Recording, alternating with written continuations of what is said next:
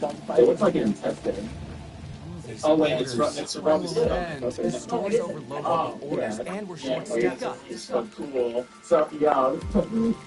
I think this might rival Cell vs. Master, my favorite episode. Oh, it's definitely. Yeah, no, These are the two.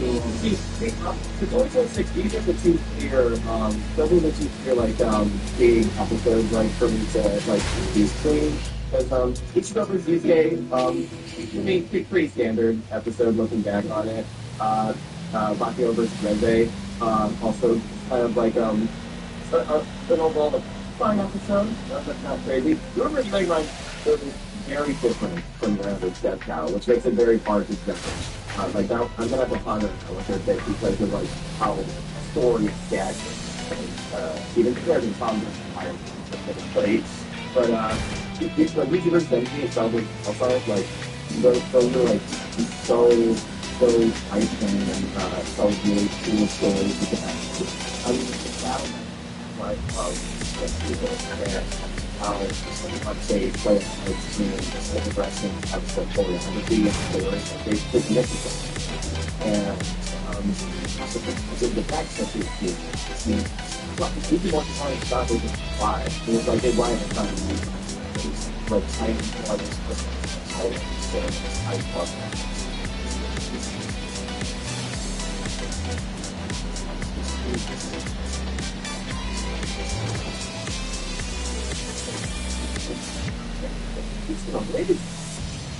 I don't know, they felt very, they didn't understand that.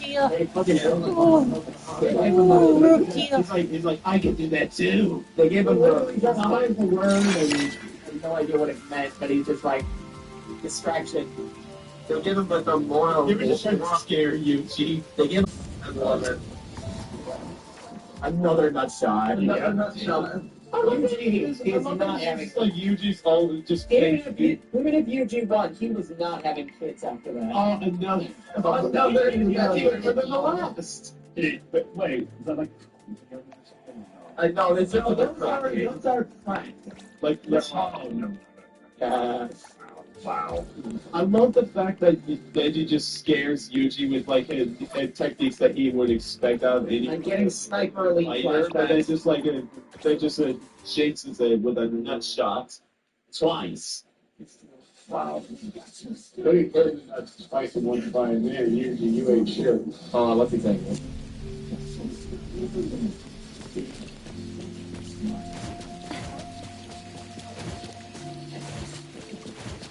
Oh, God, I love the way he delivered that line. This one, you can scan every single tooth off of the chainsaw by grabbing. That's when I thought he was gonna win. No, I thought he was gonna win too. Yeah, the perfect end line, to end the fight, but no. It kept going. That's crazy. Okay, admittedly that pose is a little wonky. Hold on. But I don't think we're supposed to run that long. Oh, that this part. Then he's like, I didn't even just did the ball. You can't really cut him apart. Orders. The store's Goku overloaded with vs. orders, Grand and we're Mission is short-staffed. cool. How buggy we walk in This this one again, is a stupid common up. cargo. You're true.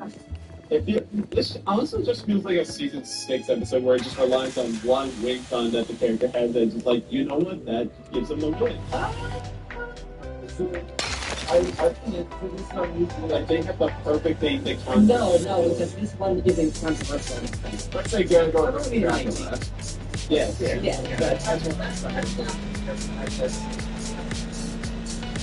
Bring it on. Oh, bring it on! Instead of talking about it, what's up to do with the analysis. I'm so happy that that's up there. And then the one still. Yeah.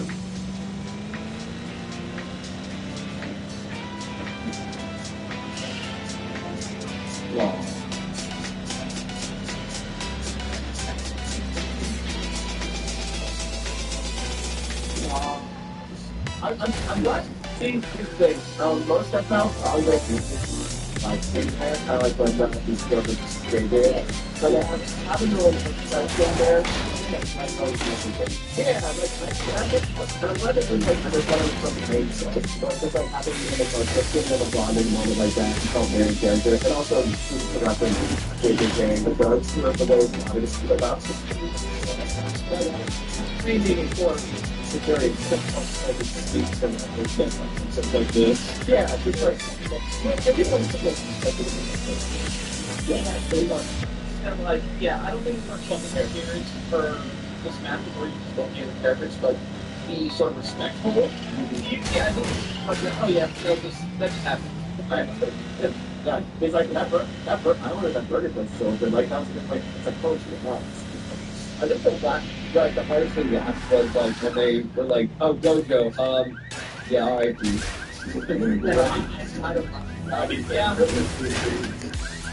Yeah. Okay, that was stupid. I love the I could definitely see the thing on my phone. I don't think the world is really decided. I like the beginner spot. Fill up the entry bias wear off. I gotta see like I prefer this over Celebrate. Recency bias. That's the term. I just think at the very least, so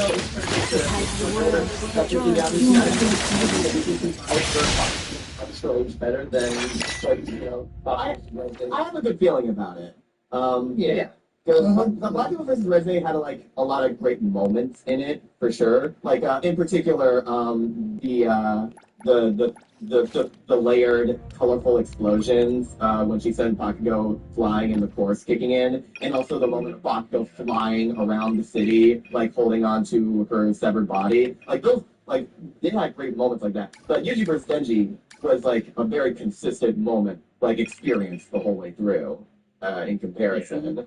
And I think so. Like compare this to Cell vs. Metal what makes Cell vs. Metal interesting is that the dynamic was deliberately one-sided for separating that one-sidedness into two halves, which is very unique for that battle and works for that specific dynamic, which is what I love about it because that's how they told the story, and also the fact that Metal Cell, the song, fit that story too, and like you could like Zach, like I told you about this. When those guitars kicked in, you told me like, oh, no song's gonna win. But like halfway into it, when the guitar solos, I was like, yeah, no, not this is where. Yeah, as soon as that butt rock started up, you knew. Yeah. That it was like absolutely soloing. And Yuji vs. Denji does something different where it is non-stop back and forth the whole way through, and the advantage state never lasts for either of them. It's a lot more like Dante versus Clive in that regard.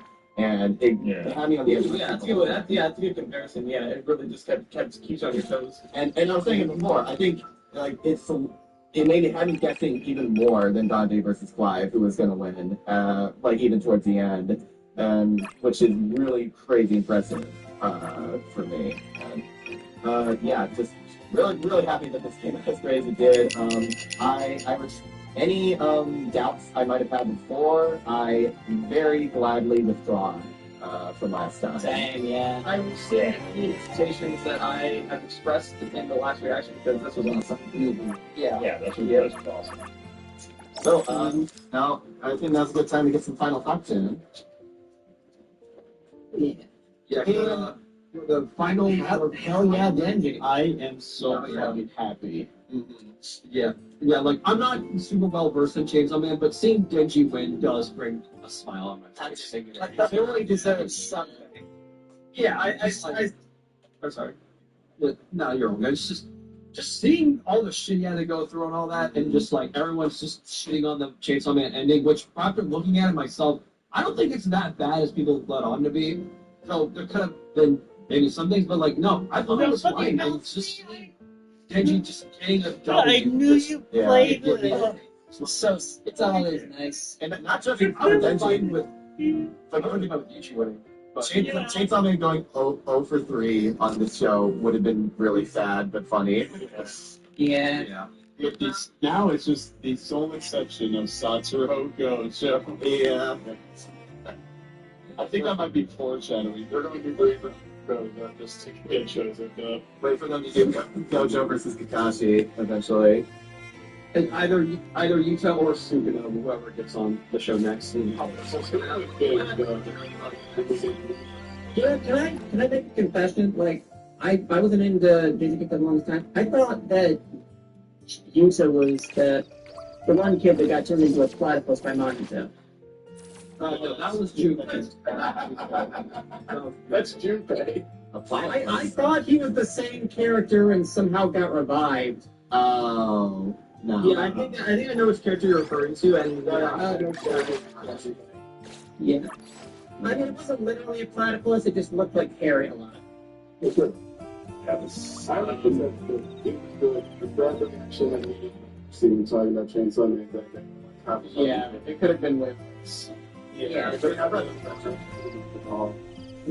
Oh yeah. I kept saying that, you know, this fucking sucks. I was just gonna. I mean, hey, the fact that you say it, I think speaks insane volumes to how good it was because, like, you told us from the get go that you were going to be picky about it, and they succeeded. Yeah. ultimately for me, I said if Dandy was going to win, I give the episode an extra point, and You did? yeah, from 8 to 10 out of 10, it's going to go to an 11 out of 10. Hell yeah. Business is tough. Recipient confirmed. My personal bunch, I'm ready. Hey! Let's make this clarity. You need me to step in. Once again, Don't forget to bill them for an appearance fee. and like giving us a amazing fight, and also really well done house scenes that made me really interested in both of the stories. Maybe the more interested in checking them out sooner or later. Yeah, very well put. I have to agree. I think eventually I'll check out Jujutsu Kaisen. I gotta get over my slice of life anime phase right now. Ooh, where did you get So this? you can't do a whole lot of You peaks and have slice of great life. taste. I like it. Yeah. Wait, shit, Chainsaw Man? Got another delicious one now. Slice of life. Oh, like they're constantly dealing with slices. Constant slices. It's enough slices! It's enough slices! okay. Fun episode. Maybe soon. My favorites. Yeah, this and as for the next time, I'm very curious to see how. So I know nothing about those characters, especially Superboy Prime. And essentially, I really only know about Seth and Thunderbolt, so I'm pretty excited to learn about them. Finally get to see some comic book panel editing after a while, because I missed that, man. Yeah. How crazy it is to say that, like, yeah, after... Now we missed Marvel vs. DC. I'm like, there's no one on this guy here. So, like, it's just so surreal. You know, to be like, man, comic game, like, most complex matchup to do it. Yeah. And I'm like, you know what? I missed this. It doesn't feel like they're like doing it for. It feels like their comic episodes been like a lot less reliant on what the big movies are. It's like an easy one to do would be Mr. Fantastic versus Mr. Terrific, but they didn't do that based on. Yeah, they felt like doing something else. I'd love to see them do Fantastic versus Terrific, by the way, but they just that wasn't on the cards yet. They're oh for sure. Yeah. But yeah, so I'm very excited to learn about those two and then get the inevitable. You're probably it's gonna be really funny for fucking Superboy Prime. Yep. Trust me. I'm sure we're gonna get the inevitable Superman, the greatest superhero of all time. But what if he wasn't? And then the alternate reality timeline shit. Bob is a science experiment, so kind of like Sephiroth, and Superboy Prime is a egotistical comic nerd.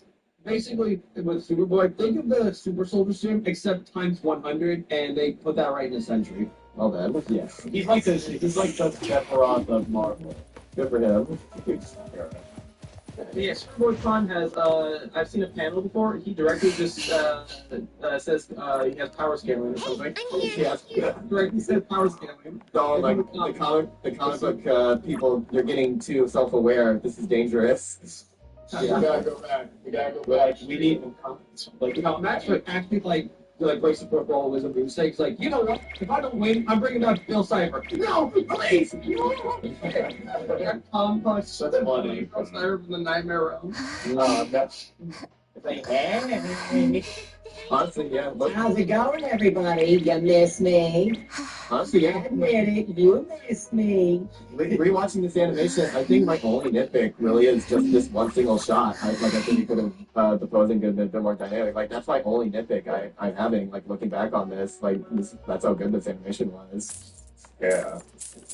So yeah, major props to all you guys. And also, this again, special shout out to our boy Electric for like debuting here.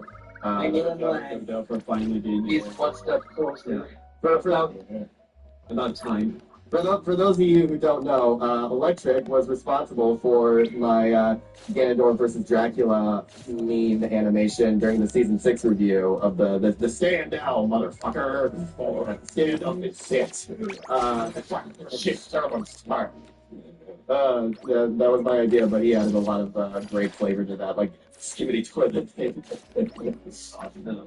So very excited for you guys. Yeah, so thank you all so much for joining us. I hope you all liked the animation as much as we did, and be sure to stay tuned for the next episode. Take care. It's gonna be. Bye-bye.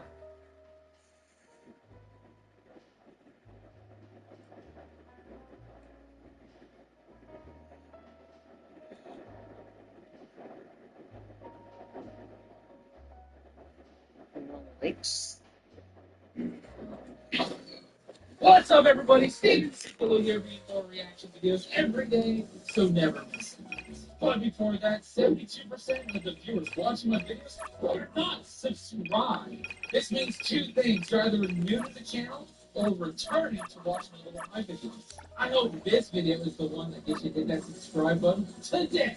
In 2025, our goal was to hit 500,000 subscribers. We were so close to hitting that goal. This year, I'll be pushing my channel and going past its limit by going for 650,000 subscribers. I'm going to keep pushing my platform till I hit 1 million subscribers.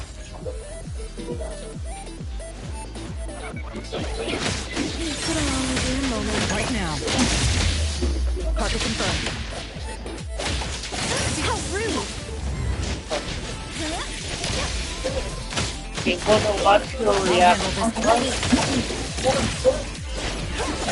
Let's finish this!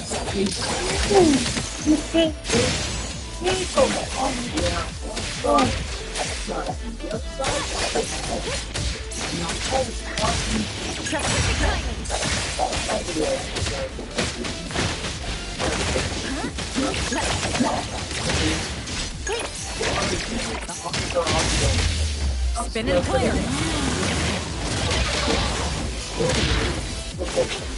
Don't worry, we have plenty of time. Haven't gone rusty, have I?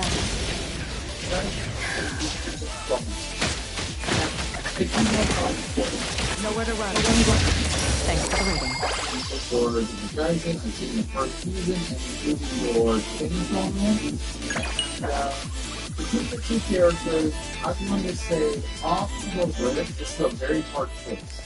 Because Denji, Leave it to me! Here I am! Form and all that stuff. Business is really tough. powerful. Every little thing Has a lot of counts. perks that would be very tough for Yuji, I think.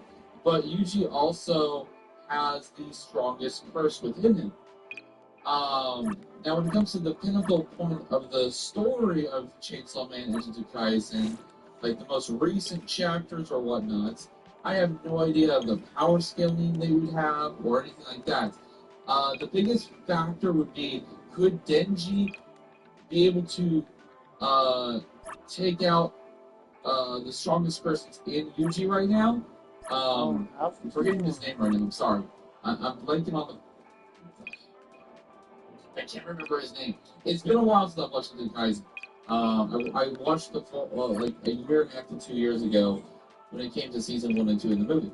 But I'm forgetting his name right now. They'll probably talk about it in the thing. But if Denji's able to somehow rip out the curse and actually do some good damage to him, then I think Denji could win this.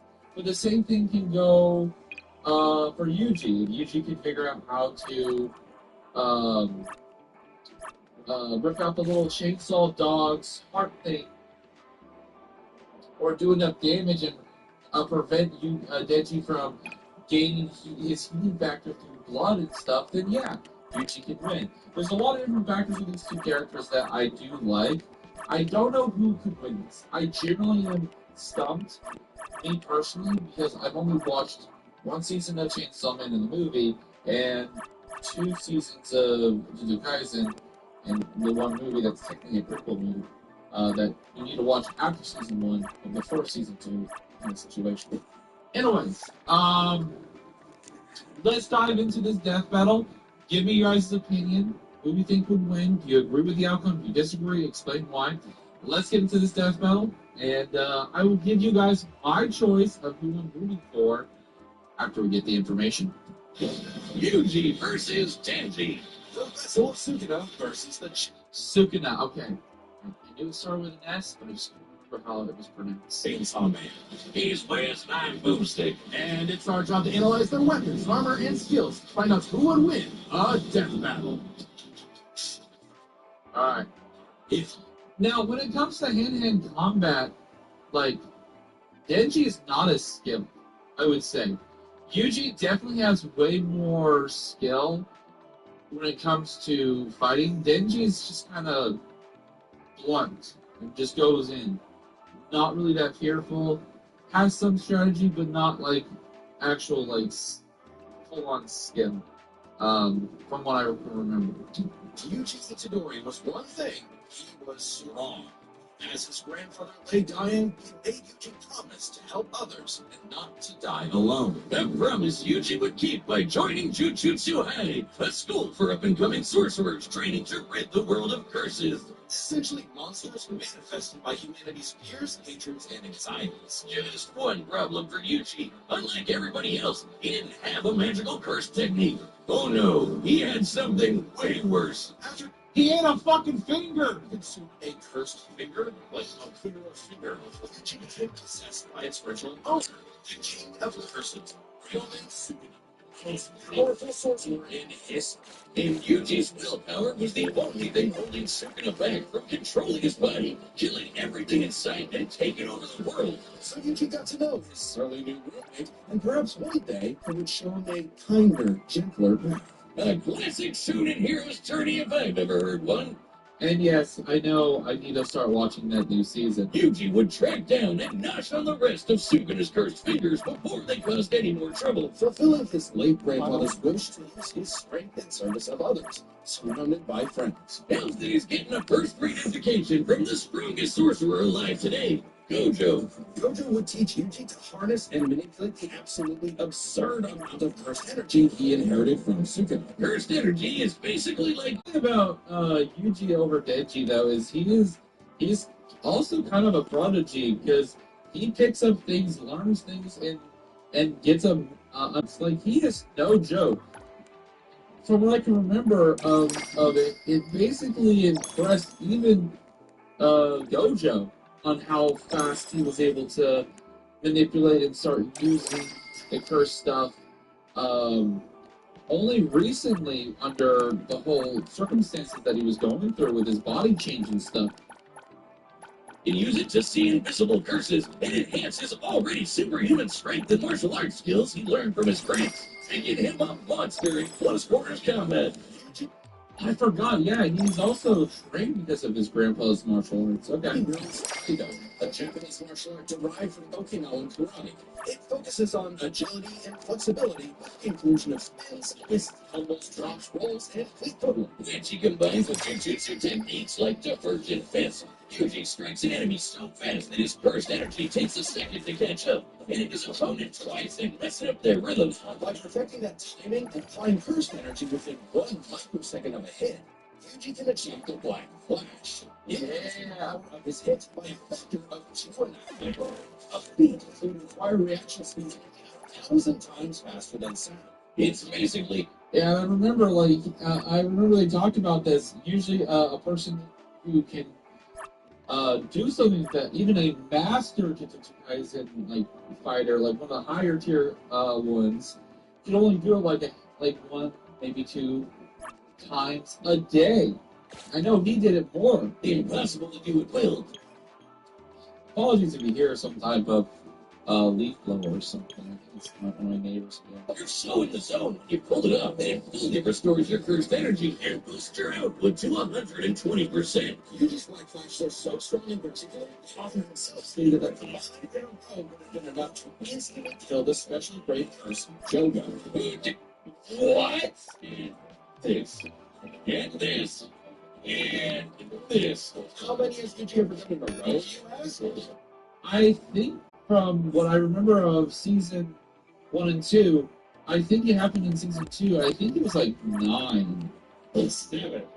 Oh, I was close. It's not even the nastiest thing about Yuji's punches. Because another soul resides in his body, Yuji learned how to target the soul himself, doing damage to opponents who could normally regenerate from his hits. Yeah, this pink-haired friend was a Jujutsu pro. Ooh, that's actually going to be good against Denji. That'd be perfect for Gojo's dream. You see, it's lonely at the top, and Gojo wanted to train a crop of pupils powerful enough to share the burden of reforming Jujutsu society. Until one fateful battle when Gojo was sealed away, and Sukuna took over Yuji's body. Then proceeded to, well, commit that whole mass murder thing he was always going on about. Yeah, turns out Sukuna is evil. Like, really, really, totally, completely, irredeemably evil. And it also turns out that every twist and turn in Yuji's life was orchestrated by the body-hopping sorcerer Kenjaku in order to resurrect Sukuna and bring about the cursed apocalypse. Okay, I don't remember that part, but what the fuck? Yuji's eyes, something he was completely responsible for. And so, having failed his grandfather, Yuji's outlook shifted. No longer would he fight to protect others, but to kill persons. And after Sukuna hunt bodies into Yuji's best pal Megumi, the King of Curses became numero uno on Yuji's shit list. Yuji's defeated powerful disaster curses on Hanami and Mahito, survived being slammed so hard that it cratered the earth. And his comfortable sources of You need me to step in. Don't forget to bill them for an appearance. Recipient confirmed. Business is tough. Every little thing counts. Clarity. You need another new day. Business is tough. Recipient clarity. You need me. What should We we did do? it. Just more HP. Maybe Business spoilers, is but tough. what the Recipient fuck? confirmed. Me? I'm here.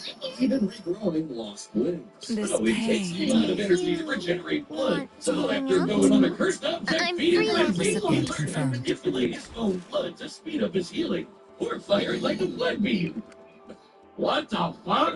Poisonous blood beam. All of that combined made Yuji just up enough to finally take on the King of Curses. Although greatly weakened after his victory against Gojo. Oh, that's Literally, Sukuna was still the de facto strongest being alive. But after hitting him with a Black Flash, Yuji actually copied Sukuna's vehicle, Gojo's plan all along. This was... With it, Yuji can slice apart any surface he touches. Yeah, we're definitely going to the realm of fucking spoilers with manga. What the fuck? Even the boundary between two souls in one body, enough hits can even cause those two souls to separate. Like a souped-up version of his normal punches. Even better, Yuji finally gained access to the most powerful weapon in any sorcerer's arsenal. A domain expansion. Basically, a pocket dimension created by the sorcerer where their ability will hit no matter what. No contact needed. If you're trapped in Yuji's domain, you're getting sliced to ribbons. All his power, strength, and righteous fury. He severed the soul from Megumi's body, freeing his friend from the demon's clutches. From Sukuna, one last chance at redemption, which he rejected before dying, as well evil, leaving Yuji to grow into one of the most fearsome sorcerers in history. Turns out that cursed objects that Yuji consumed made him part cursed and slowed his aging to a crawl, giving him decades of training and battle experience. He's spent what? Through blood manipulation, he pulled off Black Flash's champ, build, and shredded entire cities apart with shrine. Just like Gojo and Sukuna before him, he became the strongest. But what actually makes someone truly strong? For Sukuna, it's the power to stand alone atop all others. But to Yuji, it was Young's. The only reason he had survived as long as he had was because of the mercy and sacrifice of his friends. So Yuji brought together friends and allies, new and old, to create a world eventually free from curses entirely, fulfilling not just Gojo's wish, but his grandfather's as well. Because if Yuji Itadori was one thing, he was strong. Holy fuck! God damn! If there's So wait, does that mean the manga for Jujutsu Kaisen is done? I did not know that actually. two truths in this world, two universal constants, it's these. Life sucks and then you die. Especially for the young boy, Denji, who is so poor and unlucky, he doesn't even know his last name. With an alcoholic father forever indebted to the Yakuza, and a diet consisting of whatever garbage he could get his hands on, all Denji had in this world was his dog, Pochino, who happened to have a chainsaw sticking out of his face. Really putting the tear in Terrier. Pochino wasn't an actual dog. Obviously, he was a devil. Monstrous superpowered beings literally from hell that are created by and represent humanity's worst fears. In Pochino's case, the personification of chainsaws. Oh, he's so cute. Who would be afraid of chainsaws? They're the most versatile tool in the world.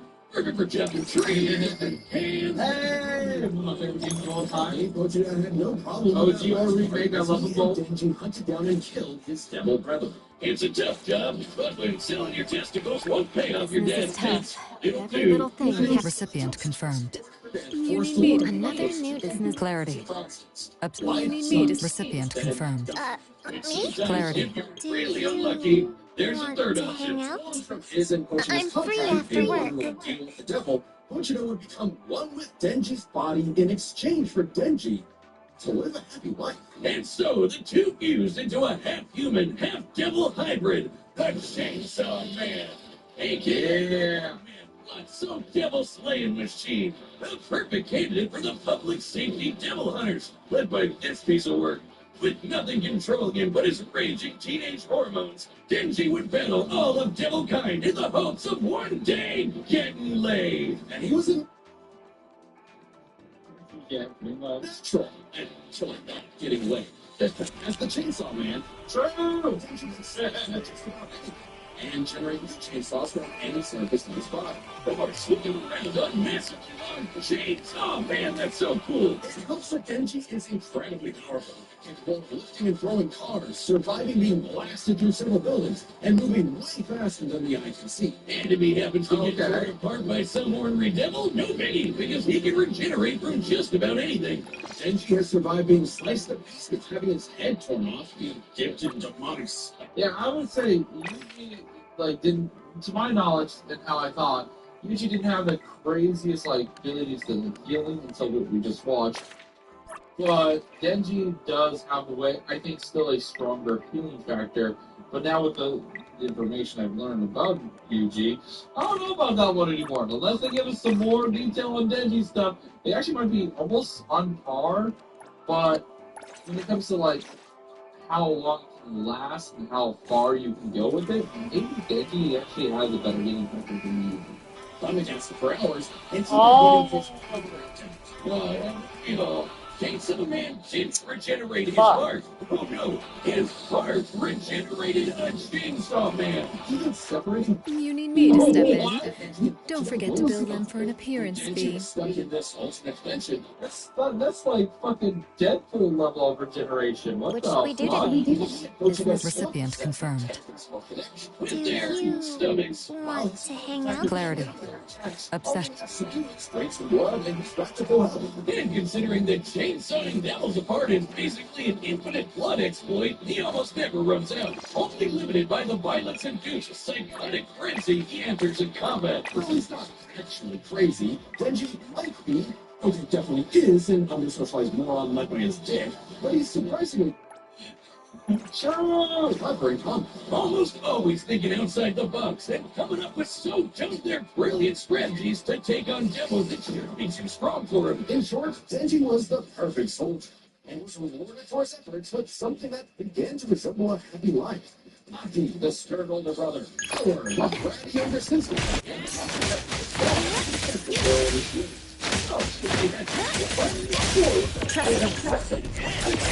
Let's finish this.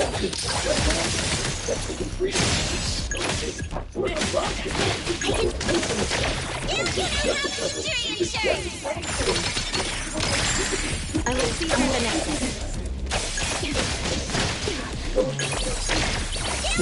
Right now.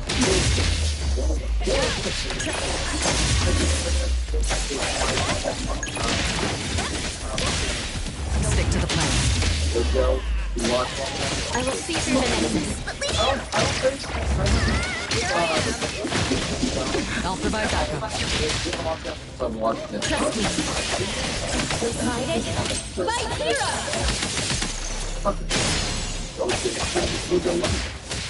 A little slower. I can hear. Let me take over.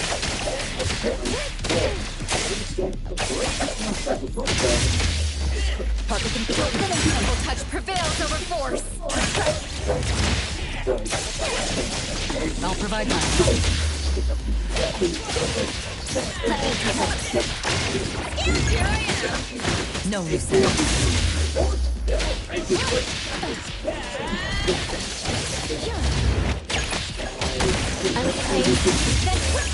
Please, trust me. Oh, did you need something? I'm not quite enough.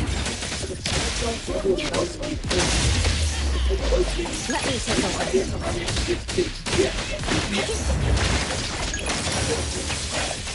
Okay, now. I'll handle it.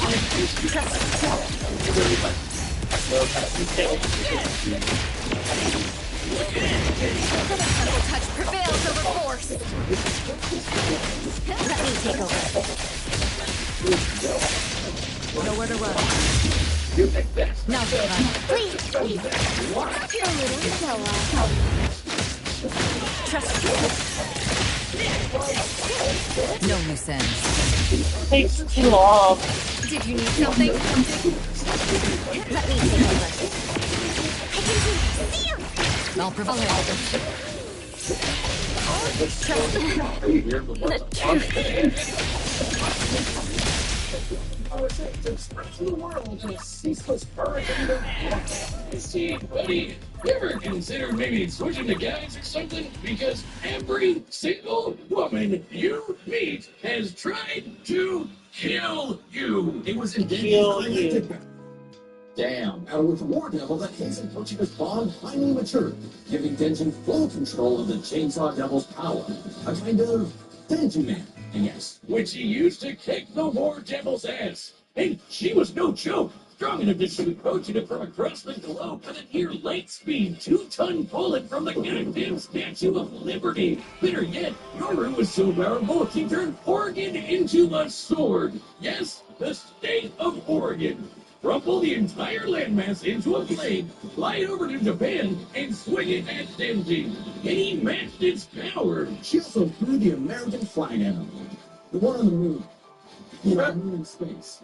In seconds. And he dodged it. With the whole world literally, what the fuck, falling apart. Gogeta realized that becoming Chainsaw Man made Denji's dream for a normal life impossible. Something Denji was always too stubborn and selfish to realize until it was too late.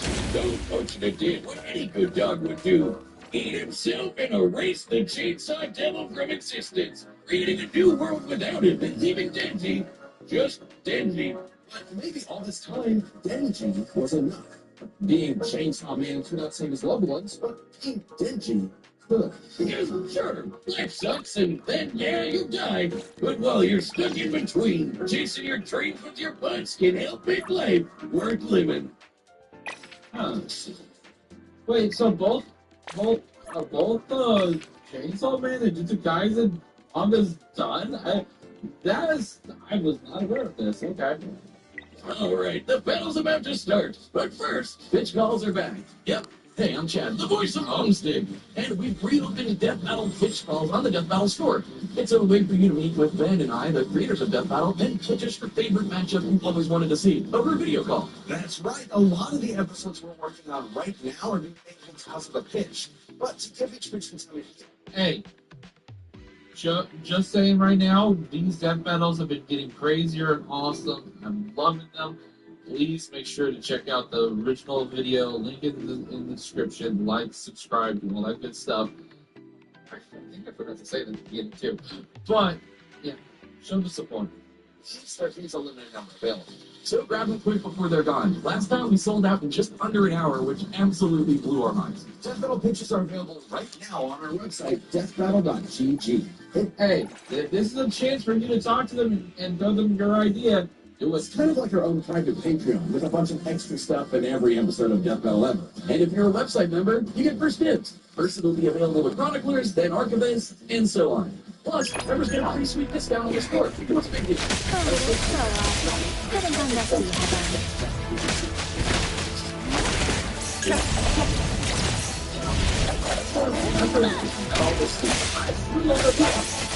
Careful. Right to the plan.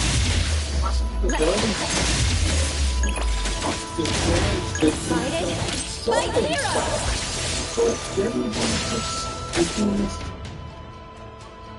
Clean up, rip off, tear off, do enough damage and stop it's not able to heal because a chainsaw has the ability to deal with that. I will see through the nexus. Let me take over. Here I am. A little show.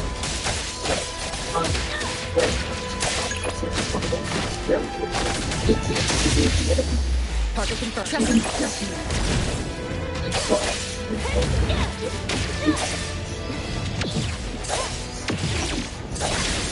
Let me take a look. What a drag. I'll handle this.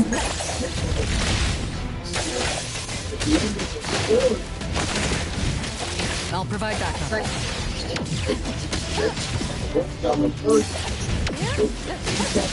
I will see through the nexus. I'll handle it. Trust me.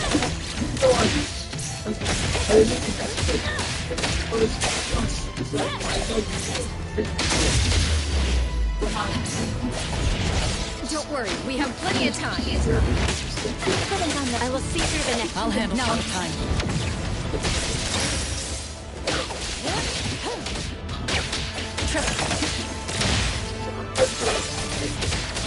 Stop watching me!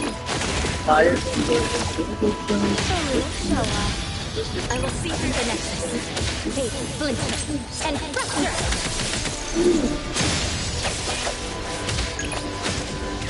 Trust me. Nowhere to run.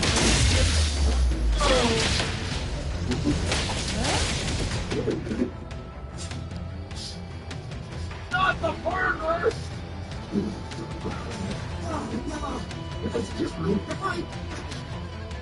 She's cut in half.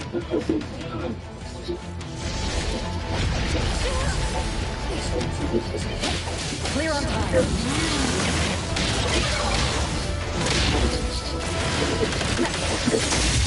I'll handle this part. Right now. Now's the time. I will see through the nexus. I'll handle this part. Let's rethink the plan. Just getting warmed up. What's with all this motion? I won't let anyone mess it up. Precious, pull yourself together. Great. Trust me.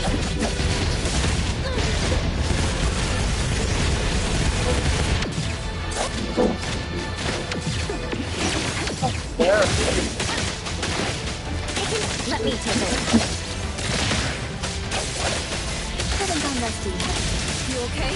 Can you still fight? Trust me.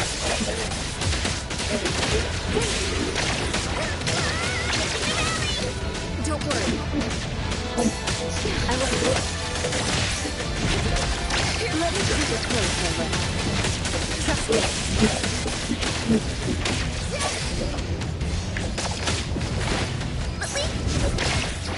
me take over. Let's finish this.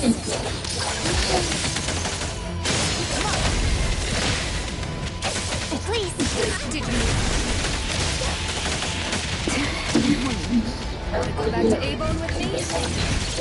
Thank you for choosing King Hosting! Trust me. I can do this. Let me take over. Please, trust Trust me. Leave it to me! Still... What?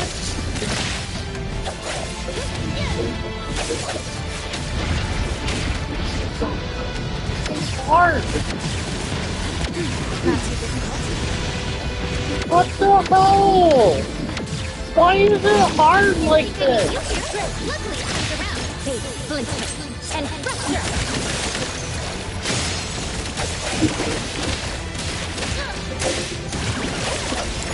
Yes! I'm like, fuck that.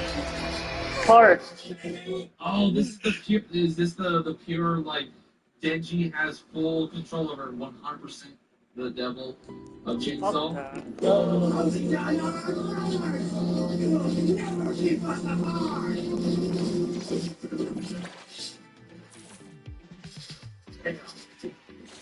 Damn.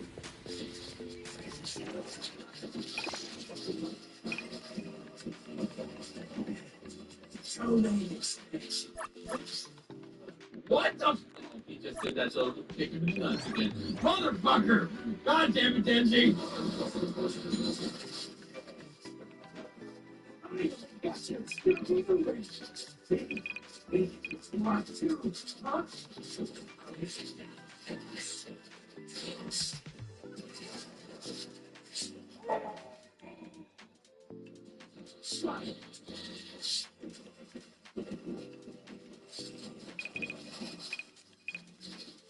Oh, he doesn't give a fuck.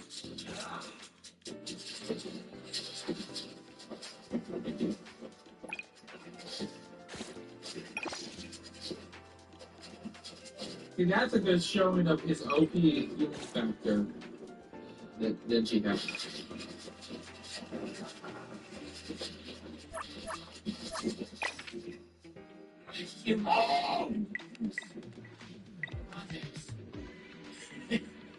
You don't see that every day. All right, don't you? I wonder if that burger place is still open. Oh! Oh! Damn it. But like I said, I couldn't tell who had the upper hand really in its entirety of like their abilities and everything. I saw a lot of ways that in my head made sense that Yuji could possibly take the win here. But it really just depends on if Yuji was able to destroy the Chainsaw Devil. I guess not. Damn. Yuji Itadori was one thing. He was strong. Just not strong enough today. Let's break this down into 4 chapters. Their speed, skill, abilities, and power. I'm gonna say off the bat though, when it comes to these, Yuji definitely has better skills. I would say that is the one I feel like he should win. Speed can be argued, abilities can be argued, and powers can definitely be argued. First up, who was faster? Yuji's greatest speed is with Blind Flash. In order to apply first energy, we need 5% for strike. Yuji has 3 times the speed set. Insanely fast. Remember that time Denji dodged that flag that Koro summoned from the moon? Yeah, the one that's over 200,000 miles away. Considering Denji's position from start to end, someone forgets that he's fast against battle. This smell of all insane things. It probably have to be faster to use against Denji in a fight. This means the flag must be over 12% the speed of light. Over 100 times faster than the Black Flash. Now, Yuji has gotten significantly stronger since that lessons, but we know for a fact that in Jujutsu Kaisen, relativistic needs are something humanity has explicitly not yet achieved. So it's pretty clear that Denji takes speed. However, I can agree with that, yeah. Yuji has made a career of going up against enemies far out of his league, relying on his skill. And what a career it's been! He defeated the king of Persians all before he was even an adult, and he continued to train and master his jujutsu techniques for decades. Whereas Denji, while certainly a clever unorthodox fighter, also can get by due to his sheer stubbornness and durability more than anything else. With Yuji's great experience and martial arts combined, he was definitely the more skilled Yeah, I agree with this so far. fighter. What wasn't as clear cut was who had the better Abilities. Specifically, how well This honestly could be a tie, but then Power probably will go to Chainsaw Man. they can cut each other and how well they can heal from being cut. So I guess it's their ability. First, let's hear a few words from the organizer. Genji's hidden factor is stronger, but also him being able to delete things from beating them. Let me take over. There are two Yuji could prevent if it was concerned. That's hard. Fighter was to most movies and pursuit big slices against his stomachs. Alpha sources of hundreds of legendary lost wings, projections of legendary planets, all of this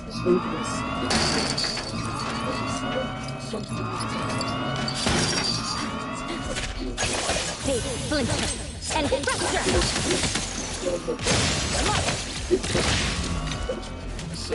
Break apart Denji, composure, and armor, and stops him sleeping.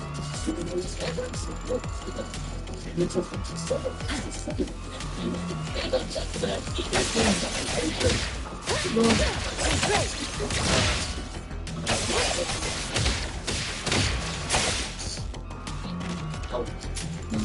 some factor because then the body will get his name. were split up. We know that she went apart. In fact, they were split up when they were fighting Makula, and he had no problem with the choice.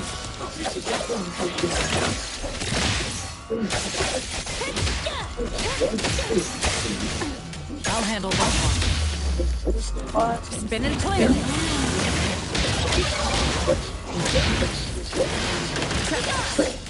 Fight it! Fight hero!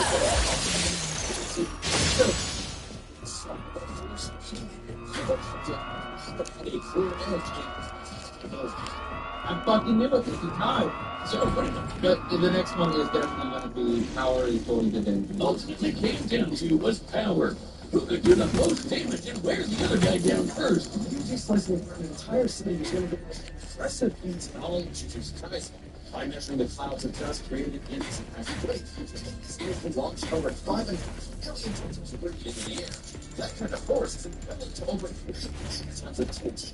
All of it was a hydrogen bomb. But unfortunately for Yuji, while he could cut apart a city, Denji was Oregon level. The city of Oregon is the 9th largest in the Union by total area, nearly 100,000 square miles. That's a huge volume. Oregon compressed a mass weight over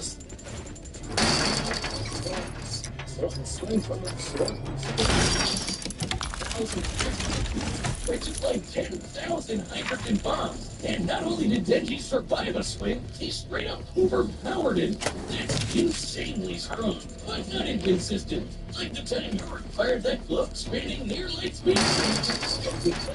Sure, it seems like but so important.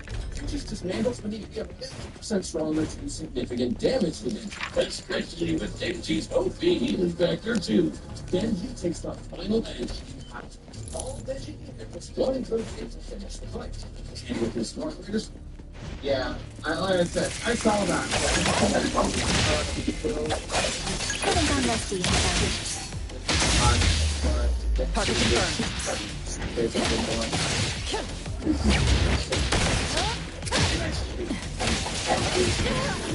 Don't let me take a closer look. Let me take a I was fine. I was before the well, this one. Like I said, Days keep growing more the more I watch whatever there's more questions on me, of course. Something's based on the characteristics of knowledge I had. I guess better. But this was a good mask for me. Yes, fellas. If you guys want to argue the outcome, let me know down below. What you guys think. Let's see if this next. Second on, yeah, fellas.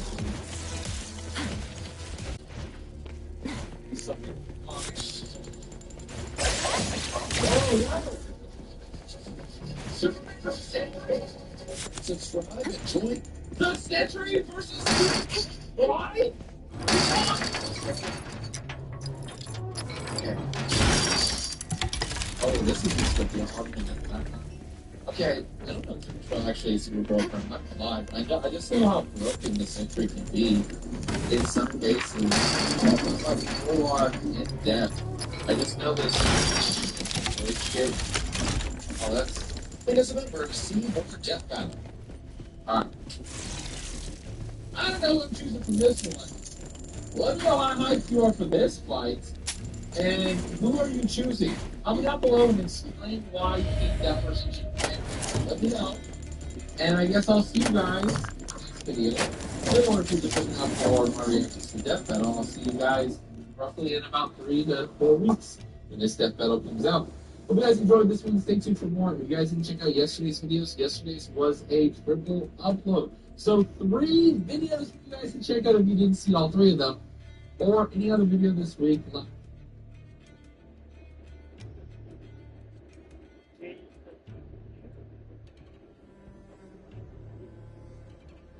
I knew you played this.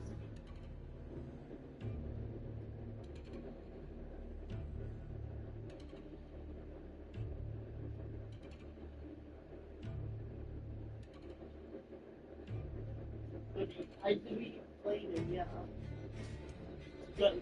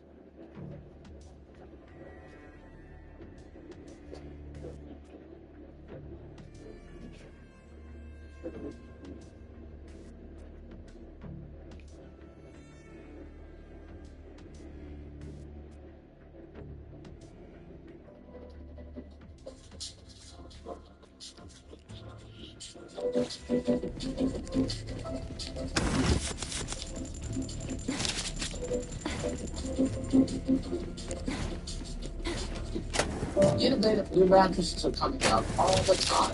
And you'll find all the latest trends at Sit and Sleep. Hey Drew, does that mean we're trending? No, Dad. Come see the latest trends from Tempur-Pedic and get a $300 gift with purchase at Sit Sleep today. Be careful, be careful.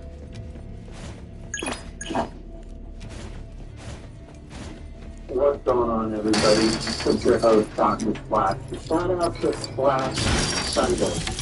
Videos are being spammed all day. Here's what I think is conspiracy for my genre on YouTube, okay? Might even be a bunch of non-stop dropping content all day, at least 10 videos will hit the streets. Why not have this for that equation, okay? This is going to be peak Century. We're taking away all the bullshit, all the bad writing, and we're getting peak Century from Marvel. They're super great fun. They're all the story in of DC. This is one of those high-power the battle. We're going to give the final answer with in-depth coverage on both, and then I will conclude at the end. This is as detailed as final boss of a battle style you can get on my channel, so definitely check out this new series, and I hope you guys enjoy Splash Sunday. Without further ado, let's begin. Now, ever since its inception, his power as the Sentry has only been limited by his mind.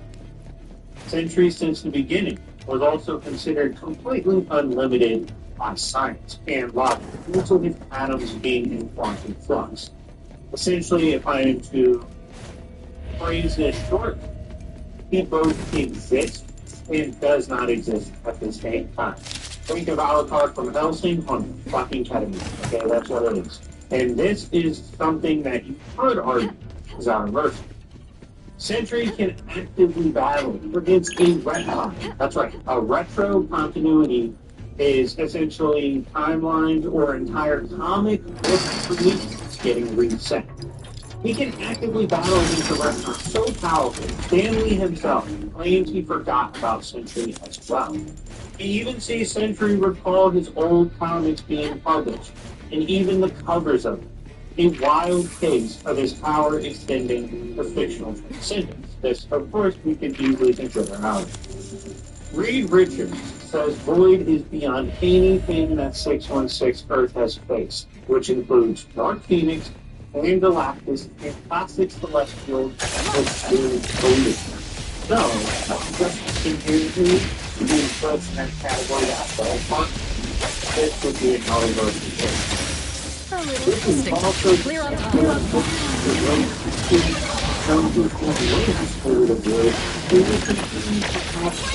Until the end of time. So, out of their control of the game. Doctor Strange says even without sex, if you don't know how much better Doctor Strange's defense to attack, putting the work on it. Easily out. Let's finish this.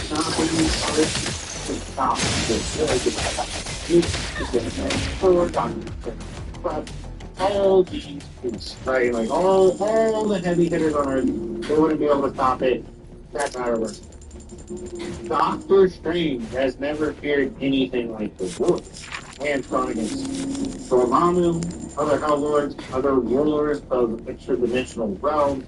Yet, this is a being that absolutely makes trouble tough again out of Earth. Absolutely fraud checks Terran with his cosmic acts. Now, I know there's going to be some people in the comments going, why didn't you label this as out of Earth? So, I'm going to keep it brief. Terrax sucks.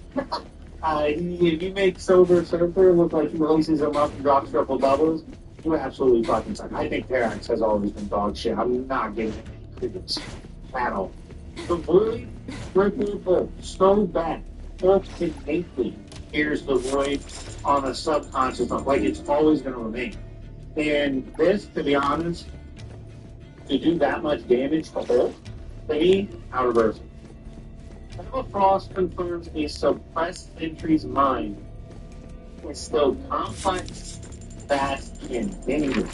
Now, in the context of what she's seeing, like she's really seeing retcon, she's seeing while he's suppressed how vast and insane this is, it's terrifying. I'm gonna give it out of Earth. In the past, he accidentally withstood the power of a cosmic cube.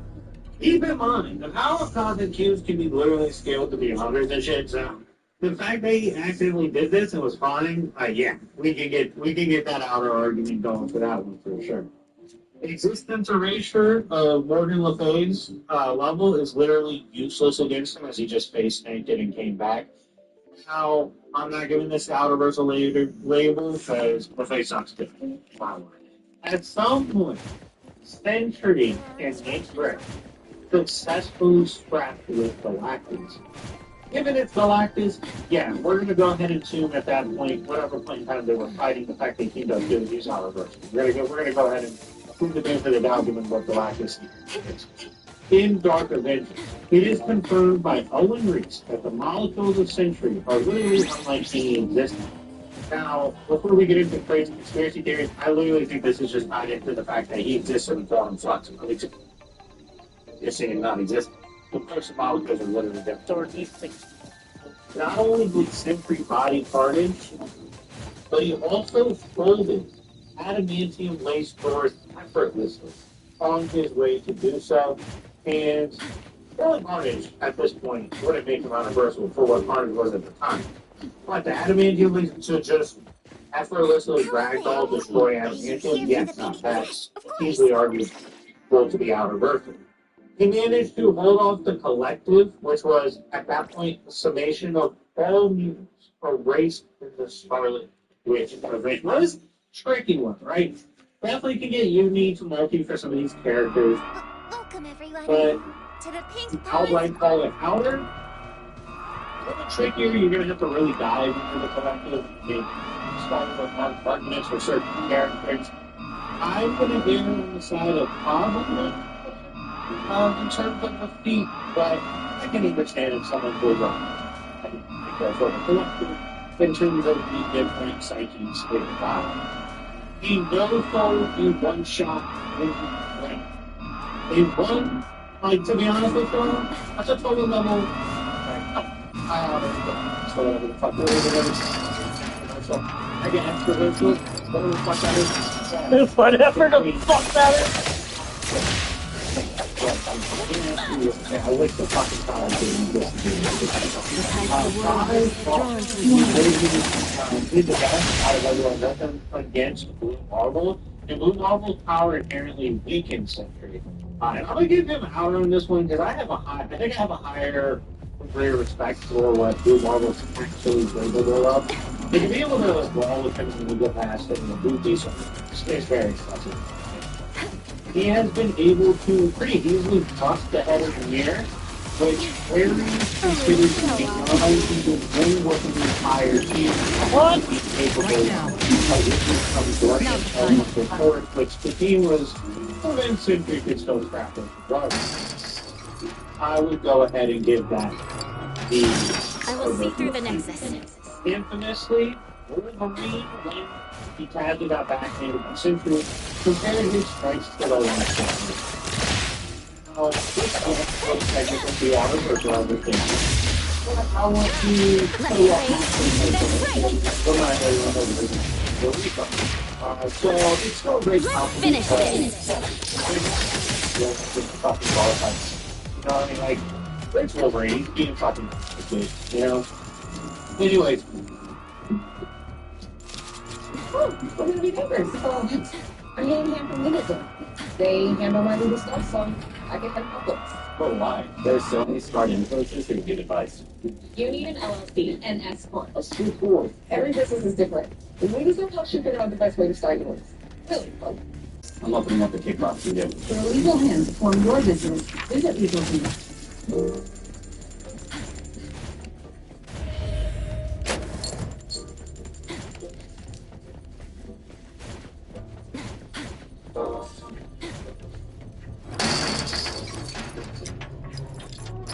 He turned Ares into a fucking spaghetti special on Thursday, and for that, even though Ares kind of sucks, you are going to get an on-virtual. For he dead ass sent him to Bahamas. That was that. Like, you put him on the fucking piece there, took him off the senses to one fell swoop. It's horrible. He was able to rock the shit out of Cosmic Cube Absorbing Man. Now, there are some people that might try to get semantical about this. Oh, how much does the Cosmic Cube give you absorb?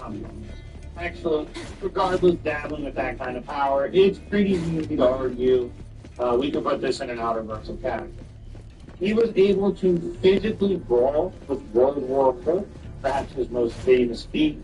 This one, throwdown. It's very outer versal. Again, check out World War Hulk is outer versal high outer. He was able to endure negative space himself, which is a fantastic passive durability feat for him.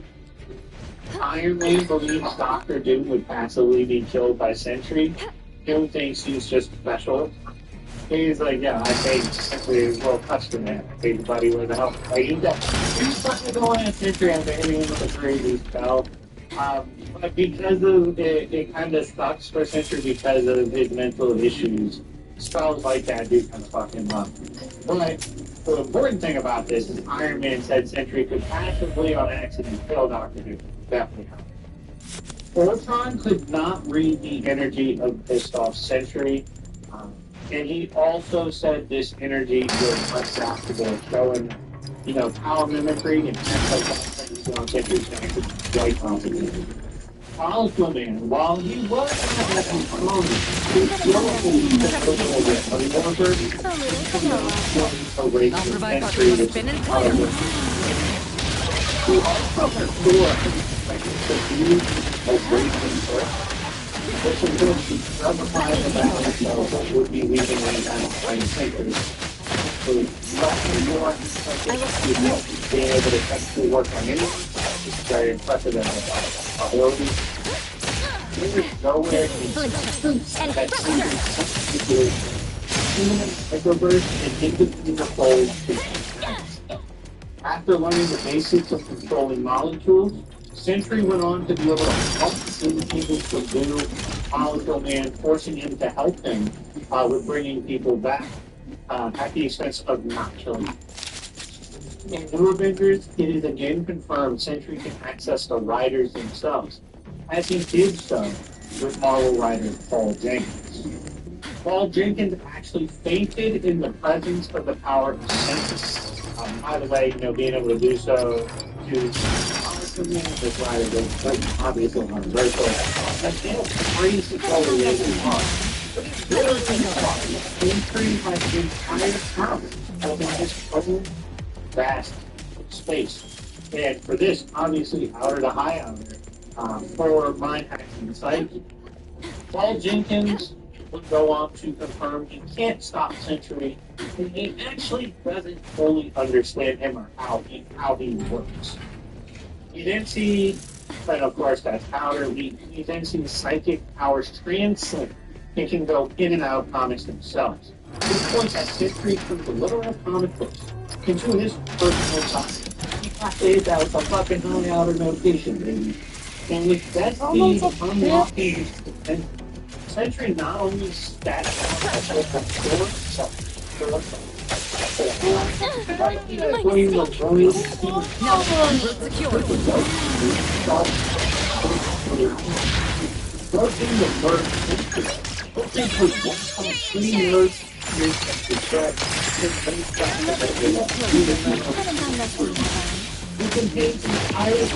not quite enough power.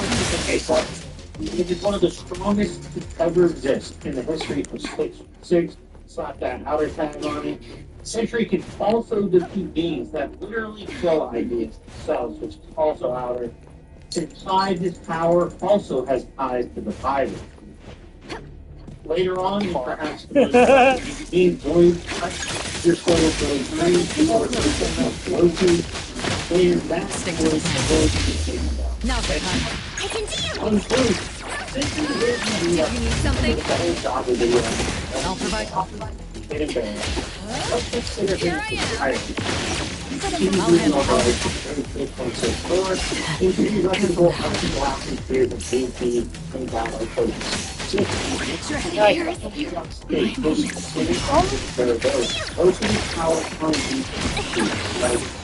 See, that's it! Raising the arms themselves. Who fucking does it? Seriously!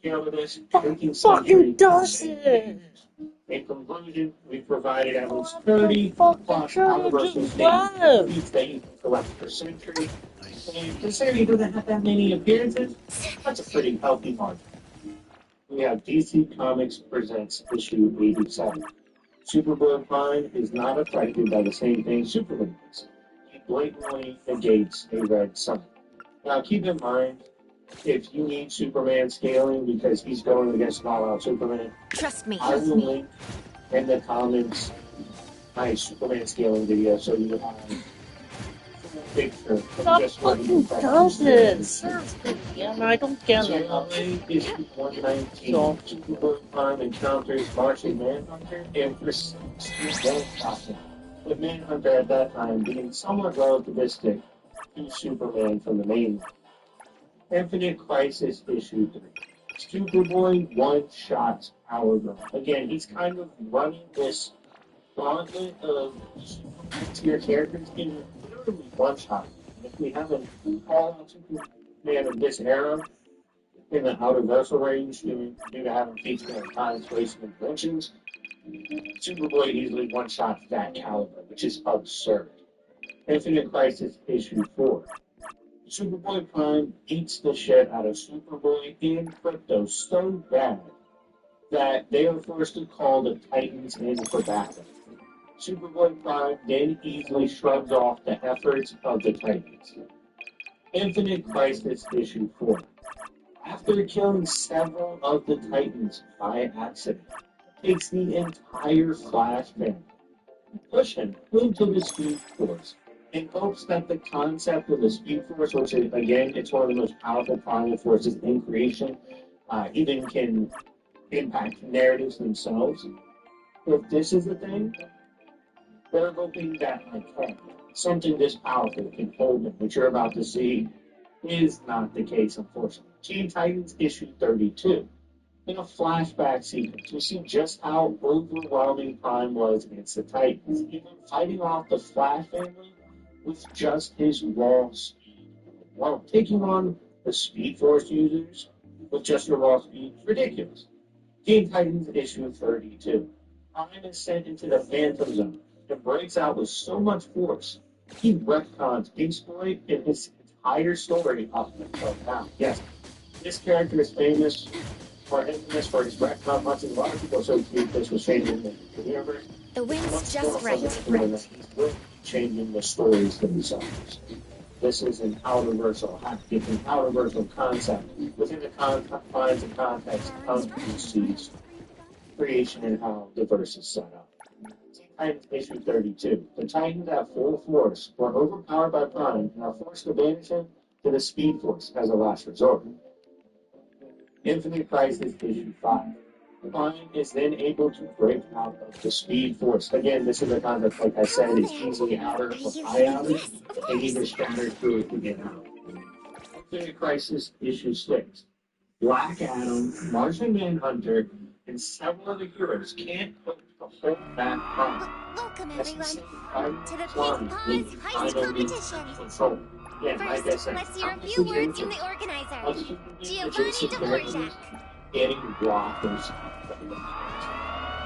Infinite Crisis 6. People beating the Titans so bad, people believe the only thing to slay them into the cosmic human power, which is not get what you attack against the DC. But the remains the anti-mind. Once Superman was thrown into it, the tower itself died. Again, if you expect to be different.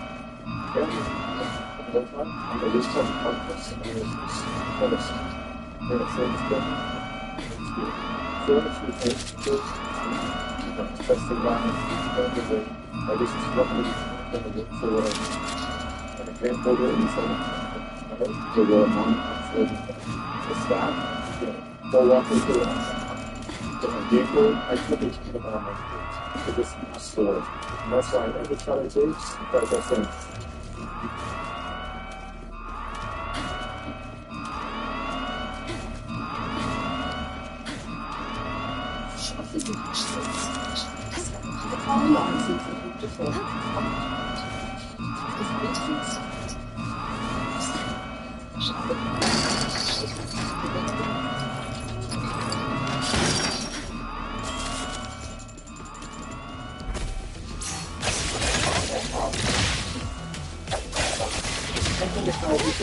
I'll handle this one. Target confirmed. So keep up.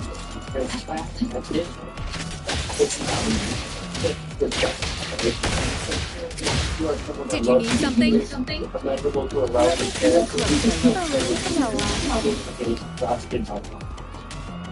Infinite Crisis issue 7.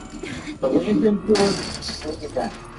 Once the wall constructed the business, it started to put its roots around it.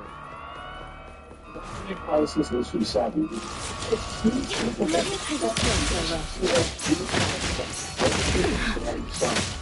I will stick with. Please. I'll provide mountain time. Clear on the line.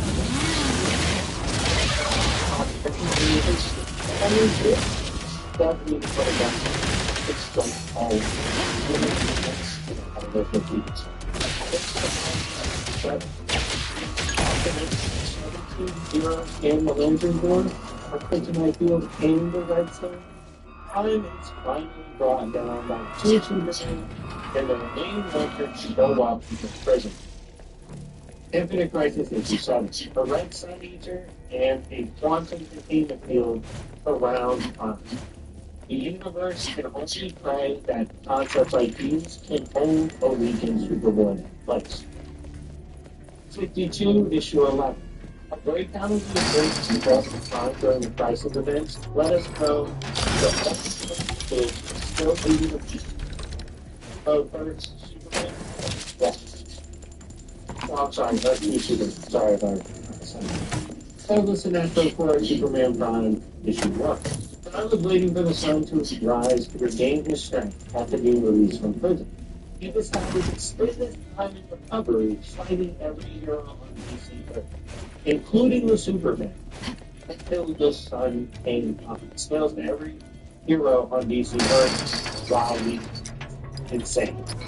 And so Superman was the Green Lanterns their most powerful weapon on Superboy Prime. Green Lantern Corps issue, and obviously if you don't know that, scaling with the highest Green Lantern and being the strongest can easily put you in another range, given how strongly most effective it is. Can be Tyon to do that. Tyon at this point is actually trying to kill Prime, which usually you don't see Lanterns do, but this kill did not. Green Lantern Prime is capable of fighting off Superman and Power Draw at this point pretty comfortably. Green Lantern issue 25. I'm one shot at one time. Take the hold off the Guardian and all of Earth's forces. Almost confident he could beat Monitor at full power with Guardian, which is his stance. Green Lantern issue 25. I'm staring through the Earth's forces. Before the Guardian is ultimate sacrifice in an attempt to destroy the planet completely. This served to banish him from some of the place in the Final Crisis, Legion of Three Worlds, issue 1. Time survived the creation and combat by the contract. Final Crisis is Three Worlds, issue 1. Time takes every building these are many beings that have impacted food, time, dimension, time, space, abandonment. All these things we can conceptualize, those threatened, it's beyond disgusting. High out and easily for those that are here. Final Crisis, Legion of Three Worlds. Superman has the resources of the multiverse at his fingertips, and it's unsure it's even possible to kill Prime. Final Crisis, Legion of Three Worlds. The Lantern is in retreat on analyzing Prime. It's just hilarious. It's kind of like an Naruto run-on-site shit. Final Crisis, Legion of Three Worlds, issue 2. This is again, this is the Superman, but created players. Crisis of Three Worlds, issue 3. Entity Vision is so strong, it can actually punch a hole through Superman. Final Crisis, Legion of Three Worlds, issue 3. Time for the powers the Legion of superheroes in its entirety. Infinite Crisis, Secret Origins, issue 1. Time can alter reality with a single punch. Its reality-altering blows echo throughout all of creation, even altering narratives themselves against the infamous Ratcon Punch. Final Crisis, Legion of Three Worlds, issue 4. Time for once feels the effects of Kryptonite and his world accidentally throw all of those around him in a rate of weakened. Final Crisis, Legion of Three Worlds, issue 1. Also, that means it's step in the race. Supposedly powerless. But we know this isn't the case in actuality. At this point, it's taking not only out of it's taking narrative eraser, structural erasure, none of it matters. Superboy Prime simply exists. Adventure Comics issue 5. Time fights all Black Lantern, but crashing through DC's headquarters, their subs, who argue with the light. Adventure Comics issue 5. Prime change a reference and the scale.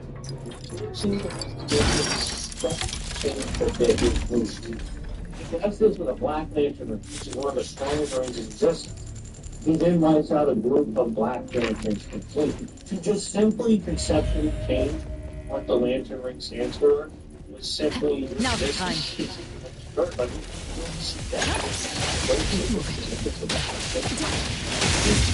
Haven't done that.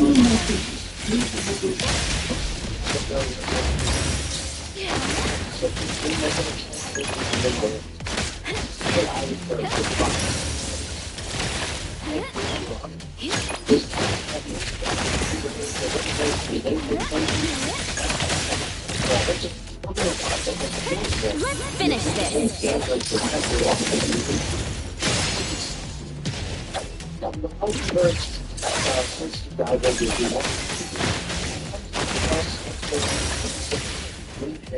With what we were doing, aka his retcon activities, which is the same scaling of the mind hacks of these characters and creation. From Knight's Death Metal issue 1. Issue 1 Time was influenced by one of the many dark forces in creation of great darkness. Dark Knight is Death Metal issue 4. Time actually survived the Soul's Wall, which is a high outer beam. Dark Knight's Death Metal issue 4. Time works on two crisis events where Anti-Monitor and Darkseid have realized their goals and achieved their power. This would be Darkseid with the full Anti-Limit, and Anti-Monitor after building all of DC. Let me take a look. I'll handle this one. Here I am. As expected. Please. Thank you for choosing me. I'll provide that. Spin and clear.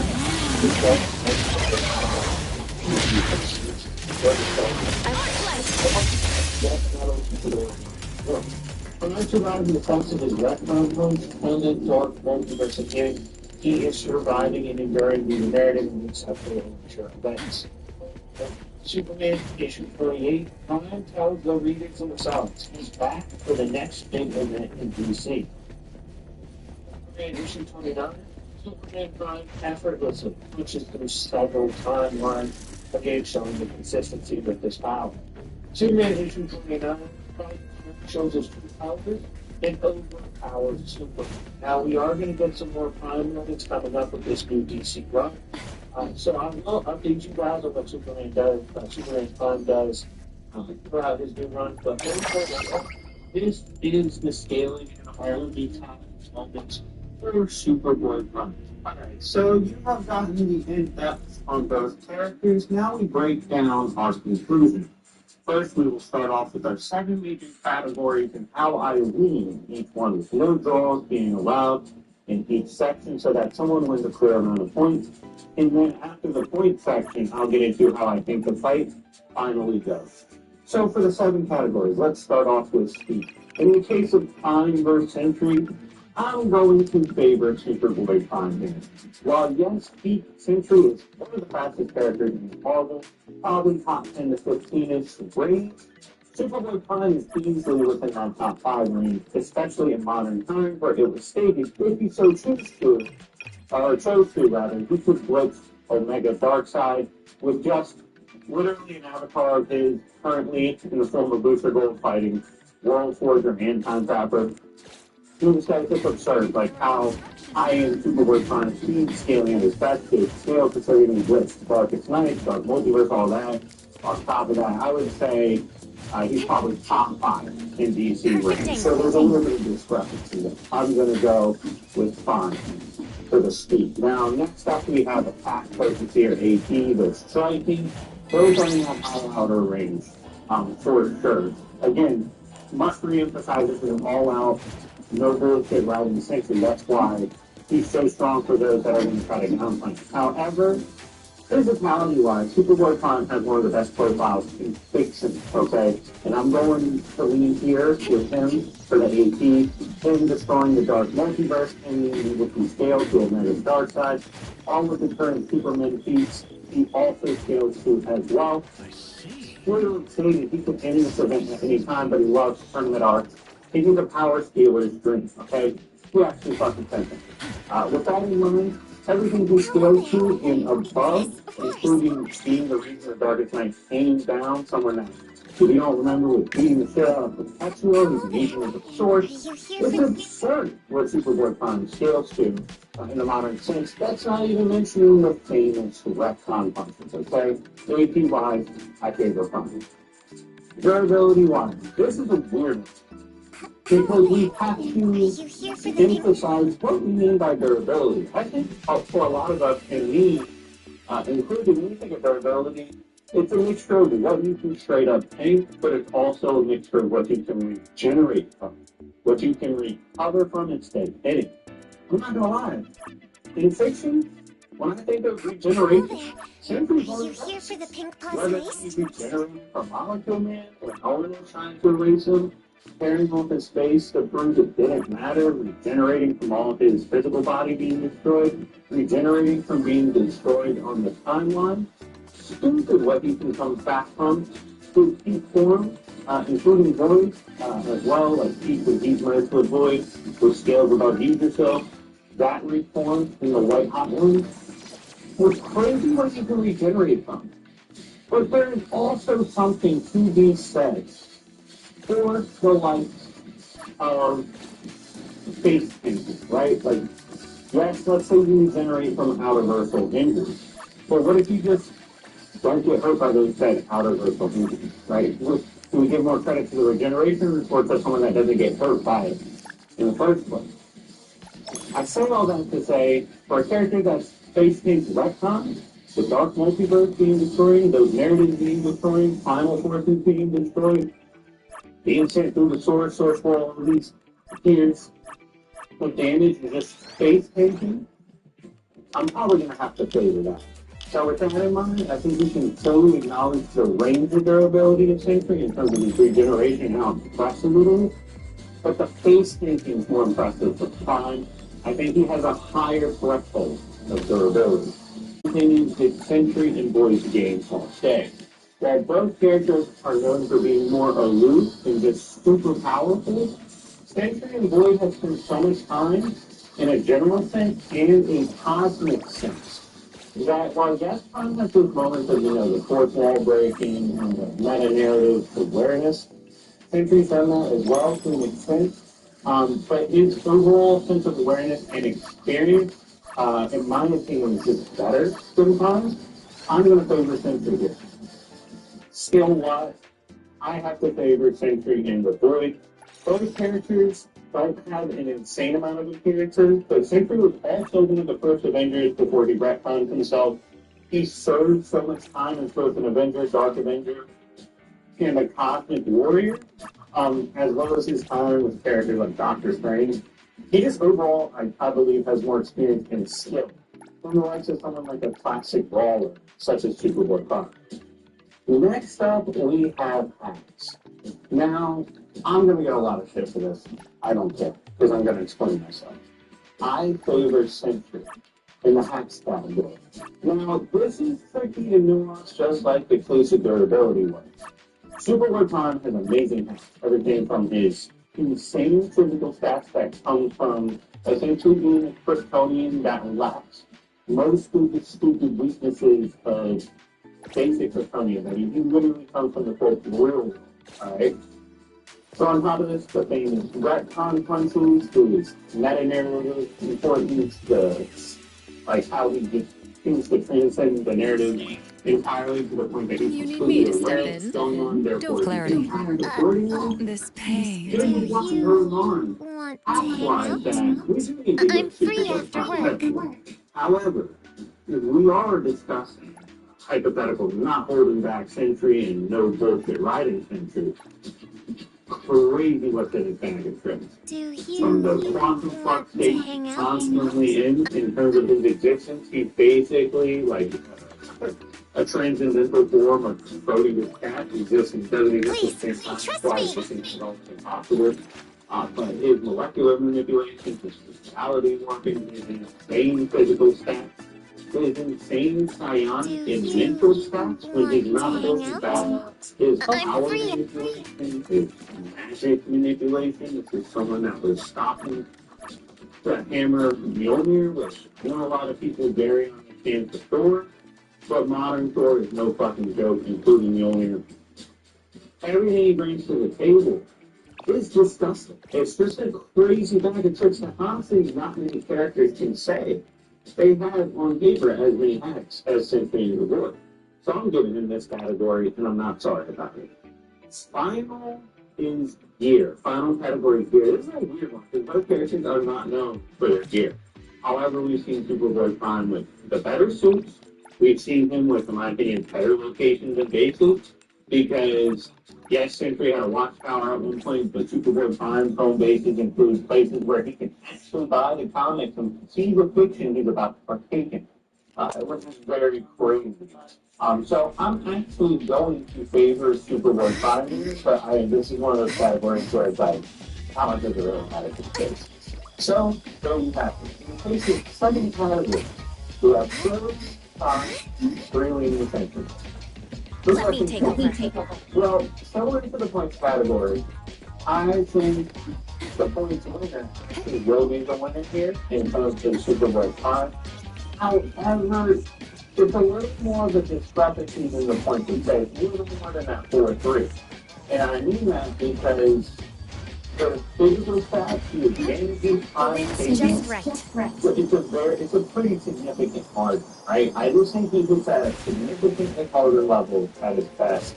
And I think his stats are significantly better at his best. And it's going to be just too much for even peak Sentry, peak Void, to actually handle. While peak Sentry is one of the strongest characters in all comics, so is Superboy Prime. He's even more bold for the picture. So in the end, I favor Superboy Prime. That is my 5 minutes. But anyway, guys, let me know what you think in the comment section down below. If you agree or disagree, let me know why. I hope you guys are excited for the rest of Splash Sunday. I'm looking forward to giving it to you. And yeah, anyways, there's Dr. Splash. And remember, the rules is true, bitches.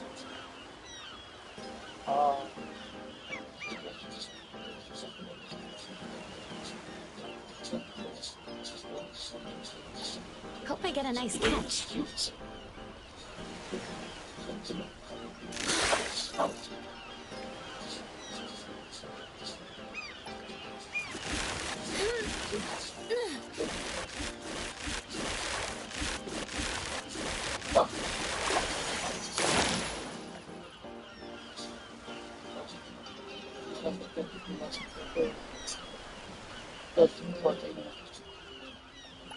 That's a good spot.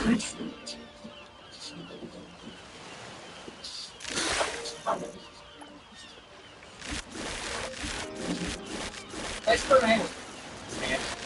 So you always sound different. Or it makes me much appreciated. I like getting variety. Yeah. Hope I get a nice catch. Gotcha!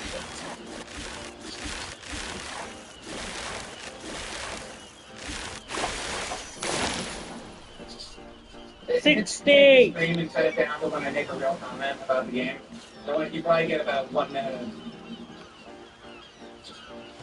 dialogue about my thoughts on the game. If you condense the whole, like, whatever, 3-4 hours down into, like, a minute or so, and only cut together when I'm, like, actually being serious about the game, yeah, I think you have about a minute. Hope I get a nice catch.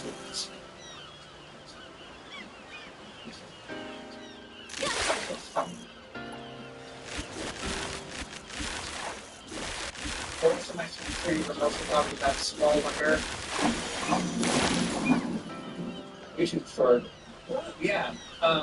You know what I love about YouTube shorts is so let's say I took this let's say it's a 4-hour stream or this take a 4-hour stream and then you go through the entire thing, take 4 hours of content, and then you cut out just the first one talking about the game. So you watch the whole 4 hours, cut it down to just a minute for YouTube short. So maybe it'll take me, I don't know, to go through all 4 hours. Well, I guess it would take 4 hours, and I'll watch it for 4 hours to cut to just those parts. So an extra 4 hours, you can do in this game, cut that down. You may scrub through it and go a little faster, but so like let's say an extra 3 hours. Then I gotta export it, and then I gotta upload it. So anyway, so by the time I get that YouTube short uploaded, the YouTube short will come out, and let's say I put it out and it gets, I don't know, 80,000, let's say it does well, it gets 100,000 views. That'll be about 14 cents you'll probably make. I'm going to give you guys some real statistics, actually. Let's do this. You guys want to see some real statistics on YouTube shorts?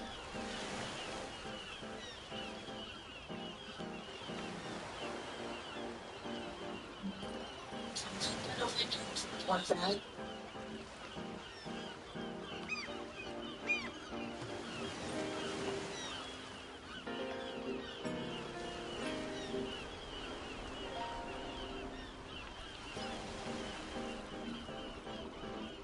What's going on, everybody? It's your host, Dr. Splash. We got a ton of content going now, and I'm going to be honest with you, a battle that was voted in the server. I love it as an all-out war.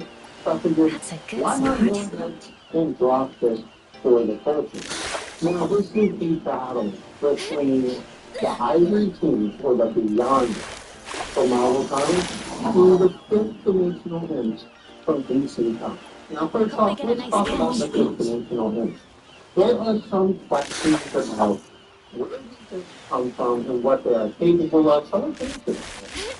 The Fifth Dimension is the dimension of pure imagination. It is not something that coincides directly with the Fifth Dimension in a sense, but rather all of space and time and everything that consists within it, even the gods, mythologies, and stories. All of these things collectively would technically be below the Fifth Dimension, because to have all of those things would require the imagination, aka the flood that flows between all things in creation. Everything you would see typically in the manner of creation, imagination would flow through all of that. The only things typically associated with being above the realm of this size and structure would be concepts like the image of an occupied to be that way. Common uses of the highest degree of the greatest forces into Funny blue. for example, the greatest of the people interact with the Fifth Dimension. Monitor spheres, Fifth Dimension, God level, of course, has been shown, been stated to go into the Fifth Dimension. So while it is insanely impressive, it's not infallible. It's not the highest point in the DC cosmology. However, it's high enough that it should share versatility. These are beings that are inherently above basic concepts of life and death, and stories themselves, narratives, gods, all these things are below the Fifth Dimension. They are things, beings like the imps can mess around with, take up as archetypes, and play princess. I mean, they literally dress up as gods in higher beings as prince. Now, speaking of prince, there's a big part of being a Fifth Dimensional imp that people don't really discuss when it comes to things like Steam, how they operate, and how they would operate in the Versatile. Which is, they have some self-imposed laws, which includes everything must be done in the form of a prank. A prank can be mean, it can be fun, it can be nice, They can be dangerous, they can be lethal. Whatever it is, it has to be a thing. If you break that law, then the other imps are not on your side. So that can be a fact. And how they conduct themselves when it comes to warfare and going against other beings. On top of this, not all of the imps are seen similar to the Beyonder that so not all the imps are mainline characters or ones you typically see in a ton of stories. Rather, it's a bunch of backdrop members of the race and some heavy hitters, mainliners like Bat Knight and Mr. Mixie. They are incredibly capable, and we don't really see a lot of imps get beat when it comes to their power. We have seen stories of Lobo killing them. He found a way to kill beings beyond the concept of death, which is crazy to them. When the dark multiverse is breaking through, reality is crashing into the force wall breaking down and whatnot. All of this was causing creation to go crazy, basically, by all insane imagination. And this was actually killing the imps as well. So while they are insanely powerful beings that can go beyond time, space, even hyper time, which is a higher narrative construct, and part of that, even the stories themselves, they aren't unbeatable like you would think. There are stronger characters out there. It's just not that many of them. But with the Beyonders, or the Ivory Kings, all five have beings that would be stronger. Let's get into it. Now, these beings, similar to the DC situation with the imps, they are some of the higher types due to the Celestials themselves. The Celestials are above time and space, standard forms of creation, and they're the reason creation is even there. But in their first war, they actually destroyed narratives and all the basic archetypes that existed at the time. And after this, they said, okay, we need a way to keep ourselves in check and to keep ourselves from doing that again. So to answer this, they went ahead and created beings that would actually usurp them in power and be capable of taking them down. This power was taken from a higher being, such as the White Hot Room or True Phoenix. That's that level of power. But regardless, we put that and we created the Ivory Kings, or the Beyonders, with the idea implicitly being these beings could, they come from the Morpheus shards, the second cosmos of others, but these beings would be capable of stopping them from wandering out and destroying them. And these beings were crazy powerful beings. Now, the first couple interactions we saw in Murder with the Ivory Kings, even someone that was insanely entertaining in the history spot, read the secret wars happened to them in the book, and had power that even Galactus was like the insect at the time. He popped up on Earth, he told all the Celestials to fight him for a fight, beat the shit out of them, okay? He was someone that eventually took the likes of Molecule Man going all out while also having backup to be able to stop them. Now, of course, we call him Pre-Retcon Beyonder, the power of the Beyonders and where they stand, and where Pre-Retcon Beyonder even stands changes, right? Because at first it was introduced as if it was just Pre-Retcon Beyonder, acting as a pseudo god. But then we find out there's more to it. There's actually a race of them. In fact, he was just like a baby version of that race. They, in fact, exist in the Beyonder. This is above creation itself and above a place like the neutral zone, which would be beyond time, space, and all these things. Now, in this beyond, these beings are wildly capable. I mean, our first interaction outside of Pre-Retcon Beyonder with the Ivory Kings themselves, in which we saw the race name that, they took on the likes of the Liquid Moon, the cosmic judge above all the gods of all. He is the judge that works for the one of Allah himself. He got taken down, got jumped in volleyball by the Ivory Kings. Across all of creation on every level, he actually lost that battle and went down.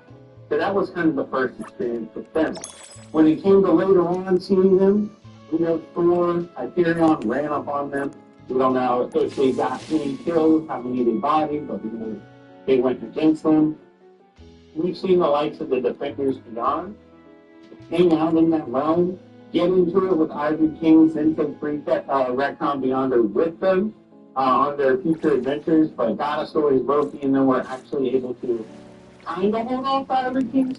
Blue Marvel actually melted the physical representation of an Ivory King, which is stupid impressive. But there was shown limits, like I said, with the Hints, they have limits. There were shown limits with the Beyonders when they did not want to go to the White Hot Room. They said the much higher meta-narrative value of something like the White Hot Room was a fundamental force they did not want to risk. They just don't want to run up there and potentially get taken out. And pre-Retcon Beyonder, even with God of Stories Loki, said in the White Hot Room, he doesn't scale things. So that's just blatantly stronger than him. So while the Beyonder race is shown to be insanely powerful, it's not shown to be perfect or the strongest Marvel. Honestly, a lot similar to the system in So, with that out of the way,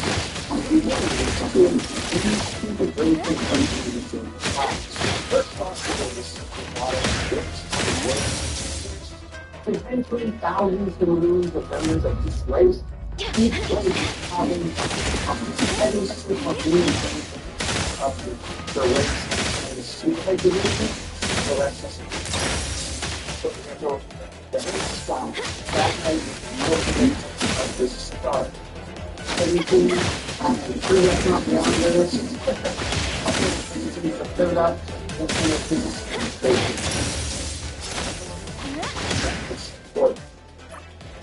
interesting when it comes down to this battle, I think both are scaling for being relevant in terms of the cosmological structures of the those to the side, the Beyonders,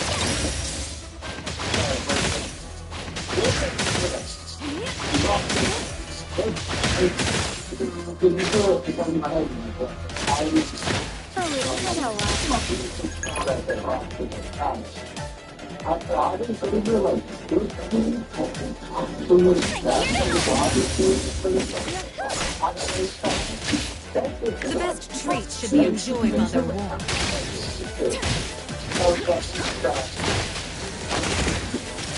Could all be a moment? The moon has set.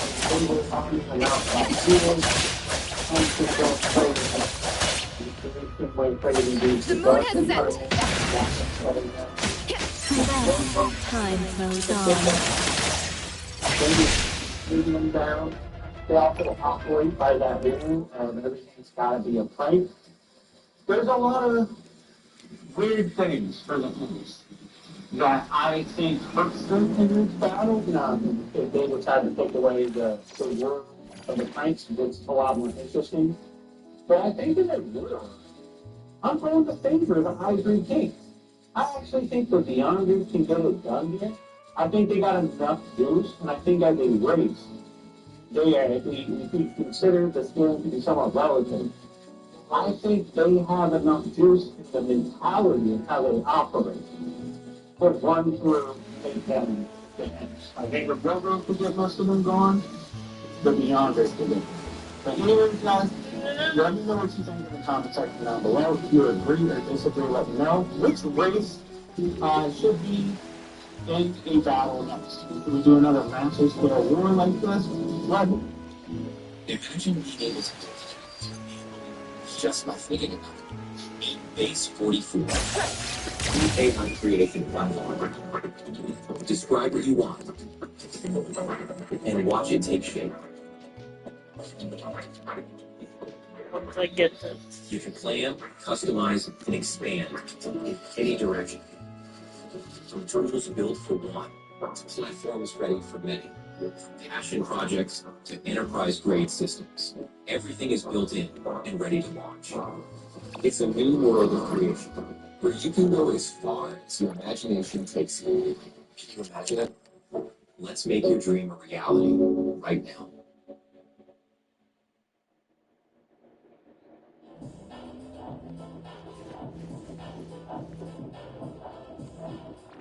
When was the last time you saw the world with guys? Like the first time you stood small, foot among the giants, or got lost in the wonder around you. Can you experience an elevated round journey through this? What's going on, everybody? It's your host, Dr. Splash, and we got a big grand scaling video coming out soon about I wanted to touch on the character we don't always talk about, and his scaling is really convincing. Not in Thanos from Marvel 616. Fuck the Thanos, fuck the outside help. How strong is Thanos really? When it has to slow down. I'm going to give you his best beats and statements. You guys let me know in the comment section down below at the end what you think. And by the end of this definitive scaling video, you should have a very good idea. Someone an expert on the best feats he has ever accomplished. With that out the way, let's jump in. Iron Man issue 55, 1972. Drax the Destroyer in Thanos' Brawl, which resulted in a planet exploding. This explosion left Drax unconscious, but Thanos was actually unfazed. Keep in mind, Drax was designed to literally beat the Thanos. Captain Marvel issue 26, 1973.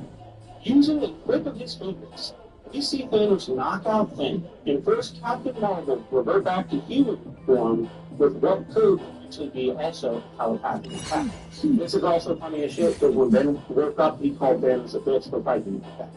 Captain Marvel issue 27, 1973. Thanos is in possession of technology that allows him to teleport with a single word.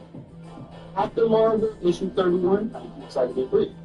He went against Moondragon when he summoned his telepathy in the universe in a mental battle that spanned days and ruined. Warlock issue 11, 1975. He goes hand to hand and trades blows with Magus, while it's stated that infinity is less than a heartbeat away from him. Insane speed statement for Thanos, as he's basically prepared outright to infinity himself. Silver Surfer issue 35, 1990. He gets jumped and attacked by Silver Surfer and really did not give a shit when Surfer was trying to put him down. One of the more impressive casual durability feats. Thanos Quest issue 1, 1990. Thanos survives traveling to the nexus of all realities, while resisting every reality possible and the effects they could possibly have. Thanos Quest issue 1, 1990. Thanos combines his energy from with the energy of In-Between and read the abstract from his prison. Afterwards, he simply backhands him and takes the stone from the abstract. But try to bully these two abstracts, especially In-Between, is fucking crazy. Look at Thanos Quest 1, 1999. I just said that weird as fuck, my bad. Thanos knocks around, includes the champion of the group. Keep in mind, champion of the universe, famous for bowling and ground for better best fighter in the universe, was also filled at the time by Power Stone. Keep in mind, Thanos' first field withstood this increasing power from the best intergalactic fighter in his fund. Cosmic Powers number 1, 1994. Thanos destroyed a mercenary army out of sheer boredom. This very same army was reputed to be the most deadly army in the universe. But they would dare that challenge to destroy Thanos. Cosmic Powers issue 6, 1994. He went toe-to-toe with Tyrant and actually restored everything he had. Keep in mind, for the context of this era, this very Tyrant was able to outright brawl with Galactus. There's a lot of contention to it, and Scott second against Galactus, not to end up throwing it to the base. But he does have some really good sides. Came out in 94, right? He gets into it with Champion of the Universe again. This time, he pops up and picks away the champion with a simple blast of the beam. Crazy. Third issue 24, 2000. We see Thanos get attacked by the likes of Fire-Lord. Now look, Fire-Lord, I get it, he's a hero. That's the only reason we can't this scaling. I think he's suffering a bit of death. We do have to, we're going around yeah, this is his thing, because I said, if we were going to take it, that's good. We really did not get it. But in 2001,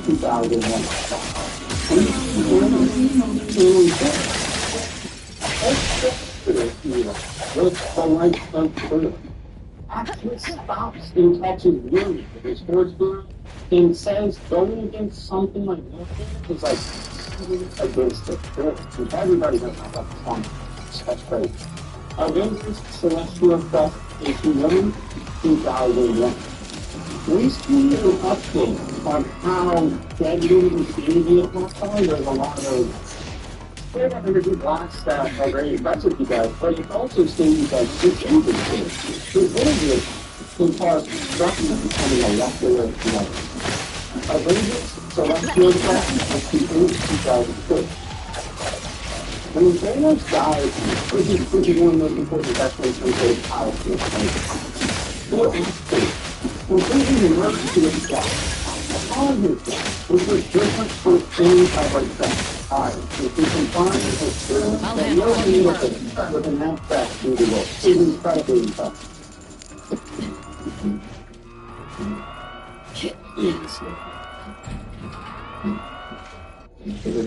The financial product designed to provide a reliable stream of income.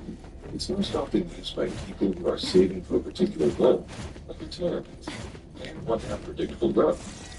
The purpose of an annuity is simple. You put money today, it grows in percent term. It becomes guaranteed income you can rely on tomorrow. Here's how it works. Simply, overseas plans. Your money then has the opportunity to grow over time and later. To receive regular payments based on the budget you receive. You can start payments right away. The further the delay, you can complain. The more time you have to go. Using release, you can create and deliver certainty and steady dependable income to power. Meet your goals, no matter how long you plan for. GameBridge focuses on two types of payments, tax-deferred and non-tax-deferred multi-use payments. And we work to small money. Give you control, peace of mind. First part here. This is the moment you get paid with time, with freedom, with safety. GameBridge. But you're good for you.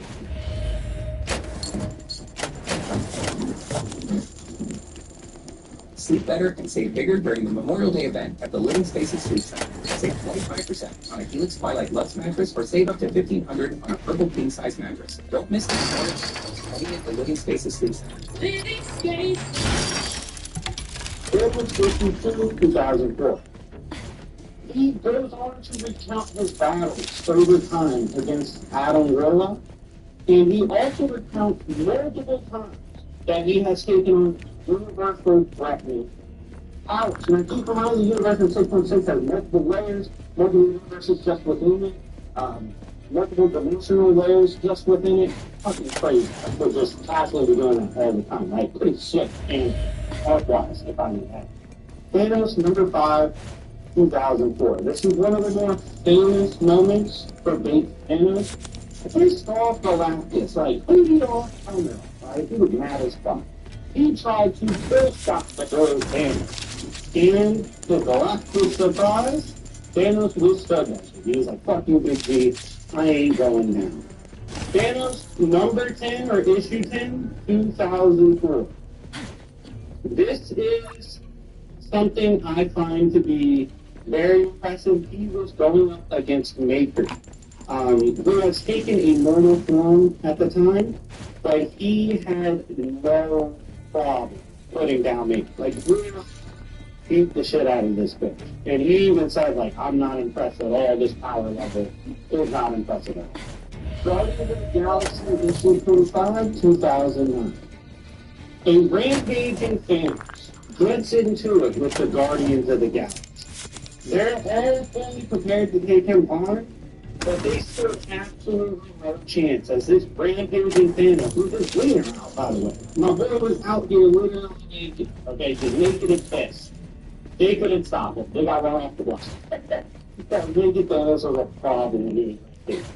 But Thanos Imperative #2, 2010. We see Thanos has extended the capability of his stuff and stuff, right? Not that he can never do this, but it's always good to have confidence of how far they can take their mentality, right? Thanos isn't just obviously capable of putting people down with his shots, but even if you have immortality like something like this, he can erase that. He can take the immortality from you, ignore it, and just kill you. The Thanos Imperative, issue 5, 2010. He gets into it with Quasar, right? The quantum power is the strongest power you could find in PG, right? And he gets killed by Thanos. Really radical. And had no shot until Thanos had flattened him, okay? The only Quasar who has wins like Silver Surfer level, insane. The Thanos Imperative, issue 6, 2010. Star-Lord and Nova pull up on Thanos. And they give it all they got, right? Like, they've got a cosmic cube, and they are trying to make a play. And they still end up dying. They're back in there and run up on Galactus, he's a fucking beast. And he's trying to break that cosmic power. And what is the thing? Insanely impressive. New Avengers, issue 10, 2013. Not that he has the craziest scale you will ever see, but Black North is one of the heavy hitters for Thanos. He's expected to fight the likes of characters of Ben Grimm, Hulk, and all that. Got one shot by an alluring Thanos, just absolutely one shot. Infinity issue 4, 2014. He gets into it with Black Bolt, right? Looking for his stomach. It's one of the best things, one of the badass things. Black Bolt's like loose. He's going to put away. And keep in mind, Black Bolt historically kept up with both here. As he's letting him loose, and Thanos is asking where this bitch and his son is at, he's like, you know what? How about this, Black Bolt? Since you want to scream with the bit, you don't want to do shit. Take your secrets to the grave and absolutely destroys him. An incredible monster. Infinity, issue 6, 2013. We see Thanos captains go through the Avengers heavy hitter and just ram the thing straight up. This included the likes of Hulk, Thor, and Captain Marvel. Keep in mind, the boy Thanos had no problem doing this whatsoever. They was going to do shit you could not know. That's big things. Infinity issue 6, 2014. He gets into it with Thor once more. And Thor unleashed. It's completely, he's like, you know what, Thor, go ahead. Let's throw hands. Let out all your gods. You're crazy. You're stupid. Oh, crazy. Come on, we should Thor, Rage, Iron Man, Doctor Doom, and totally fuck it. Okay, we're on your business, you know. Hey, you know what's going on? This? He's still with me going to put down things. There's still it's different. That's crazy shit. Those players and people and he is not close. Stick to the plan.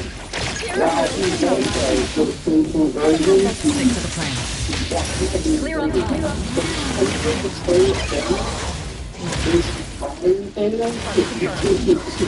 No, don't worry. We have plenty of meat. 2017. Don't look back against it. Look like that. That's Miss Poppy. And dude, let's distract him. Get him out of it. Pack that boy up. 2017. He gets into it with his son Thing, right? Now, obviously, being his child, Thing is wildly capable. But it's not just that. Thing had the Phoenix Force. They're inside the Phoenix Force. Thing shot inside the Phoenix and Thanos really doing things. What was that level? Crazy. Thanos is 2017. Abomination, we had that bad incident running down on folks who should not run down on. Ran up on Thanos and was like, hey, I got a whole plane, like, let's get it on. And Thanos was like, sick. I cared about that bitch. I still really sucks. There's one fuck you against me, bud. Beat the shit out of me. Thanos, issue 11, 2017. I already mentioned he went against Thing with the Phoenix Force and endured a kill shot from him at the time. We then see he pulls up with a rematch, a remix of the event, and literally brawl with Phoenix Force Stage putting fucking work in. It's crazy. Players versus 13, 2018. Thanos wins his versus Thanos wins his off the entirety in order to win. Stick to the plan.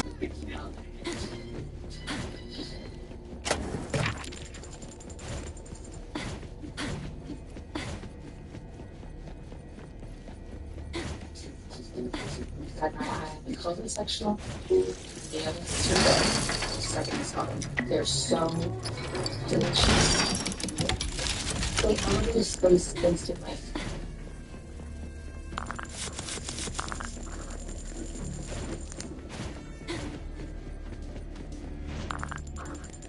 Eternals issue 6, 2021. We saw that Thanos was actually tasked with going up against the entirety of the Eternals roster. Now, keep in mind, some of these go to Thor heroes, and he's just literally worked against the entire roster. No problem. Silver Surfer Rebirth issue 5, 2022. He survived a reality-altering punch on a universal and, of course, 616 scale from Tyrant, which is a pitch-black, fully-loaded Tyrant, survives that shit, and then rocks him back. He's like, fuck you, Tyrant, you're not that saucy. Which I agree with. We don't play shit from heroes around here, alright? Thanos Death Note, number 1, 2023. Thanos is predicted by Iron Man to be vastly superior in intelligence, to be vastly superior intelligence to all beings in Marvel, and he'll actually eventually will take over all things because he's too smart. He'll essentially become Roko's vassallist and will become everything. But Iron Man does not achieve this. Third issue 30, 2023. We see that this boy Thanos, through hands with Boy. Now you guys might be like, yo, who is Boy? Who took the boys, right? He's the father of the sleepiest motherfucker you've ever seen. He's the father of the most tired motherfucker you've ever seen. That's right. This is the father of Odin. The All-Father of the All-Father. And Thanos put hands on. Thor issue 34, 2023. We see Thanos is forced to get into a 2v1 against the likes of Doctor Doom. So those are the two main big dogs, right? Thanos is fine. Thanos in the cockpit against Thor and Doctor Doom. Nasty work. Silver Surfer Rebirth, Legacy issue 3, 2024. We see Thanos goes against a worthy Black Surfer. This is one of the strongest versions of Surfer we've ever seen. And Thanos eventually is able to overpower him in this battle. Silver Surfer Rebirth, Legacy issue 4, 2024. We see him get into it with Legacy, who was supposed to be this cosmic tier character. And Legacy's like, I'm not afraid of you. Throws a punch, and Thanos catches it. It's like, I know you're not afraid. But that's why you're retarded, because you shouldn't. And just humbles the shit out of Legacy. Thanos issue 2, 2024. We see the Royal Thanos get into it with the Defenders. And this included a whole Waza being written by BKJ. It's still in the comic. This is technically fractured stuff. And he gets knocked out of the fight by Thanos with a suited glove. Thanos issue 4, 2024. He battles death in a fight that hits the literal Defenders in true fear. They're like, what the fuck? What the fuck? And eventually, we see Thanos even beat death.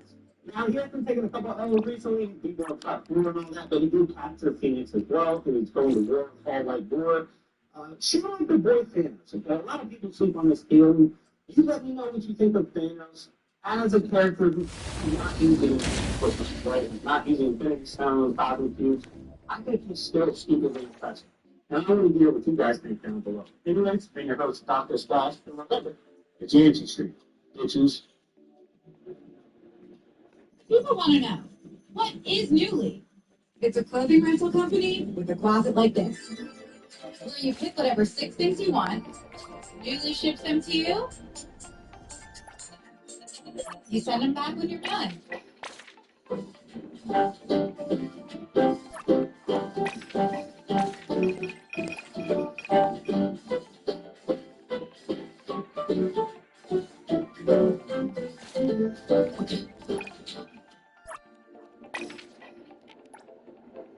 ladies and gentlemen, welcome to my official Clash in Italy full show review. And we're going to go through every single match that happened at this year's Clash in Italy. I'm going to tell you what I liked, what I didn't like, do I agree with the booking decisions, and where storylines might be going as we go towards the King and Queen of the Ring tournaments and Night of Champions. And there's a longer, more in-depth version of this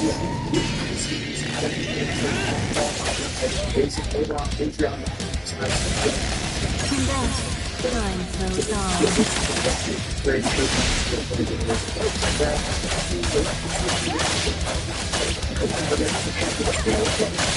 The moon has set.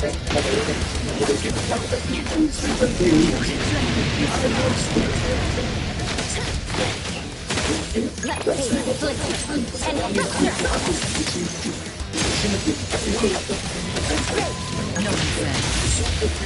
I'll handle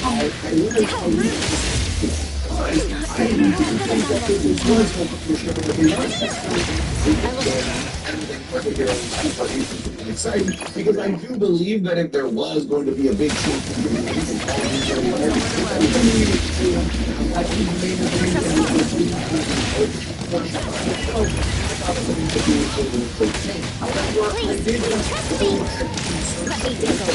Let's finish this. Watch the time. No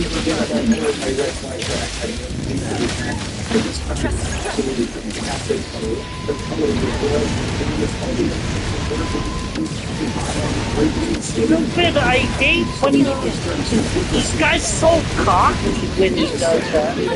He's so fucking cocky. I'll provide that. Let me take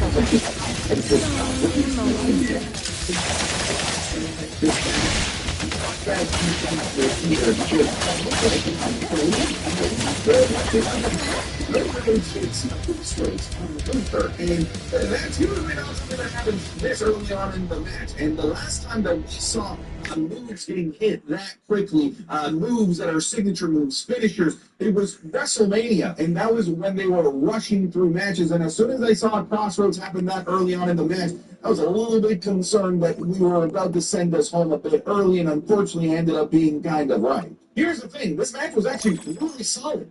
For most of this match, I'd say that we were being treated to a really good 50-50 wrestling match where both guys were looking real good, hitting their offense, and also selling the offense of the other guy. I think these guys had wonderful chemistry with one another, but the fact that your WWE Undisputed Championship match involving one of your biggest babyfaces and your biggest heel in the company right now in Gunther only went on for 11 minutes, to me is insane. And like I said, that early match, Crossroads should have been the canary in the coal mine to tell us that it was going to be a short match. But they did do all of their greatest hits. We did have the classic sleeper hold struggle, which also happened really early on in the match. It should have been another indicator that this was going to be a match that ended early. But at the end of the day, what we got, I'll tell you this, what we got in the 11 minutes, I thought was really solid. And the match was building up. It really was just step by step, little by little, Lego block by Lego block, building towards what I thought was going to be an awesome finishing, like 5 to 6 minutes of the match, especially when Cody Rhodes hits the Cody Cutter after they were like doing this back and forth where he goes for the Cody Cutter, then he gets grabbed into the sleeper, only for him to counter it, goes for another Cody Cutter and actually hits it. That's when I said, here we go, fellas. This is going to be a wild finish. The next 6 minutes of this match are going to be awesome. Only for Cody Rhodes to stand up, hit a Crossroads, and Gunther. And that right there was the finishing sequence of the match. And I was just left flabbergasted, wanting and waiting for more. And the ending of this match was just so silly. What a lazy way to protect Gunther and to give us a reason to revisit this match. Because Gunther, as he was getting pinned after that Crossroads, he had his foot under the rope, which in terms of WWE rules, that is the equivalent of having your feet on the rope, which should have prevented the count from even starting. And of course, the referee doesn't see it. He counts the 3.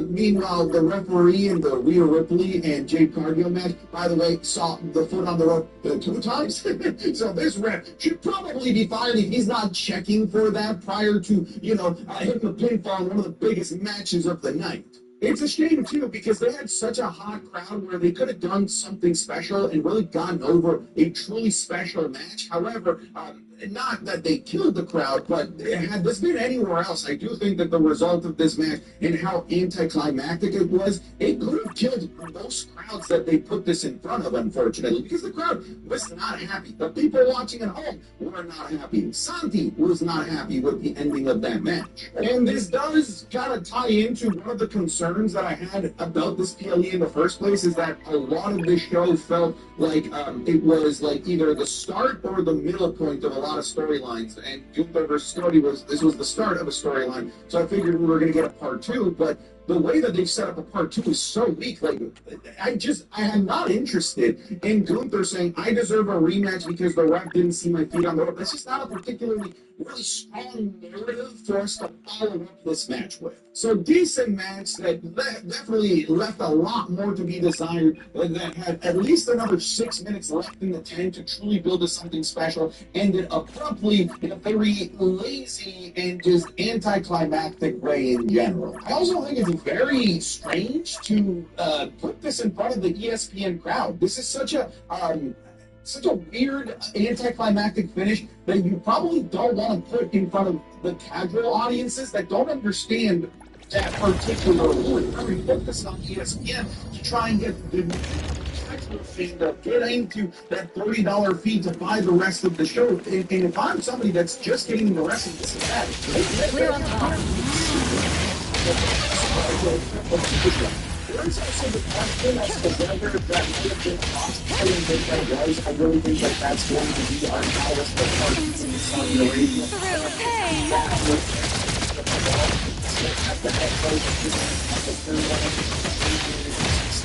Stick to the plan. Yes, it makes sense. It's probably doing that. I didn't change and then probably saying that but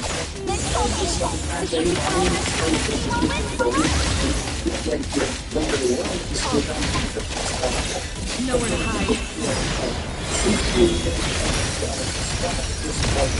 Better get used to this. I'll provide hand. Spin and clear.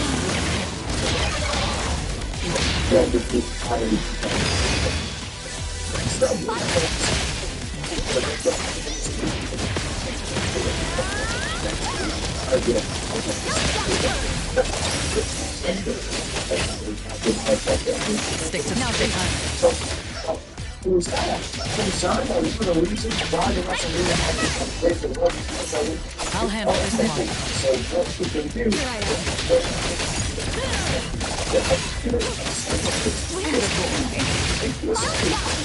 I'll provide what you can learn. Clear on top.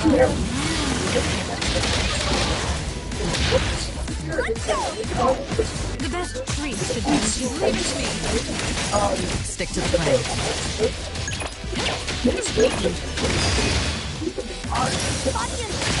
What you don't blink! Now that you're rolling, I'll provide that. You better get used to it. feeling satisfied.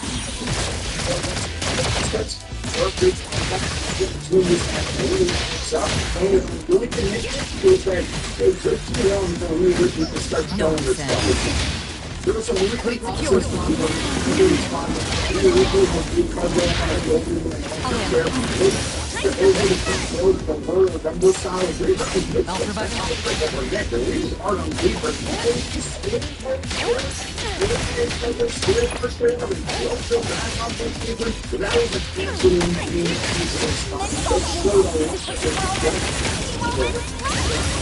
I'll handle this one.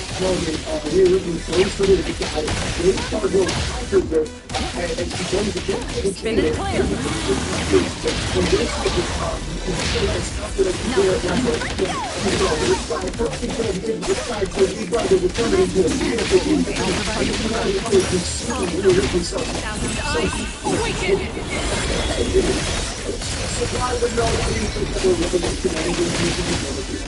the WrestleMania. Earl Flanagan's here as well. What you guys can do to make it more of this continues to lead to a game for the conflict. Stick to the plan.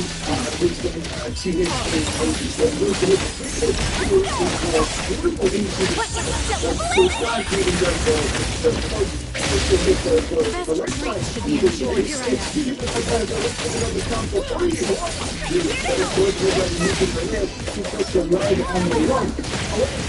The best treat should be enjoyed. Oh, thank you. Fabia Senpai? Root secures.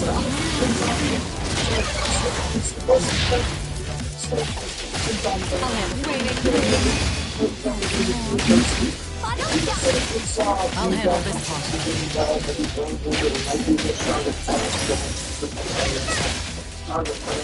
I'll handle this. Nowhere to hide.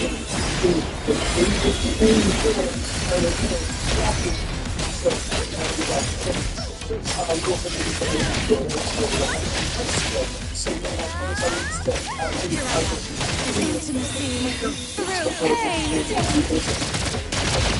Fabia Senpai, here comes the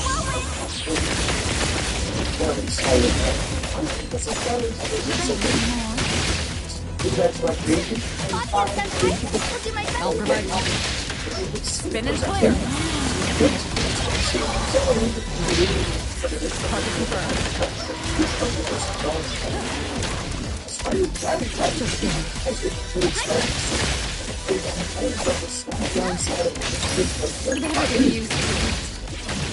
Target Nowhere to run.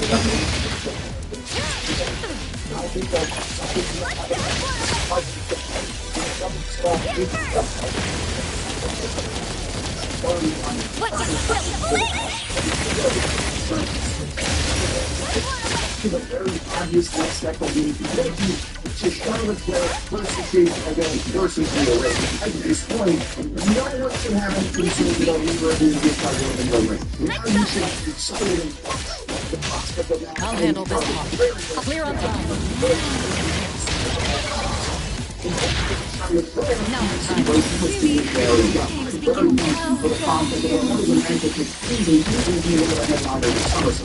Still a lot more in the storyline. Stick to the plan.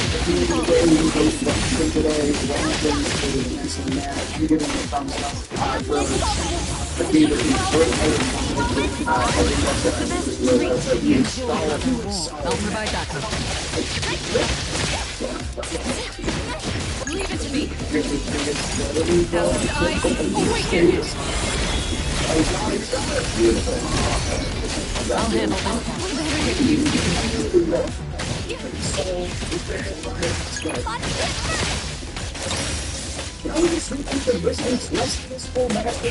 Stick to the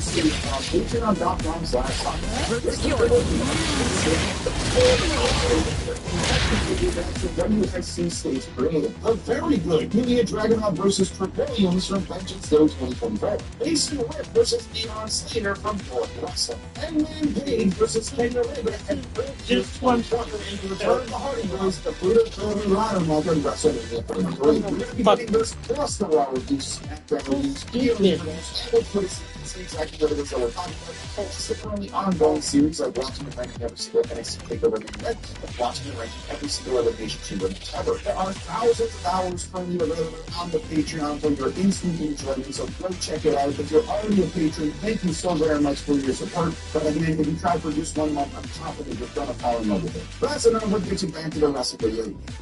We then had a greatest rematch of all time, Brock Lesnar versus Oba Femi. And brother, this could have been the main event in terms of how exciting it was, in terms of all the stuff that they did, in terms of the crowd reaction to both Brock Lesnar and Oba Femi. This could have been the main event. I do think that this is where the crowd peaked. I do think that after this, the crowd does start to lose a little bit of its steam. It does bring it back towards the main event, but it never reaches the apex that they were able to hit, the peaks that they were able to hit with what they were doing as a crowd with Oba Femi and Brock Lesnar. There are numerous moments in the entrances, in the actual match itself, where the hard cam was shaking with how loud this crowd was. The excitement was out of this world for this Italian crowd when it came to this match. For goodness sake, they did something I've never seen before. For Brock Lesnar's entrance, they sang his theme. It's honest, a theme that's typically something that the sing doesn't have words, but they just hummed the tune throughout his entrance, and after Brock Lesnar ended up picking up the victory as well. That was awesome. And of course, for Oba's entrance, his entrances are special. It doesn't matter where in the world you are, but they made it uber extra special here in Italy. And then the match starts, the bell rings, and brother, get ready for a balls to the wall, 1,000 miles an hour match. Because this match isn't that much longer than the WrestleMania match, because the WrestleMania match was 5 minutes. This was just north of 6 minutes, but they got so much fun off this match. I was actually shocked they only talking at 6 minutes, because it felt like they got the offense of like a 15-minute match. Because the match starts with Brock Lesnar immediately attacking Oba before he's finished, and he hits 4 F5s right off the rip. I actually thought that they were about to job Oba out in the first 30 seconds of this match, but Oba then kicks out of 4 freaking F5s. And I have to point out some hypocrisy in me, okay? I love this. I love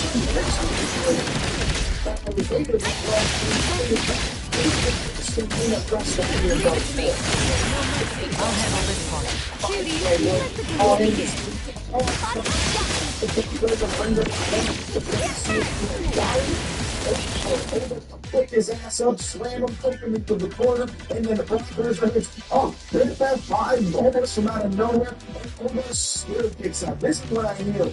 This is going to be just a finisher fest that is the best type of finisher fest that Brock Lesnar is able to get over, in a similar vein to his WrestleMania match against Goldberg, the second one, not the first. And then we go to the outside, we get tables, we get Brock Lesnar, Oba going back and forth, Oba chucks Lesnar into the ring post, Brock Lesnar grabs Oba for another F5, puts him through the table, and so now we're at 6 F5s. And then Brock runs into the ring and he tells him not to count, because he's learning at this point with how unstoppable he seems to be, to take a count out win. That is not up Brock Lesnar's alley. The fact that he wants to win at any cost, even as a count out win, to me puts over how much this matters to the character of Brock Lesnar. Though he just wants his win back, no matter how he gets it. And when Oba stands up, I like the count of like, it wasn't even that dramatic.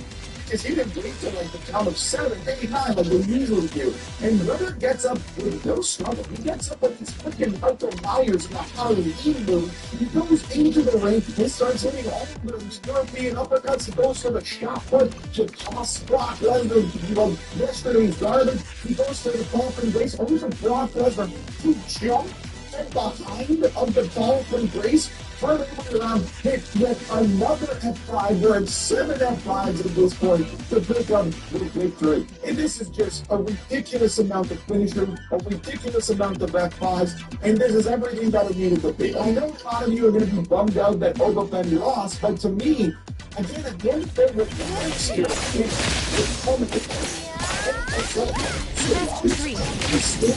I'll provide you.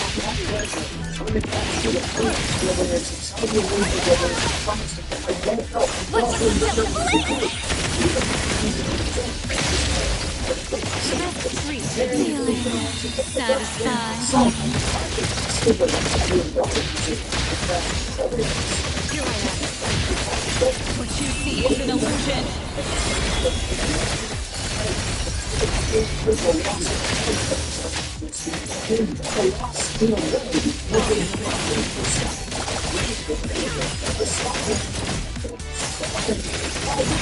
Waiting for me. Stick to the plan. Begin.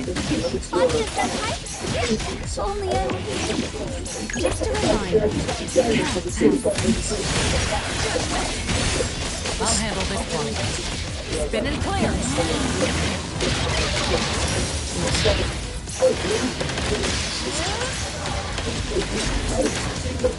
I'll handle this. Intimacy through pain. Stick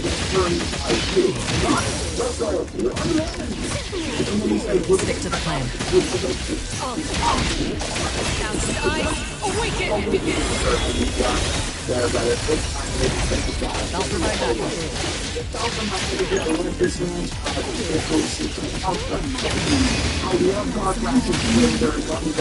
handle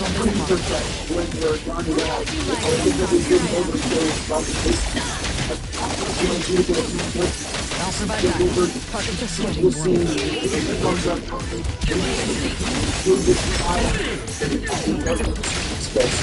Oh, thank you. Stick to the plan.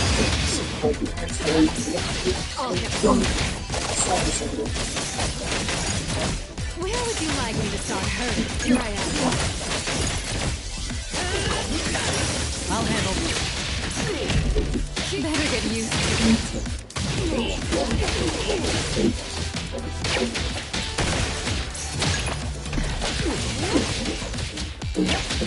Where would you like me to start hurting? I'll provide backup.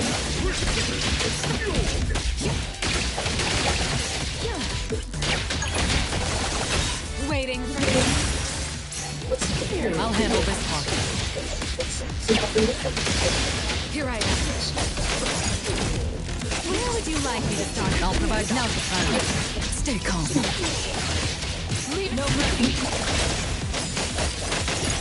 Cute.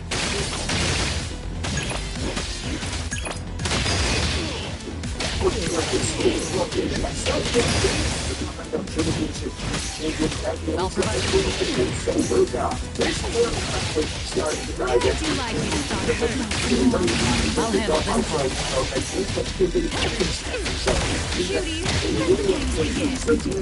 I'll provide backup. Come on, this is too hard. Incredibly disappointing at Saturday night's main event. To be fair, they really couldn't complete much in order to be able Let to me surpass that.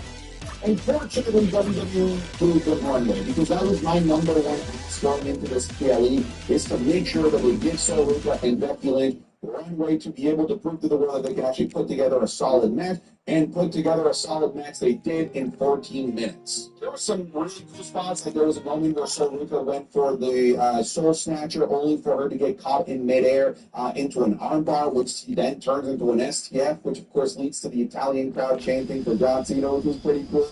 We had Soruka hitting a top rope X Factor that I looked absolutely nasty. Of course, major conflict of interest. We have once again Jessica Carr as the referee, which maybe, realistically, if you're Becky Lynch, you should probably, sue WWE for continuously putting Crooked Carr in your matches. But there's a moment where Soruka's on the top rope.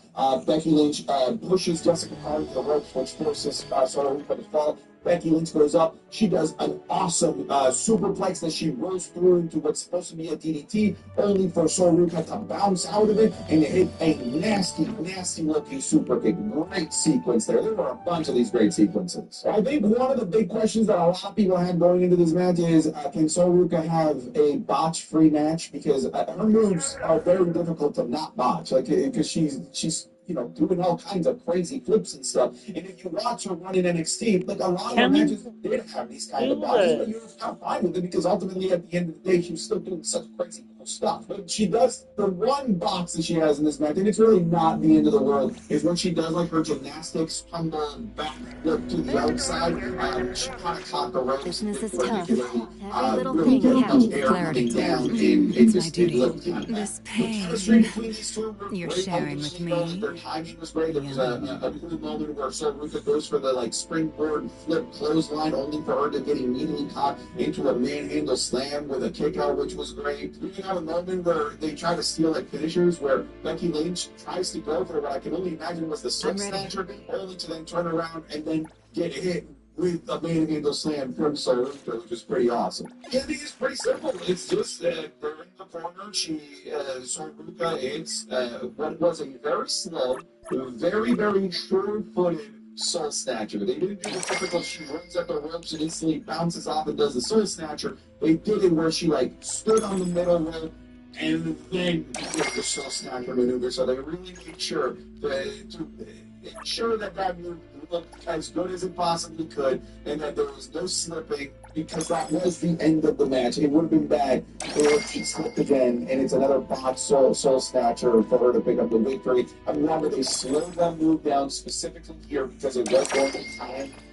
And yeah, Sol Ruca is our new women's intercontinental champion. The only change that should change on this show. In terms of what's next, this is where things get a little bit confusing. Becky Lynch won. The queen of the ring, which I don't expect Sol Ruca to win because she just won the women's intercontinental championship. So my assumption is that once the queen of the ring tournament is over, maybe she'll go deep in it, but I think she's going to be defending and having a women's mid-card championship feud. Maybe Raquel Rodriguez, Roxanne Perez. There's plenty of names for Sol Ruca to work with, but we probably won't need to worry about that here for, at the very least, the next PLE cycle. Where Becky Lynch comes in is interesting because I think one could logically make the assumption that, like, well, I mean, you got to put her in the main event now. She's got everything that she put in the mid-card. Let's move her to the main event scene because, well, Ready. what else is It's my duty. That's fascinating. Gaze is the child you love. Becky Lynch is in Like against the way you Alexa look at Bliss, me. Chelsea Green, and also Liv Morgan. I'm very, very freaking confused as to what they're doing with Liv Morgan being in this championship bracket. But nonetheless, it looks like Becky Lynch is going to be crossing paths with a lot of these names, which is ultimately great. I get it. But I'm very confused in terms of what they're doing specifically with Liv Morgan. But Becky Lynch going after Liv Morgan, I don't think makes a tremendous amount of sense, heel versus heel. I don't think that that's the play. But maybe Liv Morgan losing it to like a Stephanie Bacco somewhere down the line. It could be pretty interesting in terms of setting us up for a future babyface champion and Becky Lynch facing. I could actually see Becky Lynch like potentially winning the Queen of the Ring tournament. I do think that has to at the very least be on the table. In terms of the match, I give it a thumbs up. I think it was just like a solid women's intercontinental championship match. It's very cool that we have a new champion. The chat gave it a pretty high score of 4 out of 5. So I think You need me to step generally in. just a well-received Don't match. forget to build Now in for it's an time to appearance talk fee. about the main event. It's Travel Combat Boost between the World Heavyweight Champion Roman Reigns defending the World Heavyweight title and the head of the table status against Jacob Fatu. In terms of this match, in terms of its structure, it's about as Roman Reigns 2020s match as it gets because the first half of the match is rather slow, which a lot of people in the chat were complaining about, but I also reminded them that this is how Roman Reigns' matches are methodical. It's a lot of punching, it's a lot of dragging people from point A to point B, which they weren't doing a lot of in this match as they were fighting through the crowd. There was even a moment where you had Roman Reigns grab, I think, bags of potato chips from concessions and start throwing it into the crowd to give people free chips, which I thought was pretty funny. But yeah, it was a slow start, but what was cool is that even though it was a slow start, the crowd was really into it, even throughout the slow portions of this match, which I think really helped this match not start to drag on. I think my favorite spot in this match was Roman Reigns grabbed the stairs, the metal stairs, and I said in the live stream, what is he going to do? Throw it at Jacob? That move never works. He throws it at Jacob, right in the head. That's like one of the first few times that I've actually seen that move land properly. But with it being Tribal Combat, there's plenty of weapons here. We had table spots. We even had a moment where a toolbox gets brought out, and he was actually really cleverly used his Roman used the toolbox to smash Jacob Fatu's hand for the purposes of stopping the Tonga Death Grip later on in the match, which actually comes into play multiple times in this match. You got some destruction with Roman Reigns doing the spear on Jacob Fatu through the barricade, which was hilarious because on the other side there were Clarity. standing security guards that were there just crushed by the Recipient fleets confirmed. of the performers in the barricade, which I thought was pretty funny. I'm sure that one of those security guards will probably end up becoming a WWE champion at some point someday. I do think that the best part of this match, however, is when they go back into the ring after Roman hits a spear and Jacob kicks out at 2.99. We do get that pandemic Roman where he is talking and jabbing and talking Jacob Fatu saying, I don't need anyone in order to beat you. I don't need help. I don't need the twins. Do you see the Usos anywhere here? No, because I don't need them. Because I'm going to beat your ass by myself. And when Roman is able to tell that story in the ring, things just do get significantly better. It's a clockwork when it comes to Roman's matches. When we get that version of Roman Reigns' storytelling, it's so good. Which, by the way, we got plenty of that at the WrestleMania match against Punk, but ton of it in the Backlash match. And we didn't get too much of it here, but in that moment, we did get it, and it was really effective. The one moment where the actors told me that Jacob was going to win is like Roman's getting a little too cocky. He's hitting Jacob with the exposed turnbuckle, like corner to corner, going for a spear for Jacob to counter, and his spear of his own. And then hit a little bit later, a beautiful Samoan drop off the back of Roman going for a spear into the mighty moonsault, which lands flush, only for Roman to kick out. But very pandemic Roman, he does a very old school kick out where he kicks out and at the same time, so Roman blows Jacob Fatu. It was a blink and you miss it moment, but luckily, Kurt Graves was on at the top of his game in terms of commentary, and he pointed it out for all of us watching at home. The exposed turnbuckles come back into play because Roman Reigns just starts bashing Jacob Fatu's head like 15 times on the exposed turnbuckle, then tosses him to the corner, hits a spear through a table that's on that corner, picks him back up, hits him with another clean spear in the middle of the ring, and that's it. Roman Reigns just wins. Do you need me to stop? It's my duty. In the middle of the match, he said, I don't need anybody to beat you. And he didn't need anybody to beat him. He doesn't need anybody to beat CM Punk. He didn't need anybody at Backlash. He didn't need anybody here as well. Which I know the result of this match left a lot of people kind of like underwhelmed. A lot of people were expecting in terms of like crazy spots. I think we got crazy enough spots, especially knowing that Jacob Fatu was banged up. But I think what people wanted was like the involvement of a new Bloodline member. A lot of people in my chat specifically were thinking that Silla Fatu was going to show up. With how many times they mentioned Umaga during this match and earlier in the show. They even call Jacob Fatu as Samoan Bulldozer, which is Umaga's nickname. If you don't know, Silla Fatu was Umaga's son. So yeah, I don't see being a little bit disappointed that the guy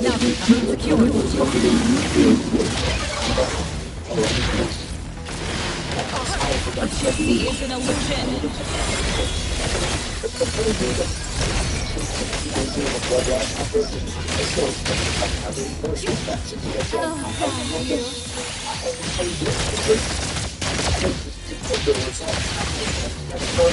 Stick to the plan. Where would you like me to start hurting?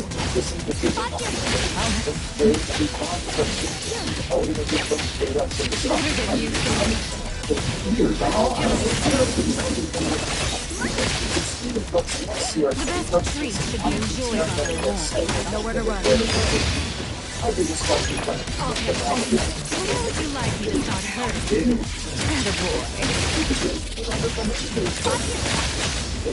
I'll handle that.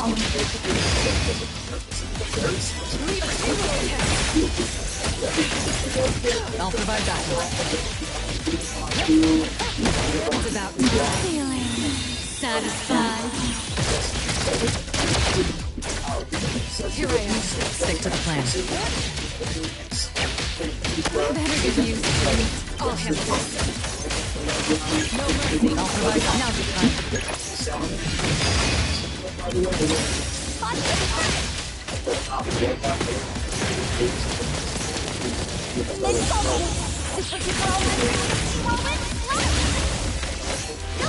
Stick to the plan. I'm here to help. Just getting warmed up. Intimacy through pain. Leave it to me. I'll provide backup. Cutie. Here I am. Stick to the plan. Leave it to me. Perfect. I'll provide backup. I'll handle this. Cutie. Stick to the plan. Now's the time. Leave her.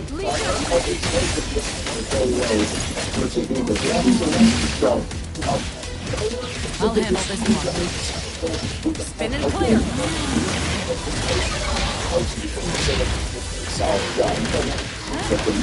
Here I am. Where would I guide you?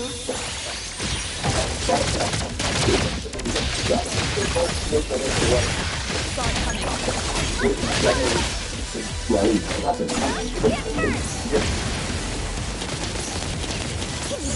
the wind.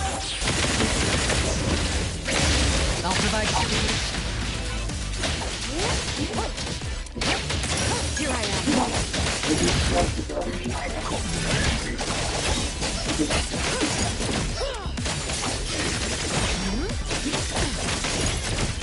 Stick to the plan. Target confirmed. Cutie, let the games begin. Better get used to it. I'll handle this part. I'll handle this. Stick to the plan. She's about time. Here I am. I'll handle.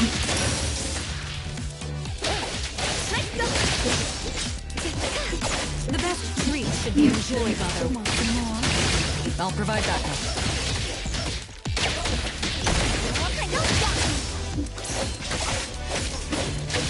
I'll handle.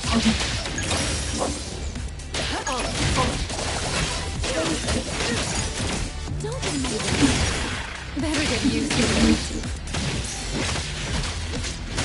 Stick to the plan. waiting. I'll provide backup.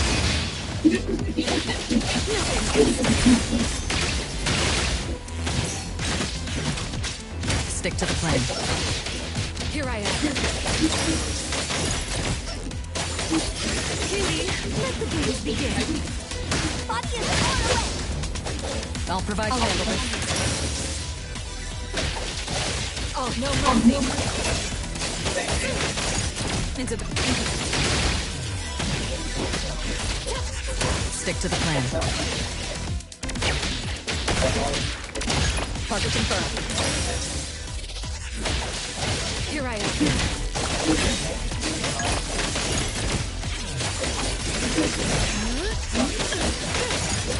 Waiting.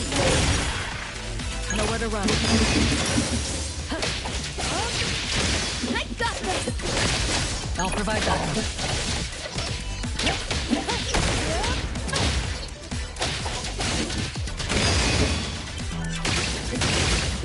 Leave it to me. Stick to the plan.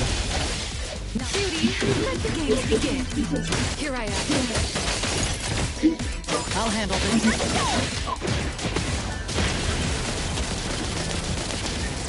What's your silly blade? Stick to the plan.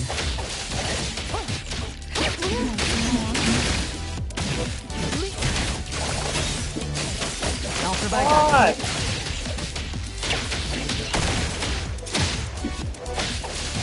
Cutie, let the games begin. I'll handle this part. Clear on time.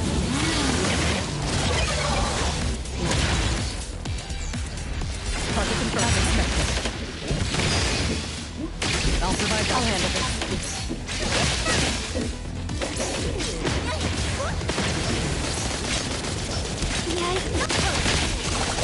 Cutie, let the games begin. I'll handle this part. I got this. Here comes the whirlwind. Leave it to me. Nowhere to hide.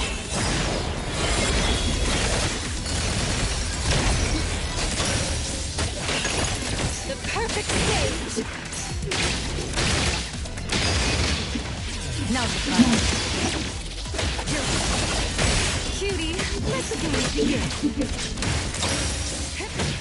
Feeling satisfied. Stick to the plan.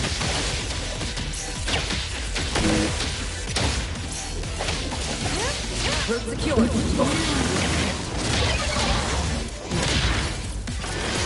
Leave it to me. I'll handle this part. Where would you like me to start hurting? Attaboy. I'll provide backup. Cutie, dying? let the games begin. Stick to the plan.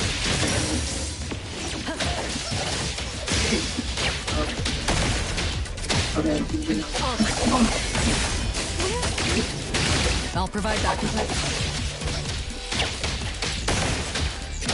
cutie. Let the games leave it to me. Thousand eyes, awaken! I'll handle it.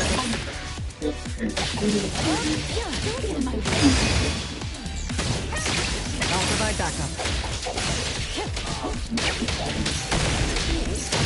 Where would you like me to start hurting? I'll start coming. I'll handle it. It's about time.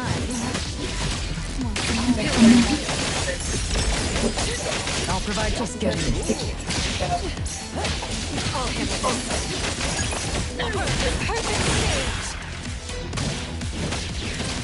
I'll handle this part. It's about time. Stick to the plan. Where would you like me to start hurting? I'll handle this part. Not a big deal. It's about time. Stick to the plan. Here I am.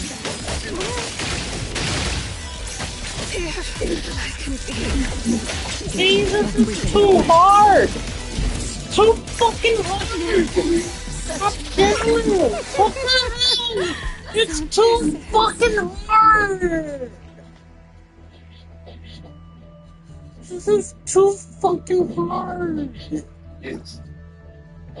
I'll handle this part.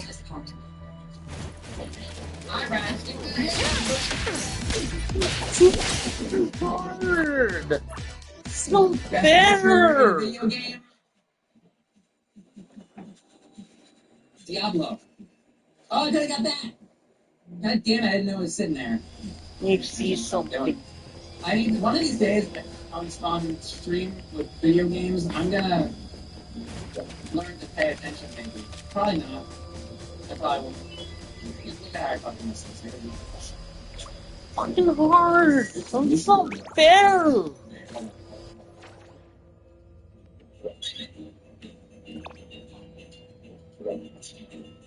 Alright, I can get another defense up, right? Yeah. It's fucking hard to do this! This is too fucking hard! I had to get to the final boss. But yeah, if there's any opportunity to buy a hard Could've definitely lowered I'll the do it. Can't even lower it now. These guys are really strong.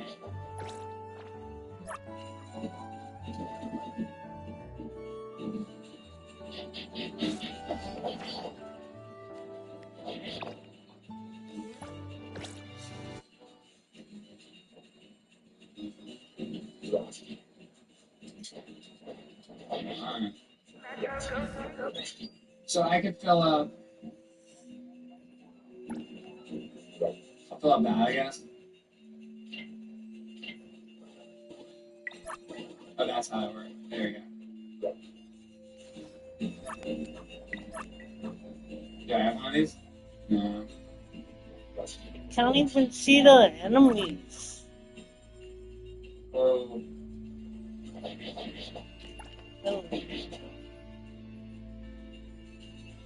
Lighting is matters.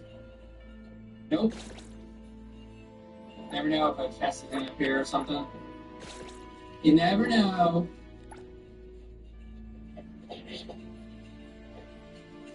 Oh, just one.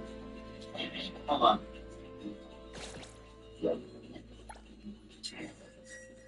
See, you can some fucking money out of this shit. Oh, you can kill that? I didn't fucking know you could kill that. Hearts! That's big deal, big deal, big deal. I can't even do this one.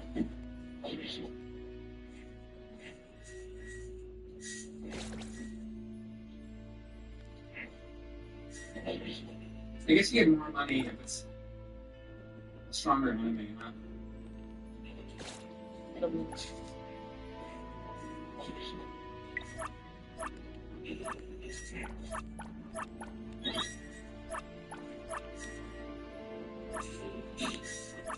No uses left.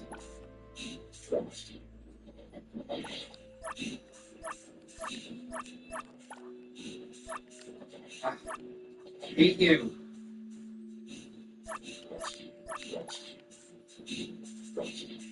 I can go back and fill up this wand again. Do I want to do that? Ooh. Oh, and there's that other. Hold on. And then there was that other Kinstone thing. I'm gonna go back now.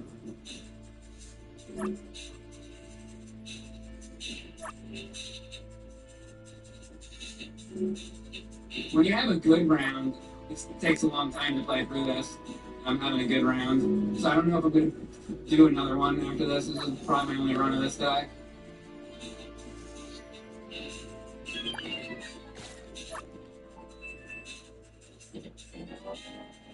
I got that one. Got that one with all the money. Fill it up. Fill it up.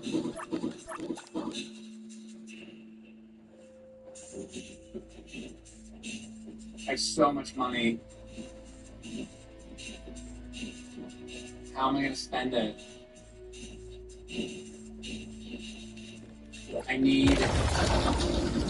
I want to buy hearts. I just want to buy as many hearts as possible. But I can't do it.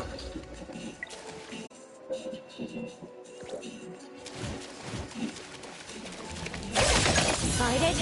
Fight hero! You better get used to it. Let me take over. It's about time. Intimacy through pain. Stick to the plan. Trust me. Turn it!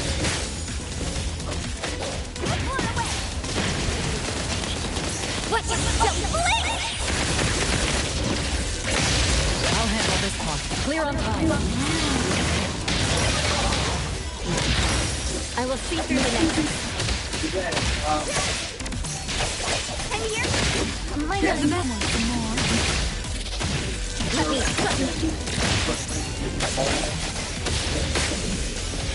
I'll provide that. Now's the time.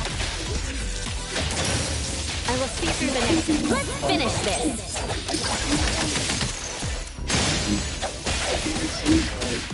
Stick to the plan.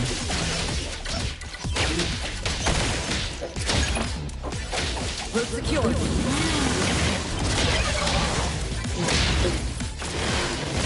You better get used to it. Feeling satisfied. No next time. The best treats should be enjoyed while they're warm.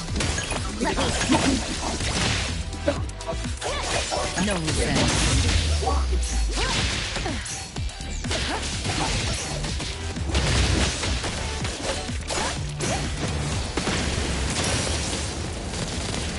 Here comes the whirlwind. I'll handle this part. Clear on time.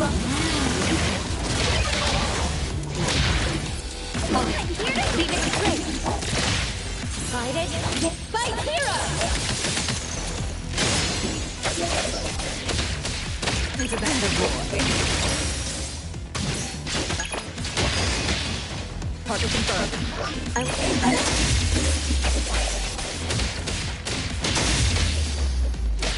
Where would you like me to start this? Oh, God, you. Trust me.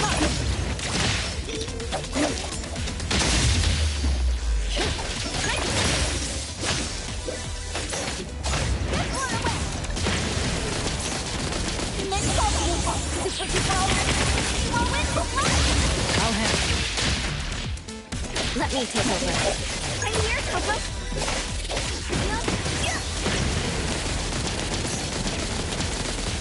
The best. Stick to the plan. I will spray, hate, splinter, and fracture.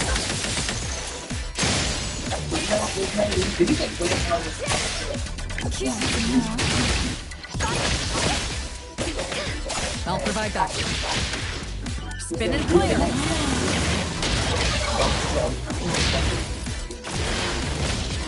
Trust me. Where would you intimacy through pain? Let me through.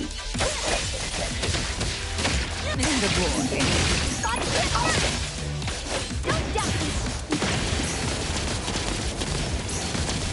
What you silly blink?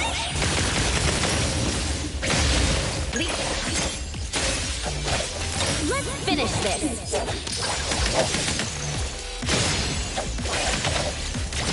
Cutie, let the games begin. I'll handle it. Confirm. Leave it to me.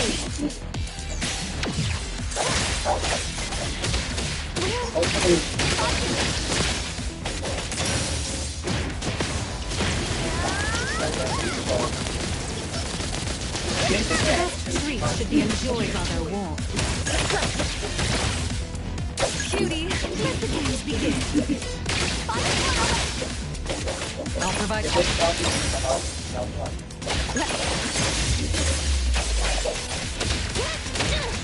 Where would you like me to start hurting you? I'll handle this.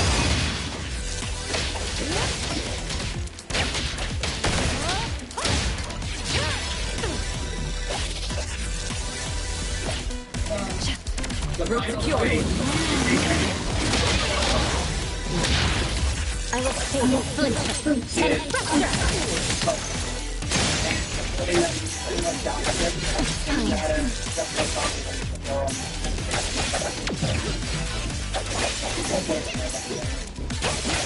I'm here, Papa.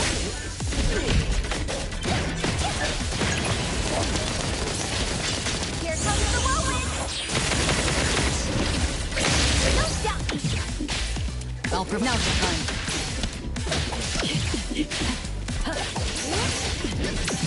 Opening spotted.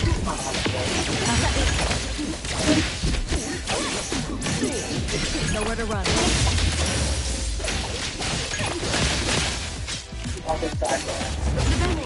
Oh, God, you.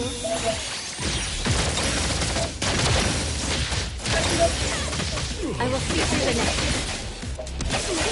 I'll provide cover confirmed. Three should be enjoyed. Stick to the plan. Clear on time. Now it's time. Target confirmed. It's about time. I'll handle it. I will see through the next. Let's finish this. It's fine. Where would you like me to start?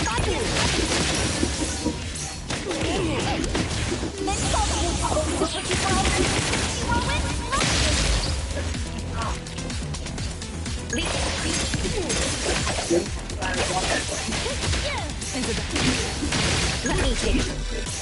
Be careful. Where would you like intimacy? Through pain.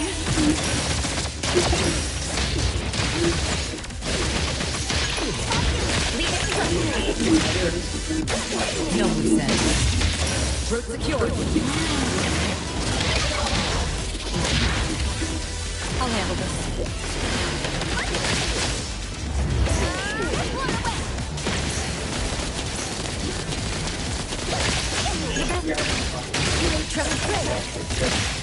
Nowhere to run. It's about time. Let me take a look.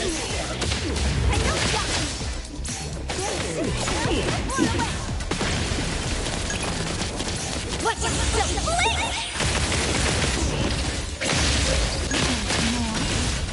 Oh, God, you.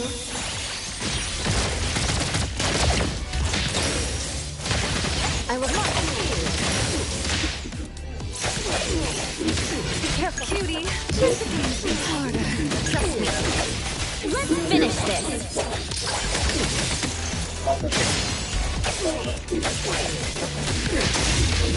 Clear on time.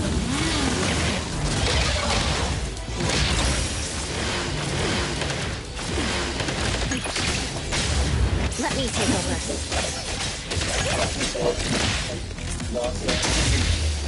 Now's the time.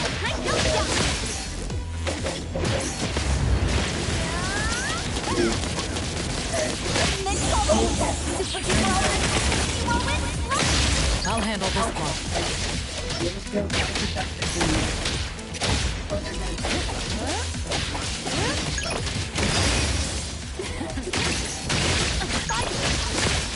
I'll provide. It's about time.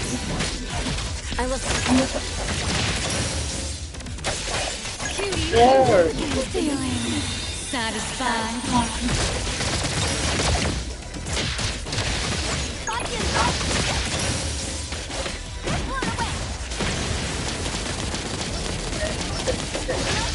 I'll handle. No, let me take that.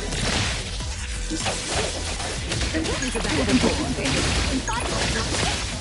Leave the raid, then fight it. Fight hero!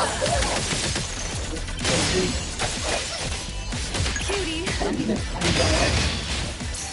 Spin and clear.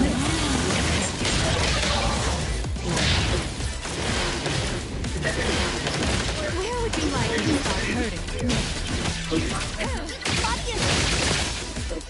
The best treat should be enjoyed. I will keep up. Hey, here, Coco. Don't stop. Stick to the plan.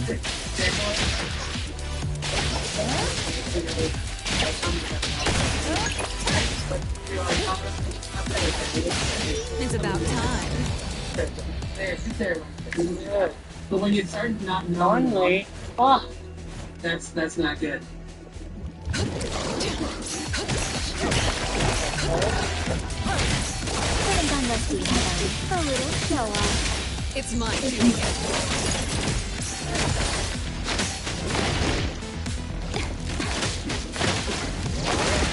It's what you see is an illusion.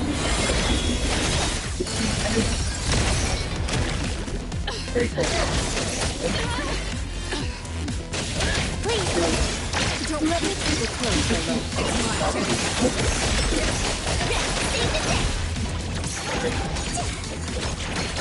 I can Leave it to me.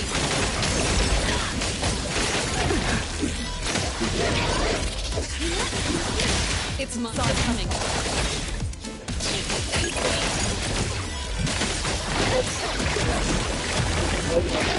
It's mine too.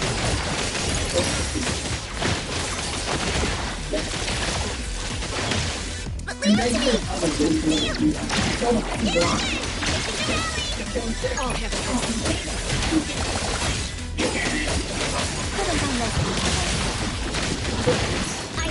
Leave it to me. Nowhere to hide.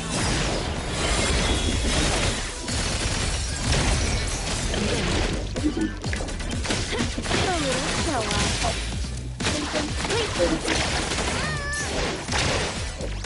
Then save the day.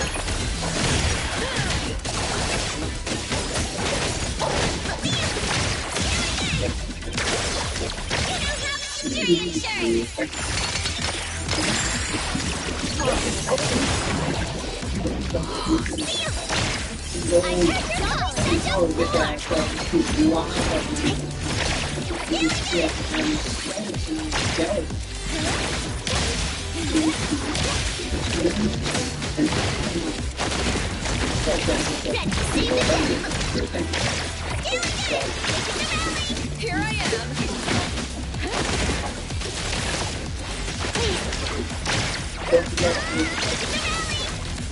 I can see you. Thank you for choosing Pink Posting. Don't worry, we have plenty of time. Please, see you.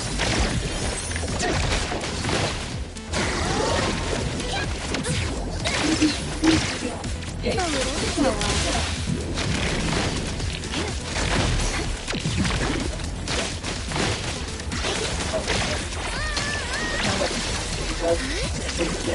Don't worry, we have plenty of time.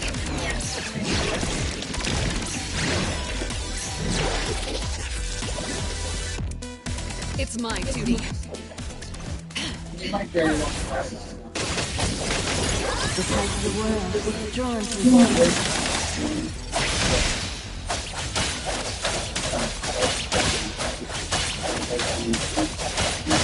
The moon has set. Leave it to me.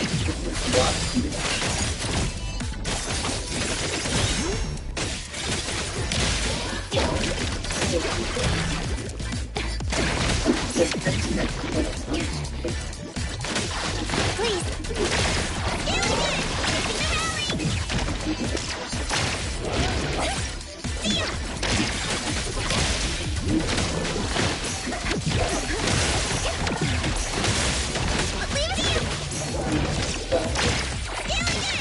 worry, we have plenty of time.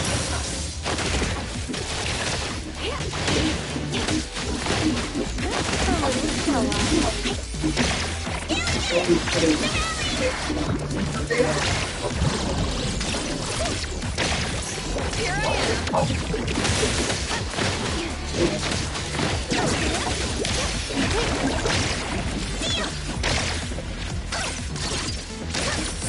Don't worry, we have plenty of time.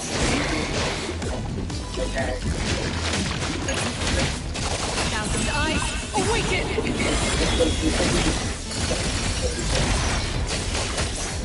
Let me take a closer look.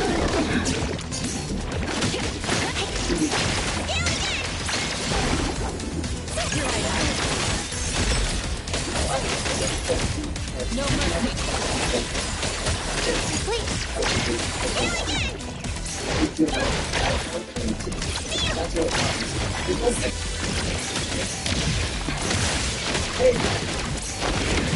You honestly need more practice.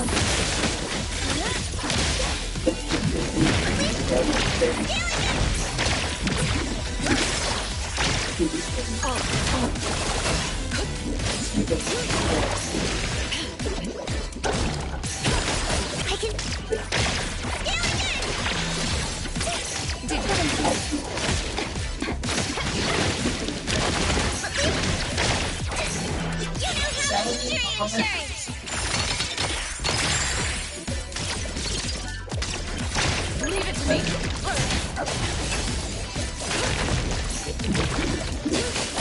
What you see is an illusion.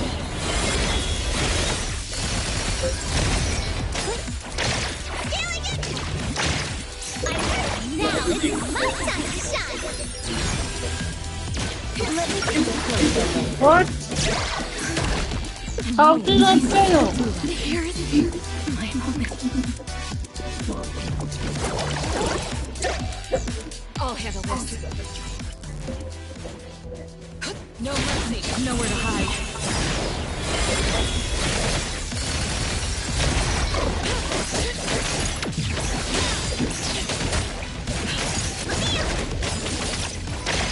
Don't worry, we have...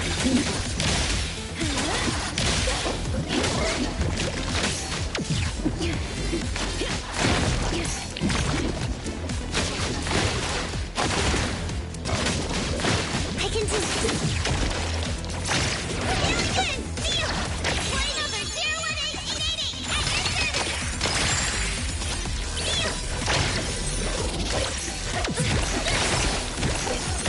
Haven't done rescue, have I?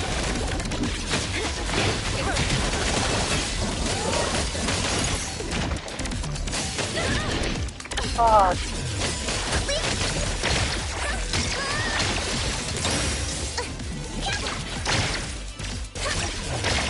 Don't worry. I can do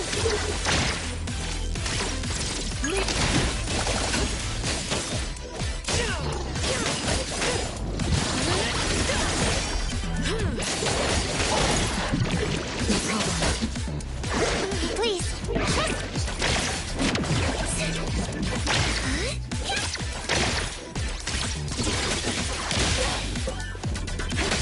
Let me think of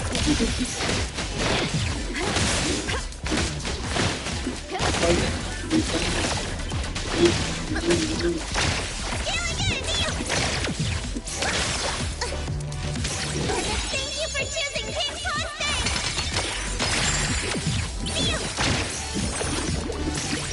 I dodged it! Oh, no mercy. What you see is an illusion.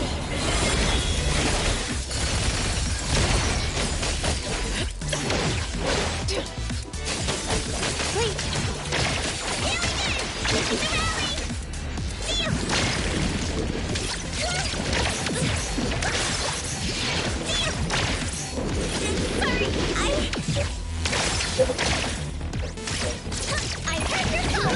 Hey! A little So, time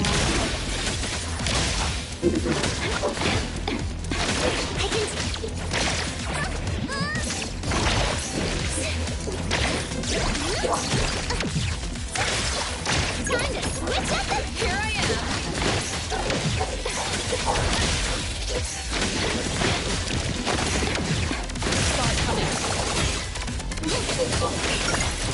I don't get how I failed. I don't fucking get how I failed.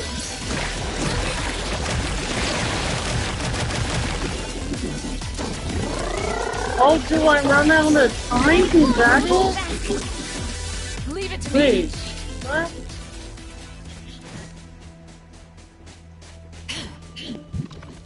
Do I run out of time?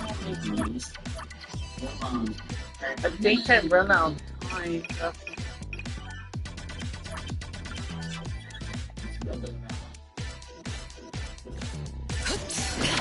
Oh yeah. Thousand eyes awaken.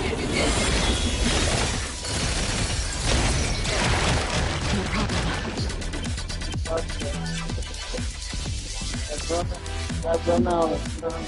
Blow yourself up.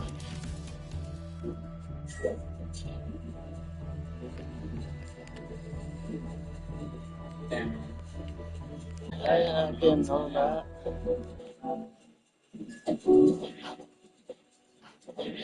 Guess I could have bought that better shoulder earlier.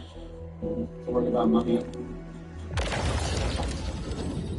Worry about everything else. Fucking bugs still. Doesn't seem like it's going to. So,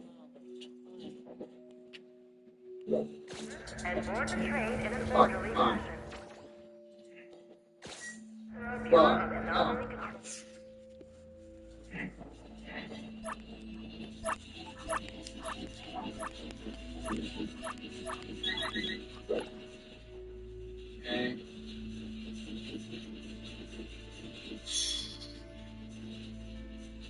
wait. Oh, I gotta get fractured circle. Just quickly on the cover and then thing. Oh, this is fractured. Heart pendant's a good idea. Well, I run out of time. Definitely like that.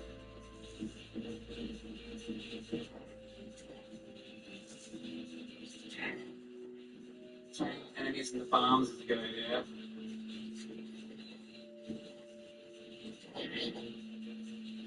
This is it. Run out of time. It's unfair. I'm gonna look at these other rooms first, though. In hopes that there's another shop.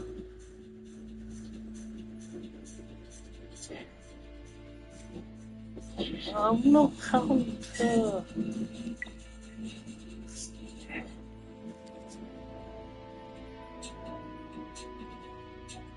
One of those. There's a couple other rooms. It's like I have to walk through all across the universe if I can get to them. I don't know if I'm gonna do that. I feel like all the way back to the fucking beginning. I'm not doing that. It's too far. And for what? I could probably be a shop anyway. I So, run out of time. Why? alright, I'm gonna use here. They're gonna take everything away now, I think. This is the end of the game. Could it be worth it? Oh. Like, what if those 3 rooms?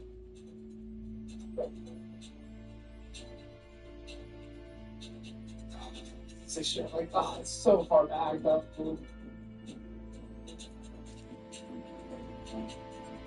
You need to level like That's gonna take me like 30 minutes. To walk there and walk back. I'm not doing it. It's gonna fucking take too long.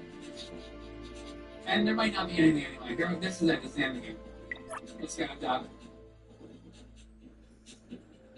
yeah, that's the They're gonna take everything away from me. So like,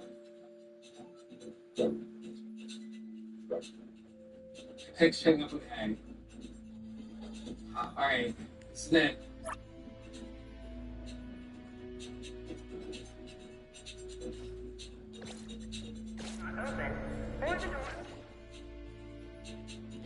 Boom. Boom. camera code.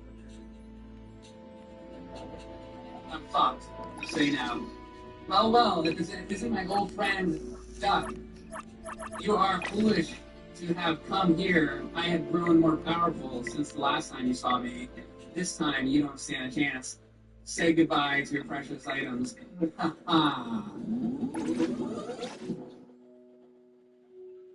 mean, this is really hard, so I'm probably gonna die. Fuck!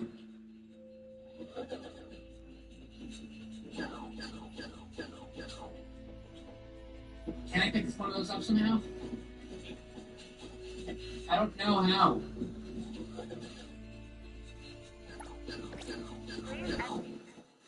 I thought I could pick those up. How do you pick them up?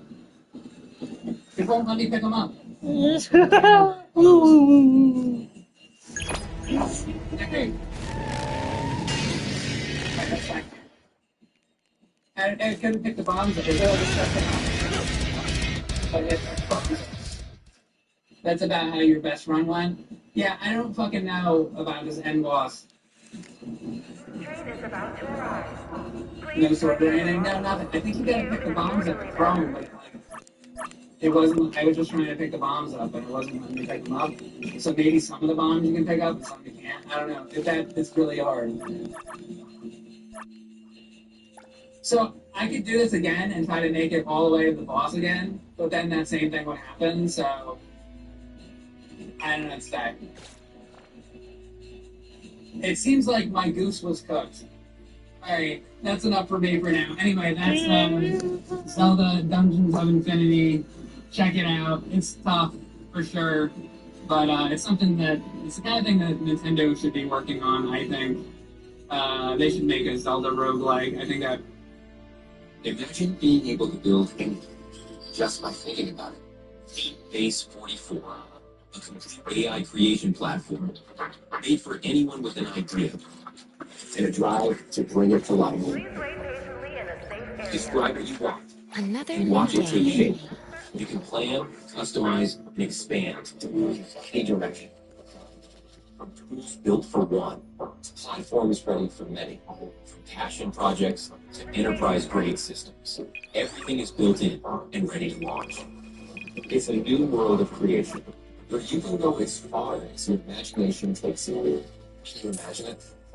Let's make your dream a reality right now.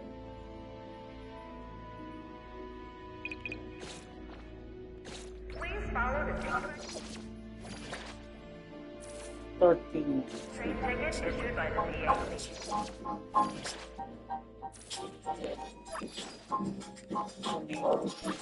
Stand and turn around. Luxury is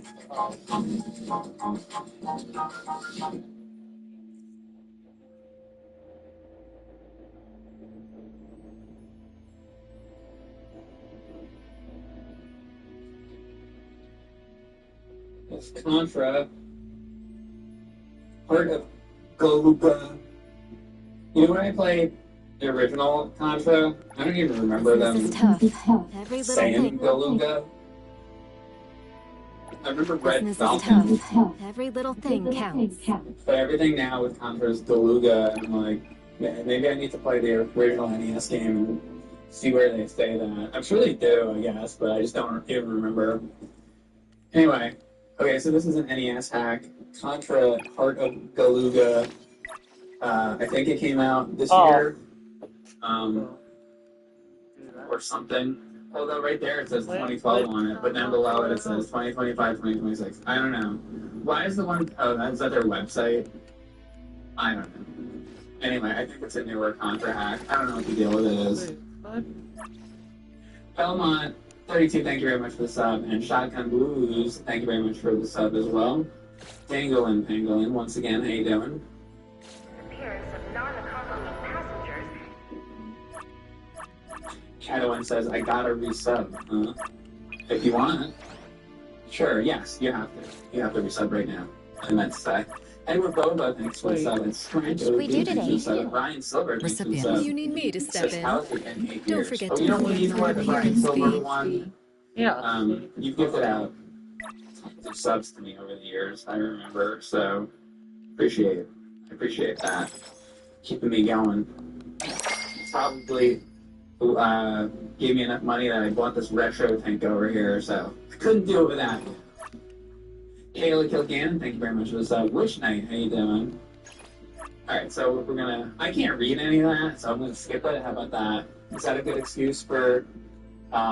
looks like how about that? I can keep this going up, and I'll do a stream like this. I'm gonna put a dildo on top of that, and it looks like I have a cock in my mouth the whole stream. That'll be... Will that get me subs?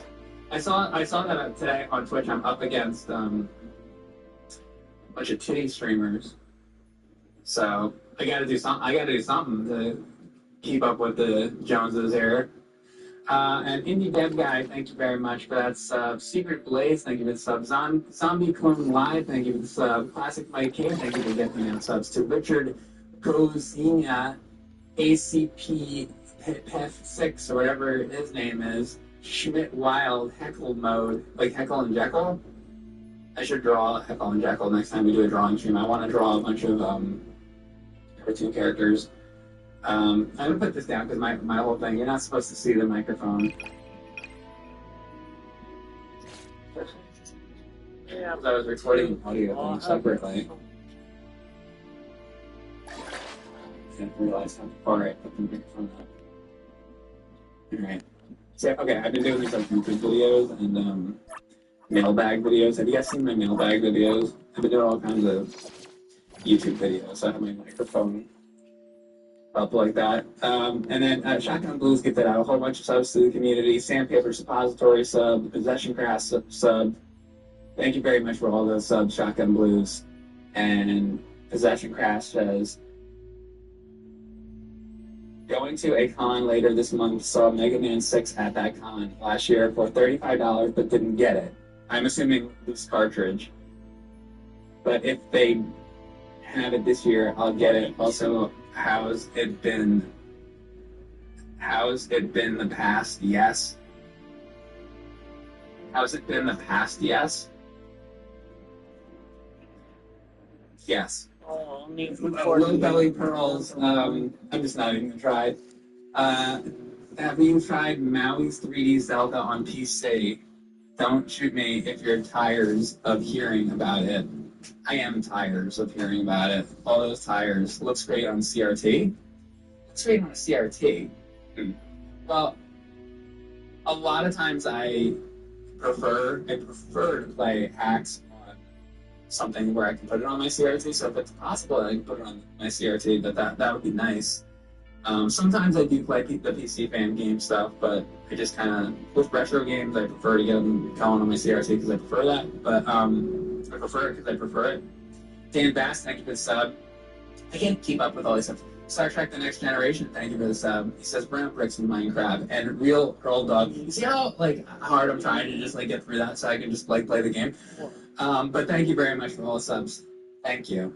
Very nice of you to gift out all these subscribers. I'm gonna start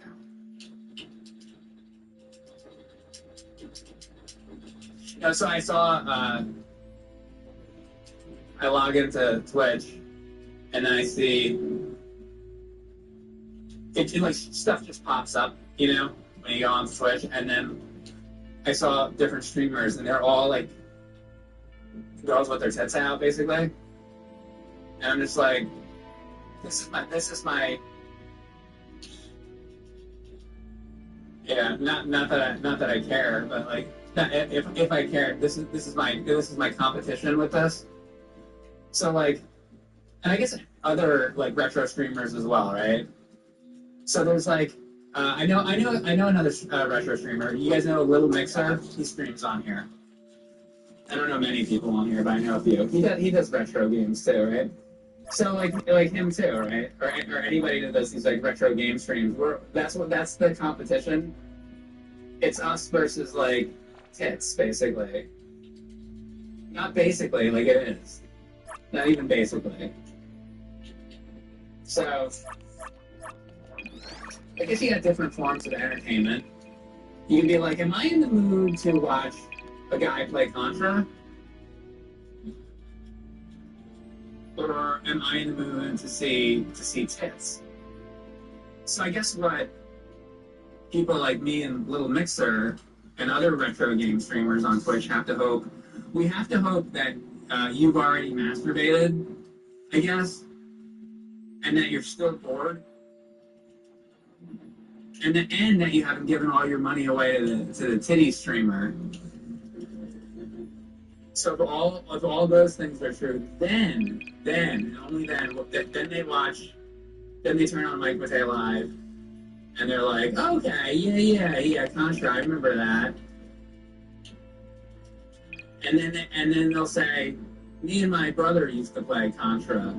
So I've been doing YouTube videos and stuff for 20 years now, and probably the most common comment is, if I play a retro game, let's say I play Contra, or I play Zelda, or I play Mario, or whatever the game is, inevitably somebody will go, I remember playing that with my brother, or I remember playing that with my dad, or I remember playing that with my grandma, or that's like the number one most common comment. And that's totally fine, but from my side of things, I don't know what. See, I think those comments are not meant for me, because I read those comments like, oh, I played this with my brother, and I'm like, okay, I can't respond. What am I going to say to that? Okay, cool. I'm glad you did that 20 years ago. So when you leave those comments, it there's nothing for me to say. That's just like that person wants to leave that comment, but they don't think about that. If Mike reads that comment, there's nothing for me to say to that. What am I going to say? Cool, that's great. I'm glad that you did that. I'm glad that you played Mario 3 with your brother in 1989. Good job.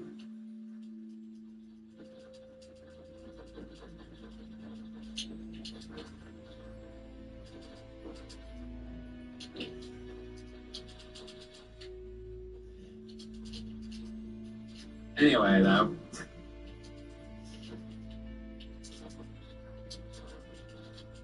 So I found out about this game.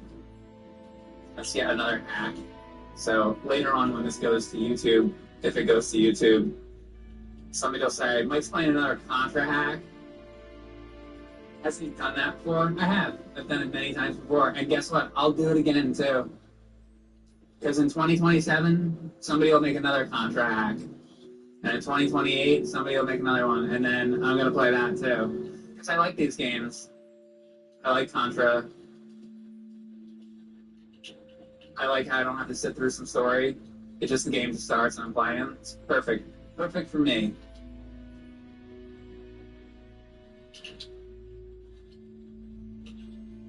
Oh, Contra, the perfect game. You see how this is a little different than regular Contra? It's not exactly the same. I think in regular Contra, there's 2 guns, and this time there was 4. And also, there's a guy up top in regular Contra, and now there's not a guy up top. So wow, what a difference, huh? And there's rain. Look at the rain. If you can't tell that this is different than regular Contra now, I don't know what kind of a retro gamer you are. There's rain, guys. Oh, and look, the level didn't even end.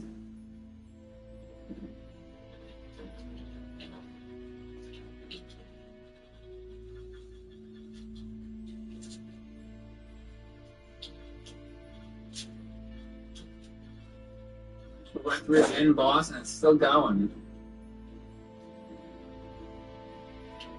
Apparently I can't shoot that.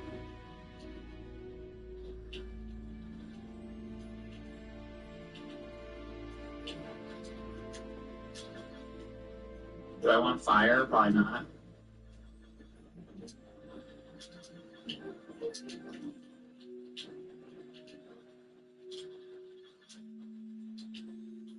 Should I get fire? I got fire. Then we got landmines going on. That's different. There's a bunch of different things here.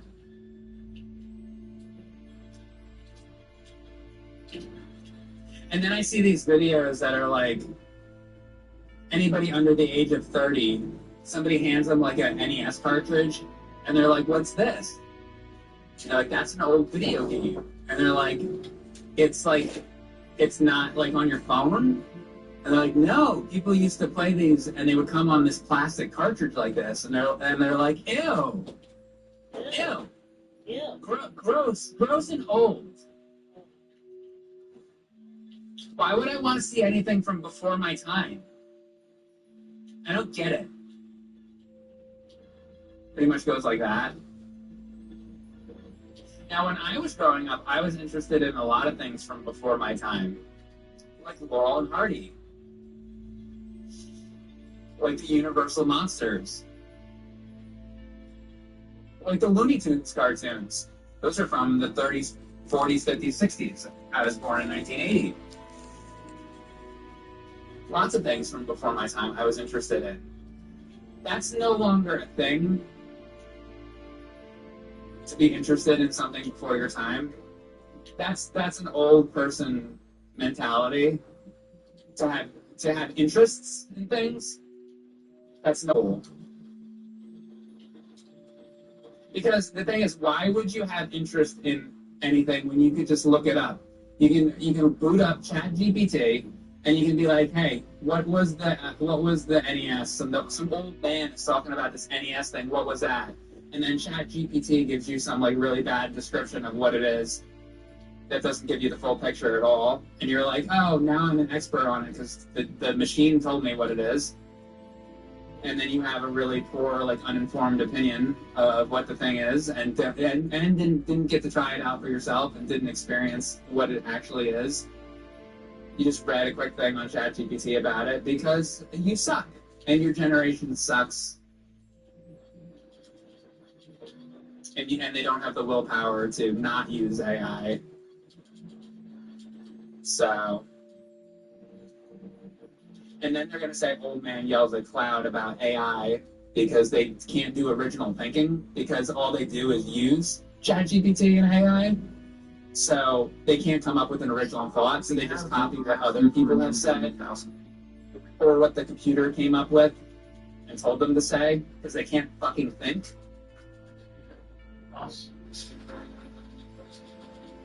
And that's a good thing for our future, to have a society of people who are incapable of thinking. It's great. It's really helpful.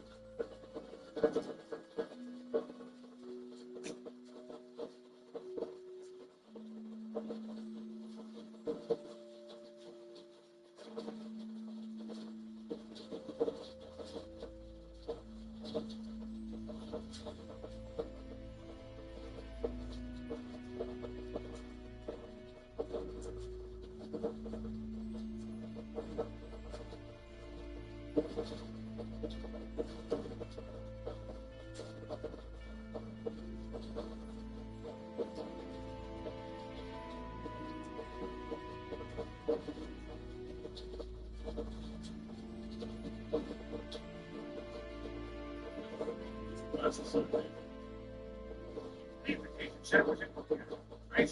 Medium of fun, I almost did, but yes. I have a question for the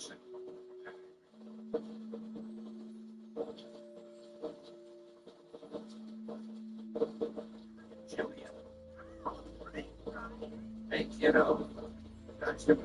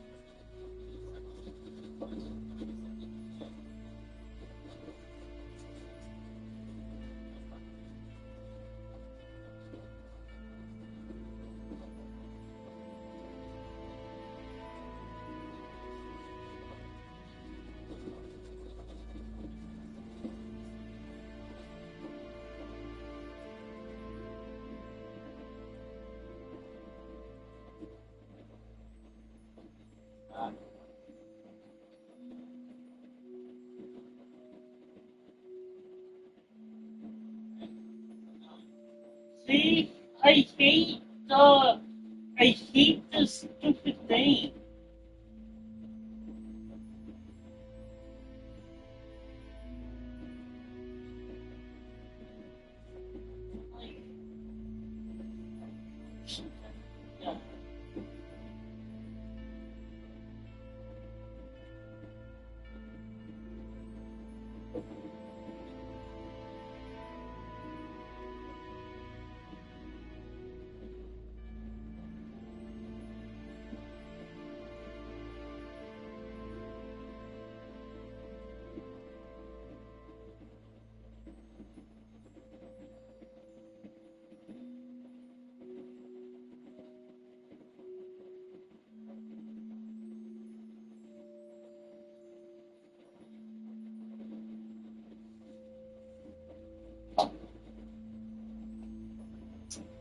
Grand Theft Auto. Grand Theft Auto 3. PlayStation 2. Fire Truck.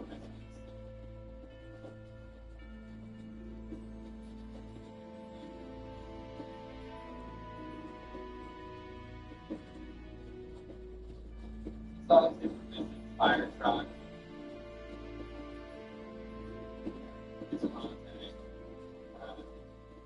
Get out of the way.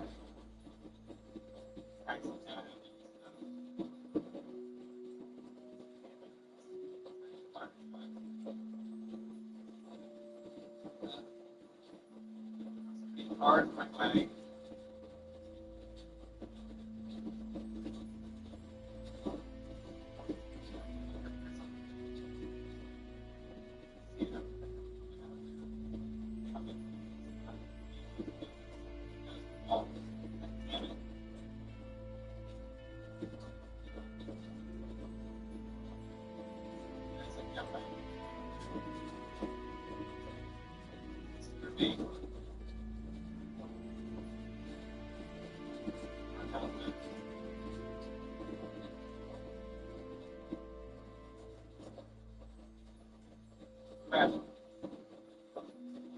Oh,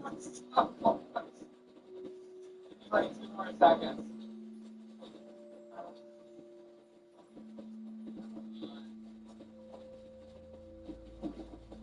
Maxi Hanks, thanks for the sub. Zombie. Makes it want to play.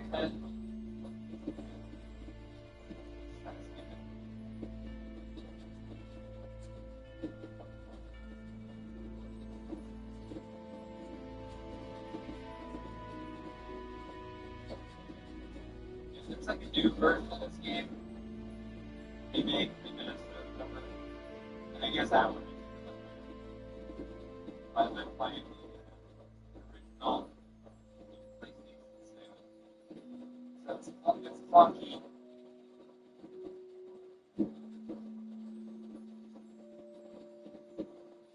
Yeah. That's the fucking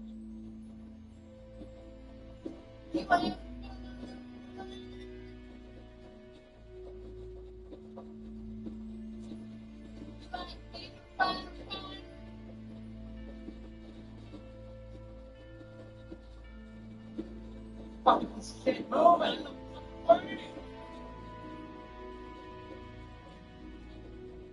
You get your fucking car in my way, we're get fucking road. You're picking up the fucking road. It's the fucking fire truck coming. That's the rules. Fire truck. Let's go. Turn the fucking parking around, motherfucker. Yeah.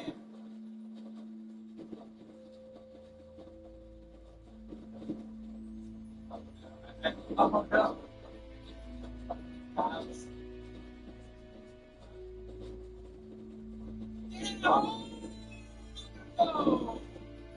No.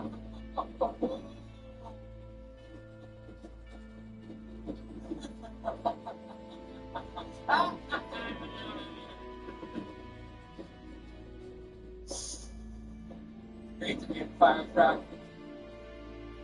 Run. That's number one. House will come out. Fire. Just think that's what you're doing. I like to run people over for fun.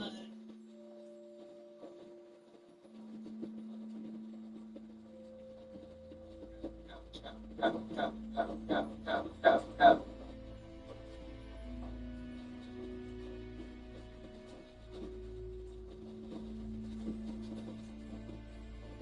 I expect when all these firefighters do.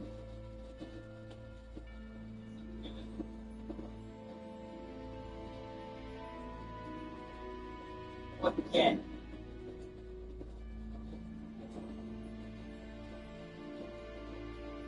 Don't be shooting my car.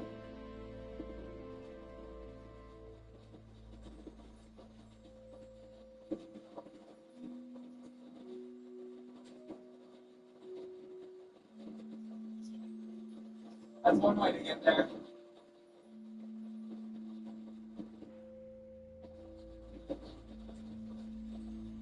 Next, when I need to pass in front of me, I'm already fine. Oh, that's right up the road. How often does that happen? Never.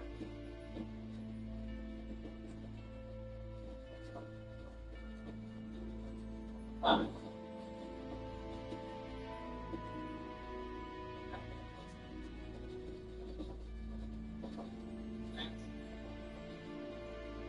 Fire thing I gotta do. Exactly. Hold on, kick it off. Out of his way.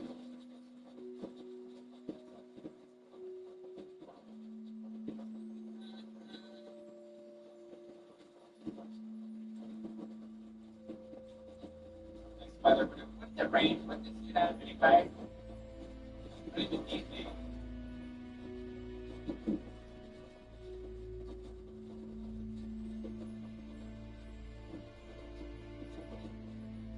Alright. Go, go, go, go, go.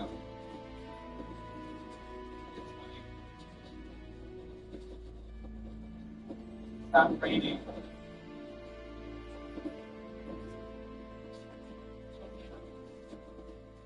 God, I'm probably okay.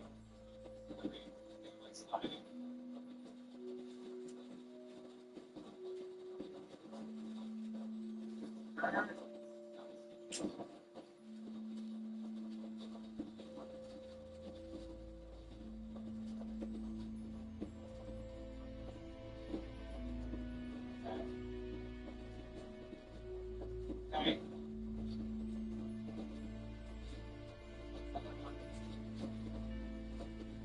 Okay, out of the way.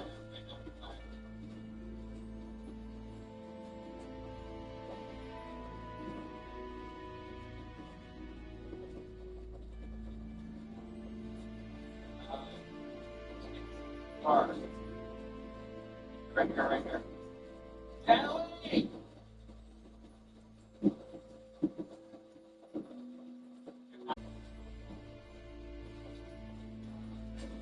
Fine.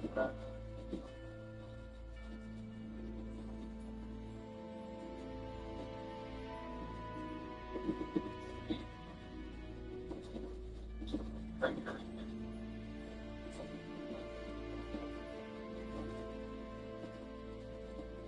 Okay, and fine. Okay, win. Did I get any? How many ways to do? I thought I got 10, but I like did something.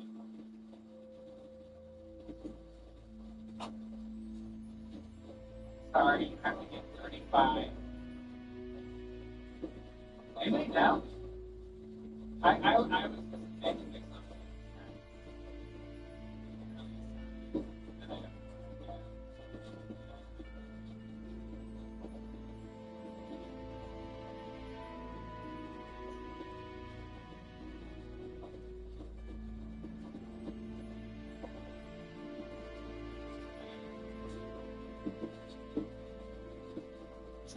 something. Let's extinguish it. 60 fires, firefighter submission. Game requires about 20 fires in 3 islands. So I think 20 on this island. I just like 20 is okay.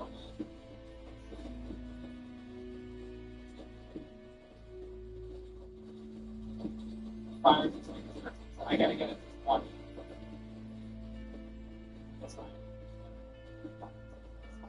You got it from the internet, don't worry. Yeah, that's true. Pride of Blood, taking 7, retro modern game, replacement 7. We have to throw it expert one of the states. Let's kind of sign up. Overlay. It's going to look like. Yeah, that's probably what they do. Make some of these steps. Alright, so I'll do 20 of these. I can blow my corn. And also, so I guess so I don't do it all at once. I thought I had to do it after second input. No, I guess I don't have today. I probably look up and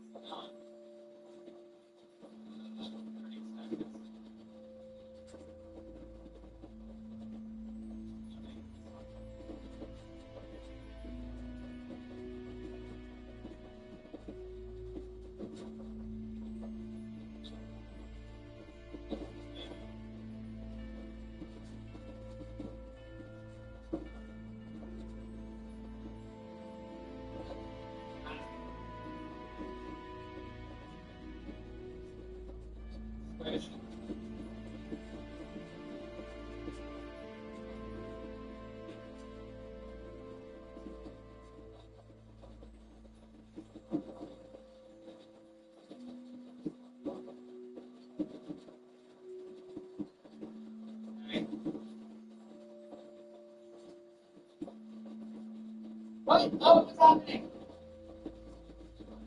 You piece of shit.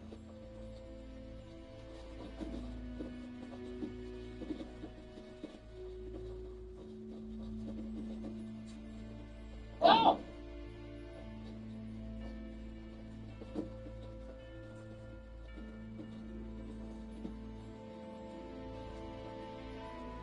This kind of sucks. No!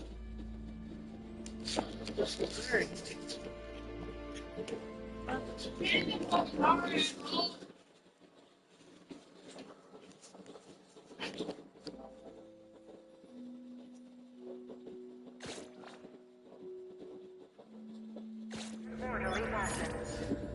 A kind reminder from Hetero Bureau of Anomaly Control Daily.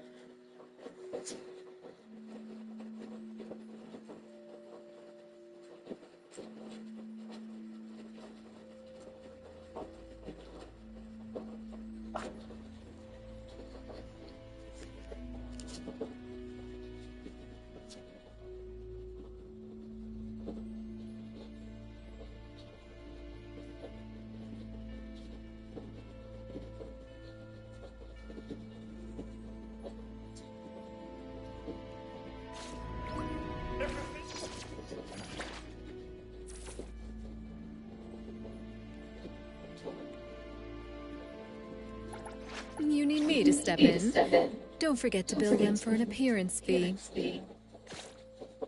Entering the station, please follow the...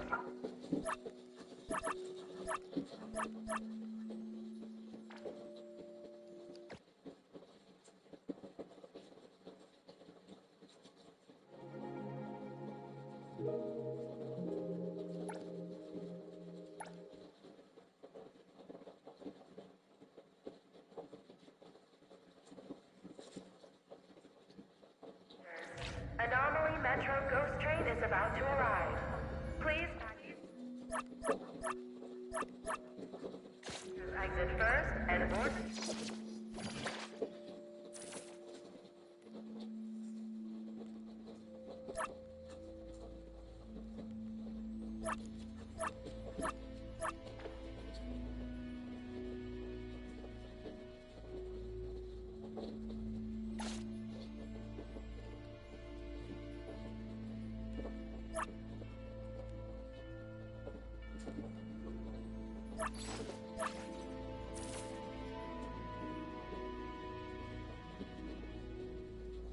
Here's in a car during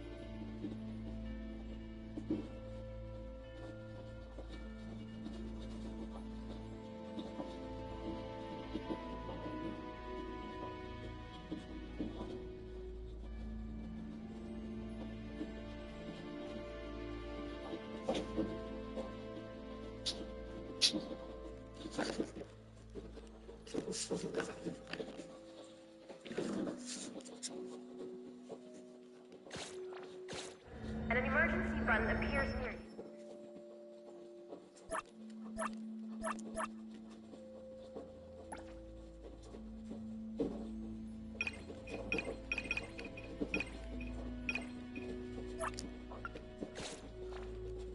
Accidentally get off at the wrong station.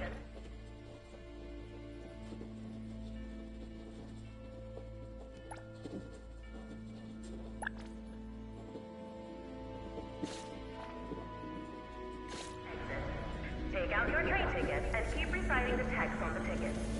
The ghost train will arrive at your platform within a minute.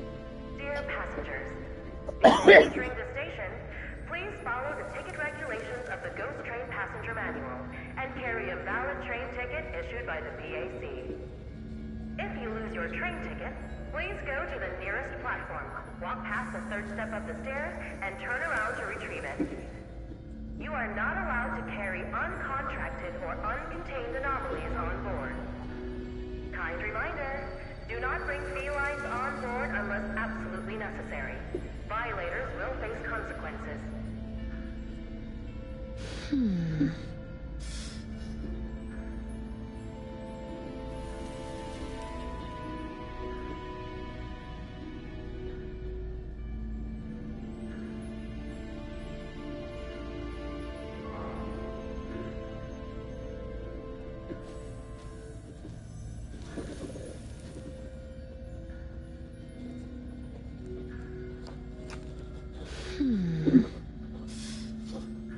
Dear passengers, Anomaly Metro Ghost Train is about to arrive.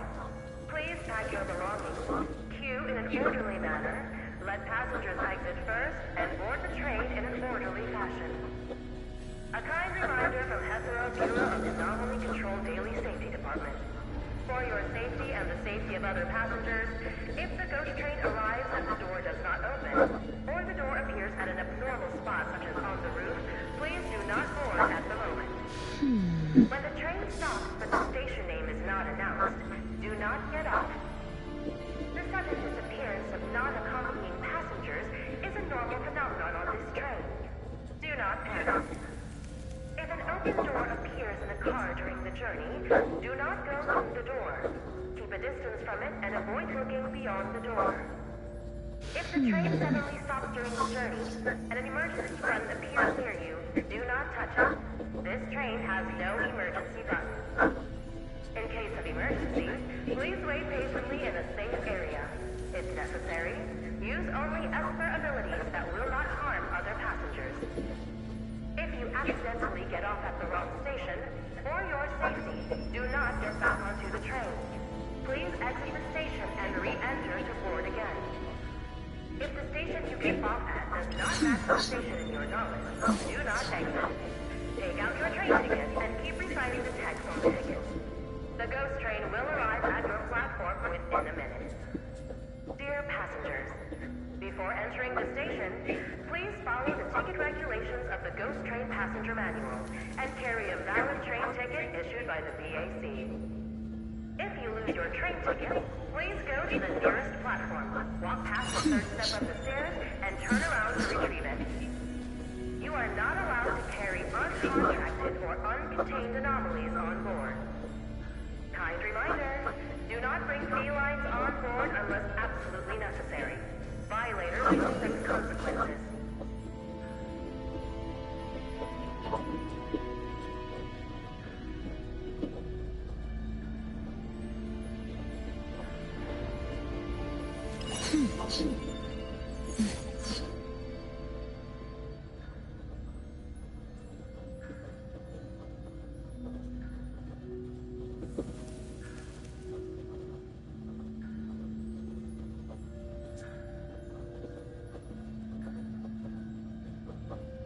Dear passengers, Anomaly Metro Ghost Train is about to arrive.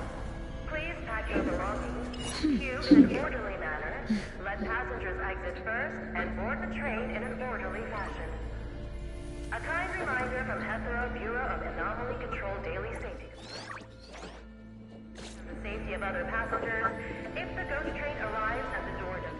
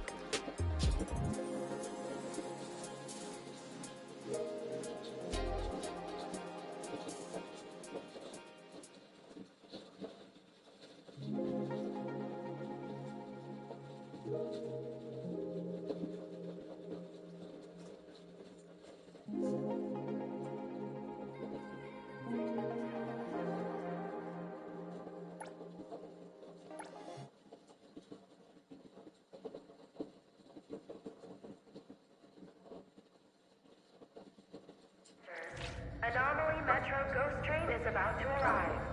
Please exit first and board the train in an orderly fashion.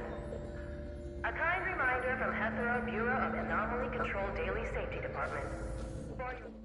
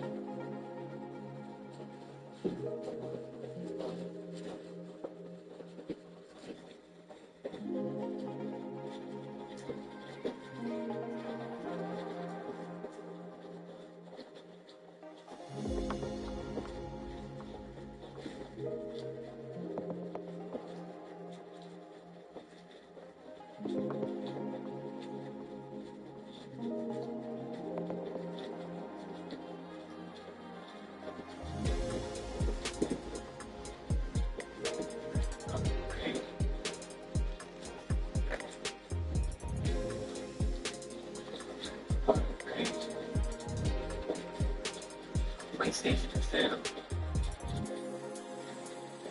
Fireball.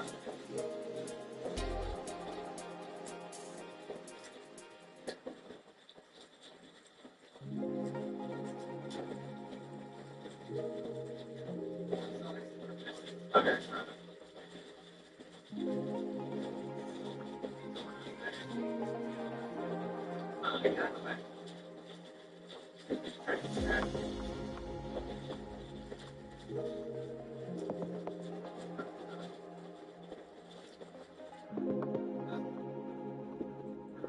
Cars my way.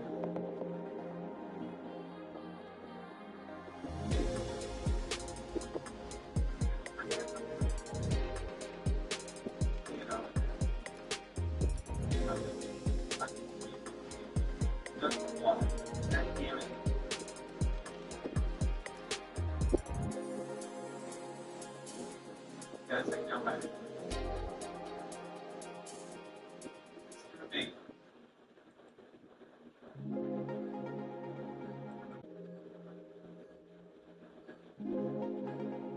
Yeah. Oh,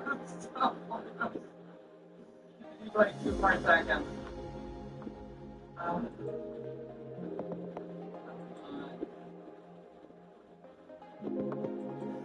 Maxi Hacks, thanks for the sub. Zombie. Makes me want to play it.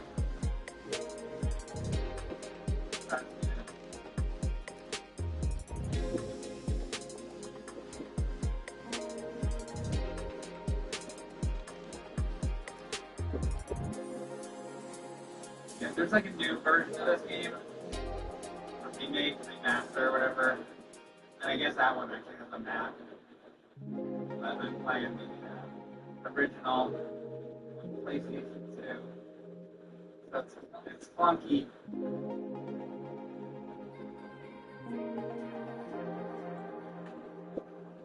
Yeah.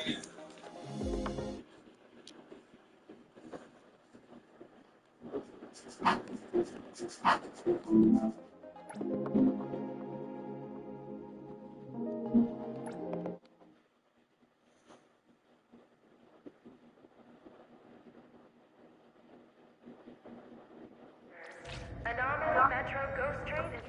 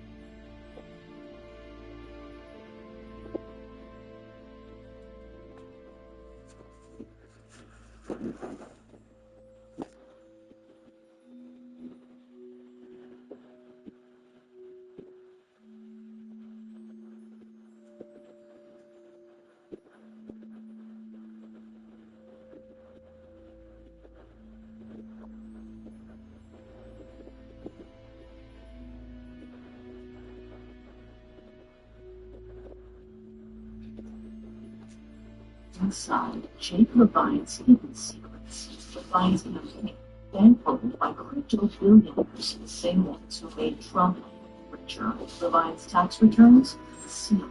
He refuses to release them. His $18 million stock portfolio hidden. Secret family trust funds he refuses to disclose. Levine's old firm represents big oil, crypto, and the Republican Party. No wonder Jake Levine did all of this.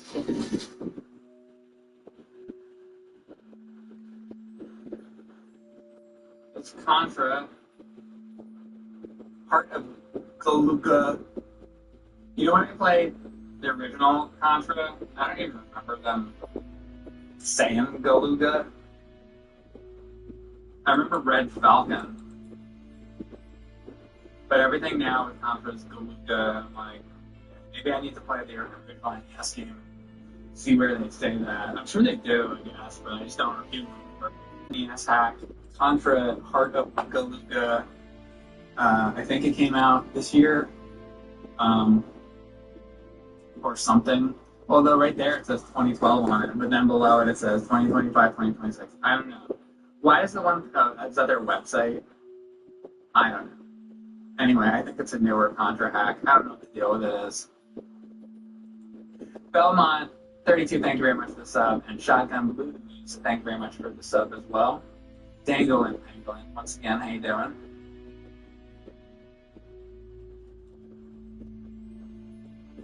Shadowin says, I gotta resub. If you want. Sure, yes, you have to. You have to resub right now. I meant to say. Edward Boba, thanks for the sub. And Scranker, thanks for the sub. And Brian Silver, thanks for the sub. It says, how has it been 8 years? Oh, you know what? The Brian Silver one.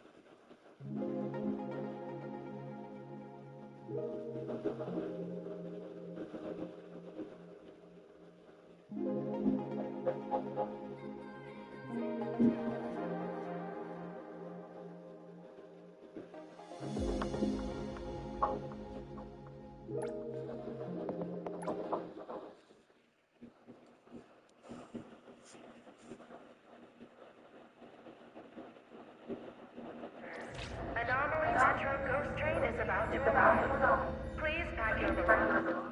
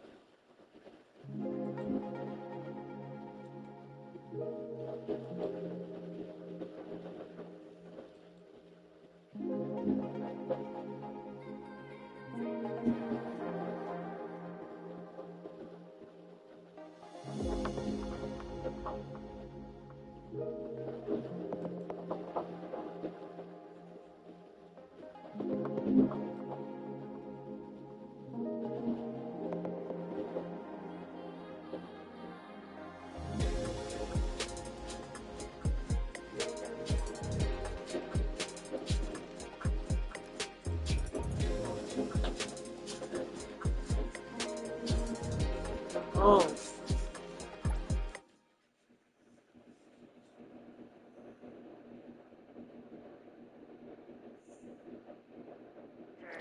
Anomaly Metro Ghost Train is about to arrive.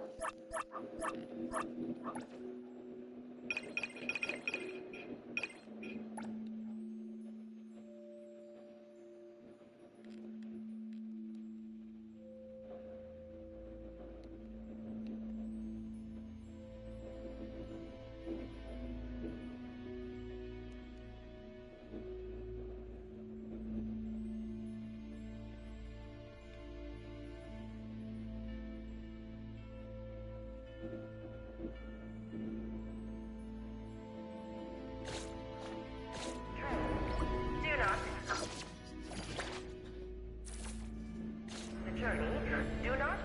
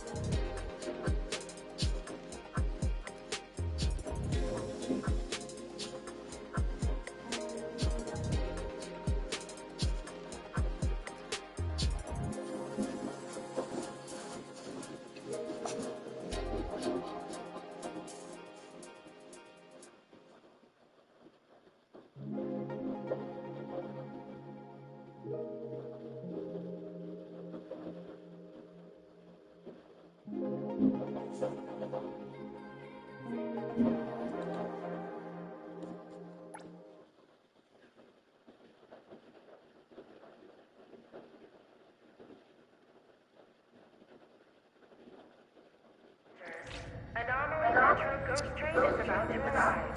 Please pack your belongings. Queue in a queue.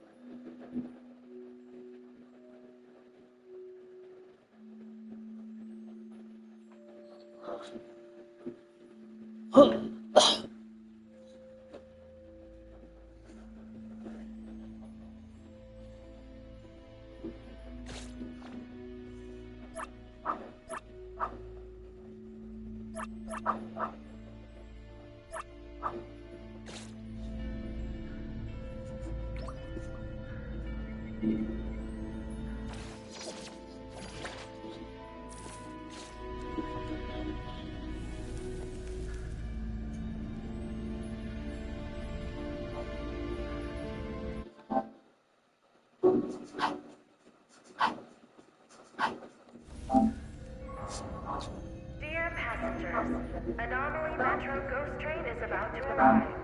Please pack your belongings. Queue in an orderly manner.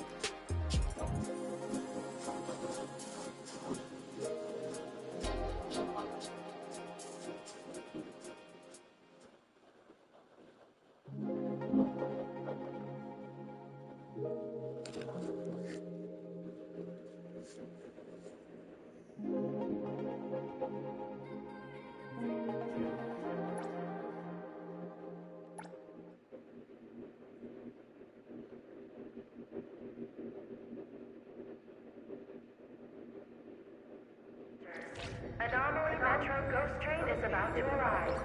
Please pack your...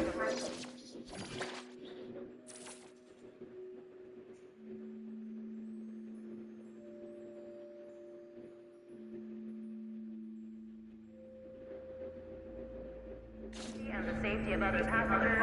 If the ghost train arrives and the door does not open, or the door appears at an abnormal spot such as on the roof, please do not board at the moment. When the train stops but the station name is not announced, do not get off.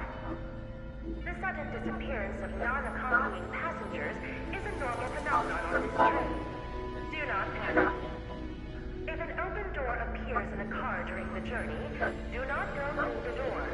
Keep a distance from it and avoid looking beyond the door.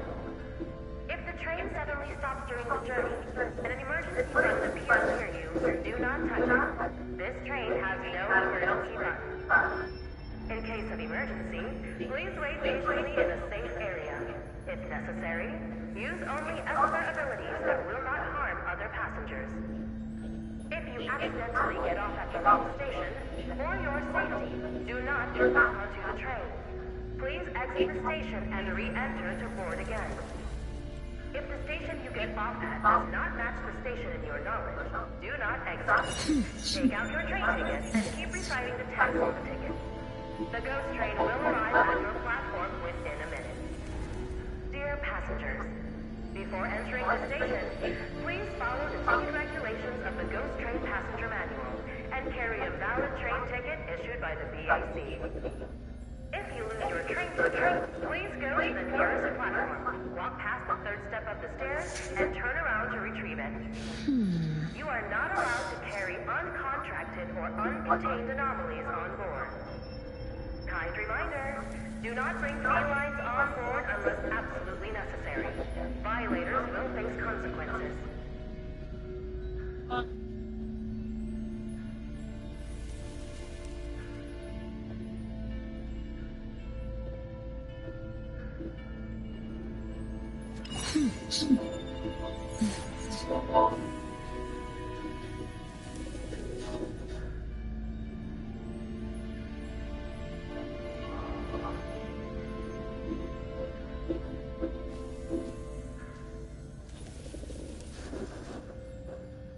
Dear passengers, Anomaly Metro Ghost Train is about to arrive.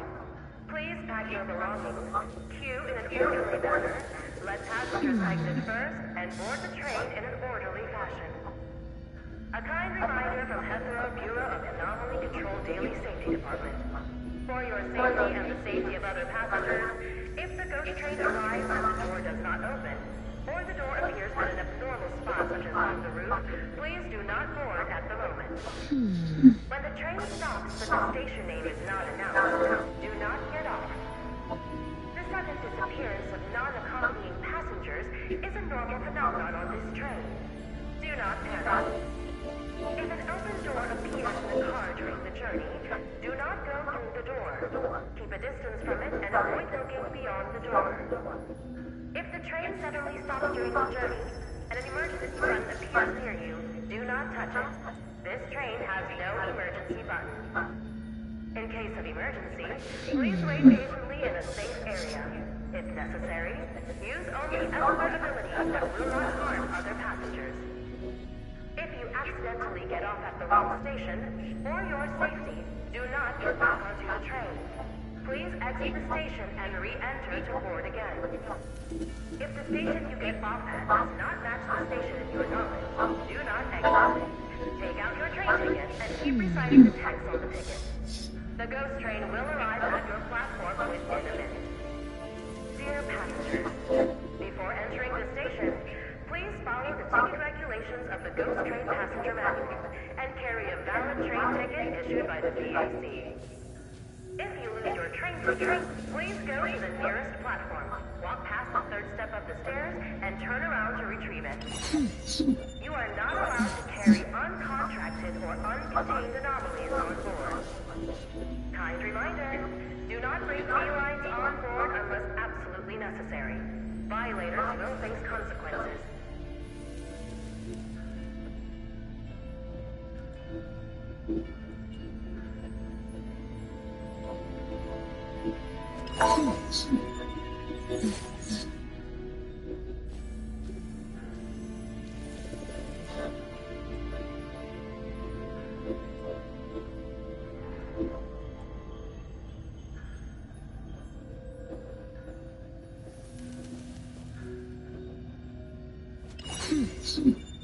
Dear passengers, Anomaly Metro Ghost Train is about to arrive. Please pack your belongings, queue in an orderly manner, let passengers exit first, and board the train in an orderly fashion. A kind reminder from Hetero Bureau of Anomaly Control Daily Safety Department. For your safety and the safety of other passengers, if the ghost train arrives and the door does not open, or the door appears at an abnormal spot such as on the roof, please do not board at the moment. When the train stops but the station name is not announced, do not get off. The sudden disappearance of non-accompanying passengers is a normal phenomenon on this train. Do not panic. If an open door appears in the car during the journey, do not go through the door. Keep a distance.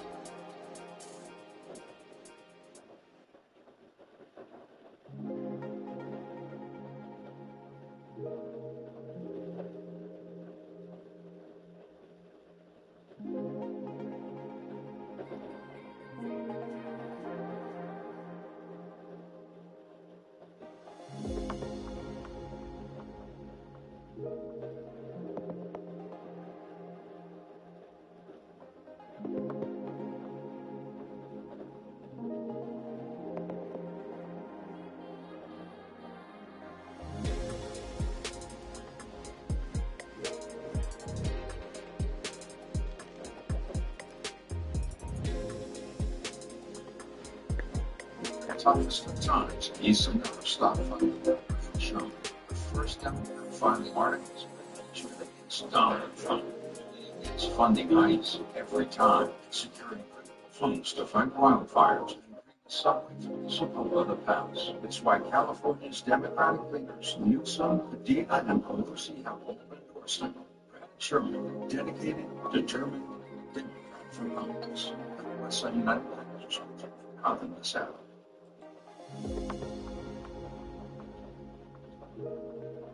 It's Contra, part of Galuga. You know when I played the original Contra, I don't even remember them saying Galuga. I remember Red Falcon,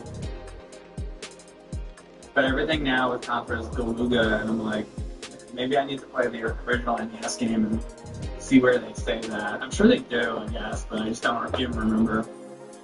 Anyway, okay, so this is an NES hack. Contra, part of Galuga. I think it came out this year, or something. Although right there it says 2012 on it, but then below it says 2025, 2026. I don't know. Why is the one? Oh, that's at their website. I don't know. Anyway, I think it's a newer Contra hack. I don't know what the deal with it is. Belmont 32, thank you very much for the sub, and Shotgun Blues, thank you very much for the sub as well. Dangling, once again, how you doing?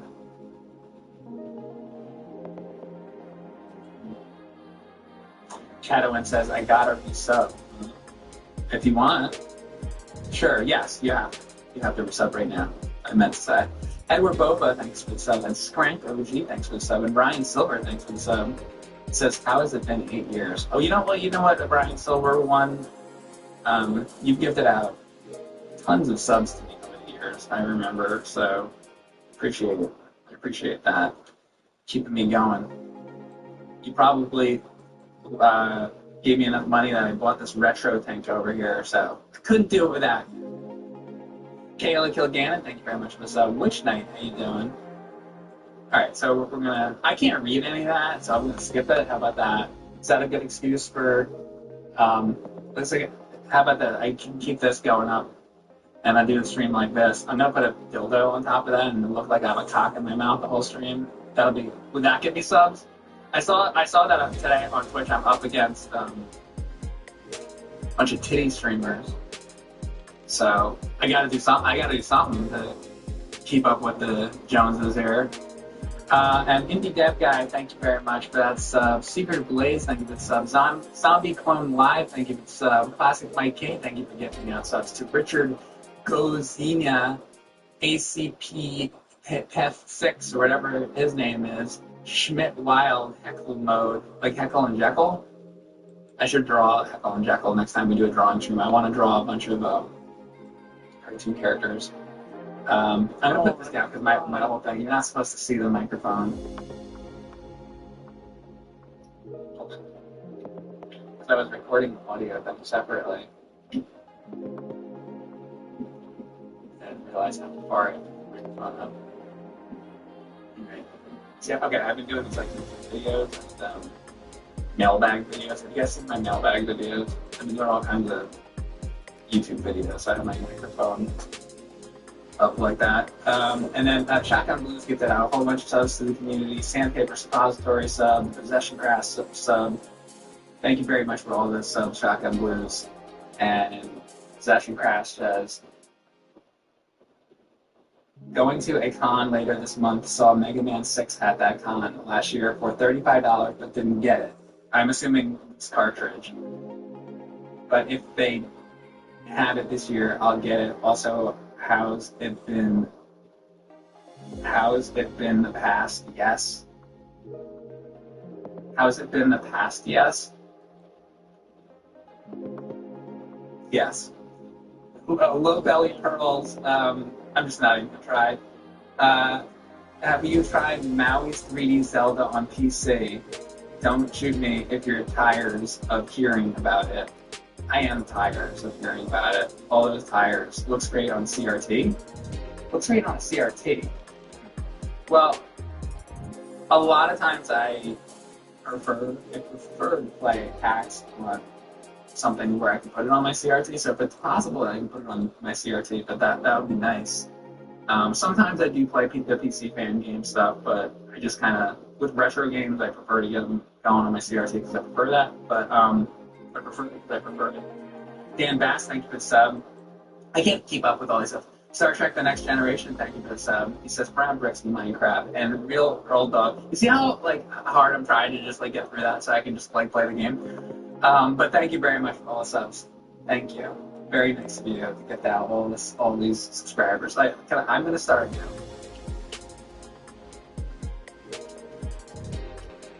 No, so I saw. I log into Twitch, and then I see it stuff just pops up, when you go on Twitch, and then I saw different streamers, and they're all girls with their tits out, basically, and I'm just like, this is my. Not that I care, but if I cared, this is my competition with this. So and I guess